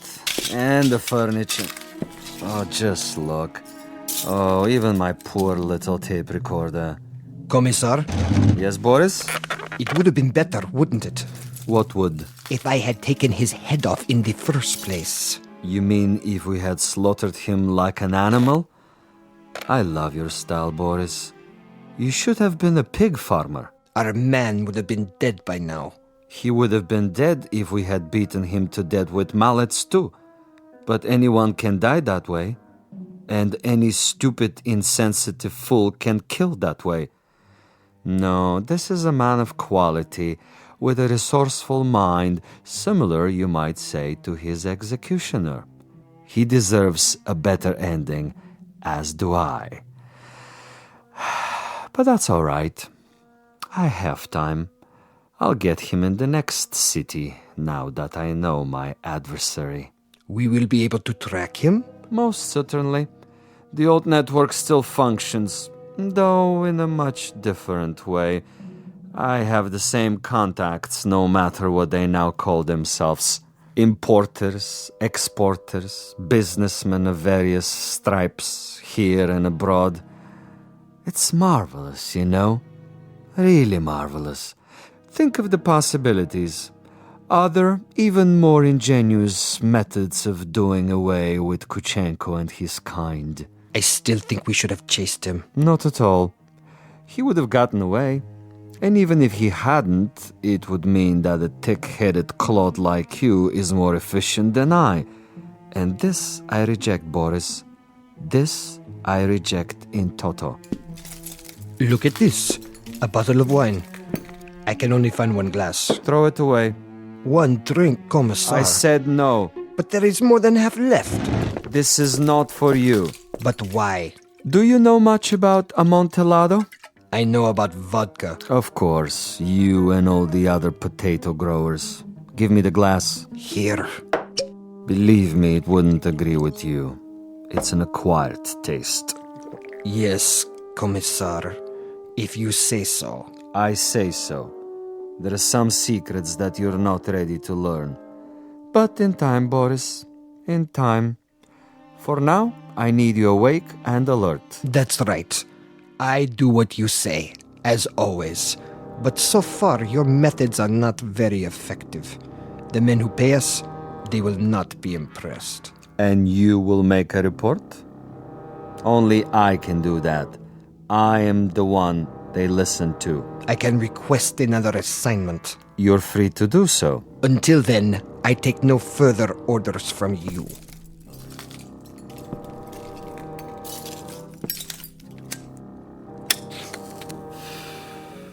As you wish. You might want to reconsider, though. The resort in Siberia may be closed, but there are others. We have allies. All it would take is a single phone call. Comrade Boris, uncooperative, recalcitrant, unwilling to follow instructions. In this new order, there are not many positions for the uneducated, the blockheads with families. Yes? Well, You want to say something? I withdraw my complaint. What's that? I didn't hear you. I am tired, Commissar. I say many things when I am tired. You wish to apologize? Yes. Very well. I will take it under advisement. In the meanwhile, see if Major Kuchenko left anything behind. Check the closet, the drawers. Yes, Commissar. And life goes on. The sun comes up and we arise to meet another day, to prevail by our wits and our wits alone. I'll get it, Commissar. No, Boris! I don't You fool, no!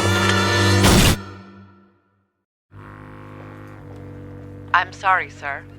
Your party doesn't answer. No? It doesn't ring at all now.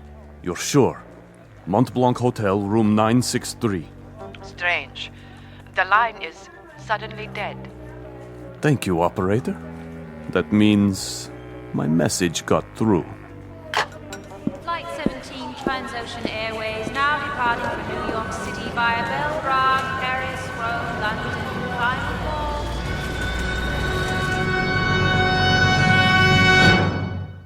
Major Ivan Kuchenko on his way west, on his way to freedom.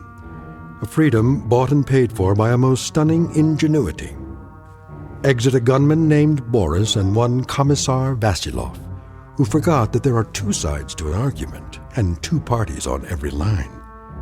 This has been a collect call, placed direct to you from a phone booth located somewhere in the Twilight Zone. More from the Twilight Zone after this. You are about to enter another dimension, a dimension not only of sight and sound, but of mind, a journey into a wondrous land of imagination. Next stop, the Twilight Zone. Hi, this is Stacy Keach. I'd like to take a moment to tell you about our Twilight Zone website at twilightzoneradio.com. At twilightzoneradio.com, you'll find the latest information on these Twilight Zone radio dramas, including behind-the-scenes photographs, plus the newest product releases, trivia contests, ways to contact us, other Twilight Zone-related info and merchandise, plus links to other fascinating websites. So make your next stop twilightzoneradio.com.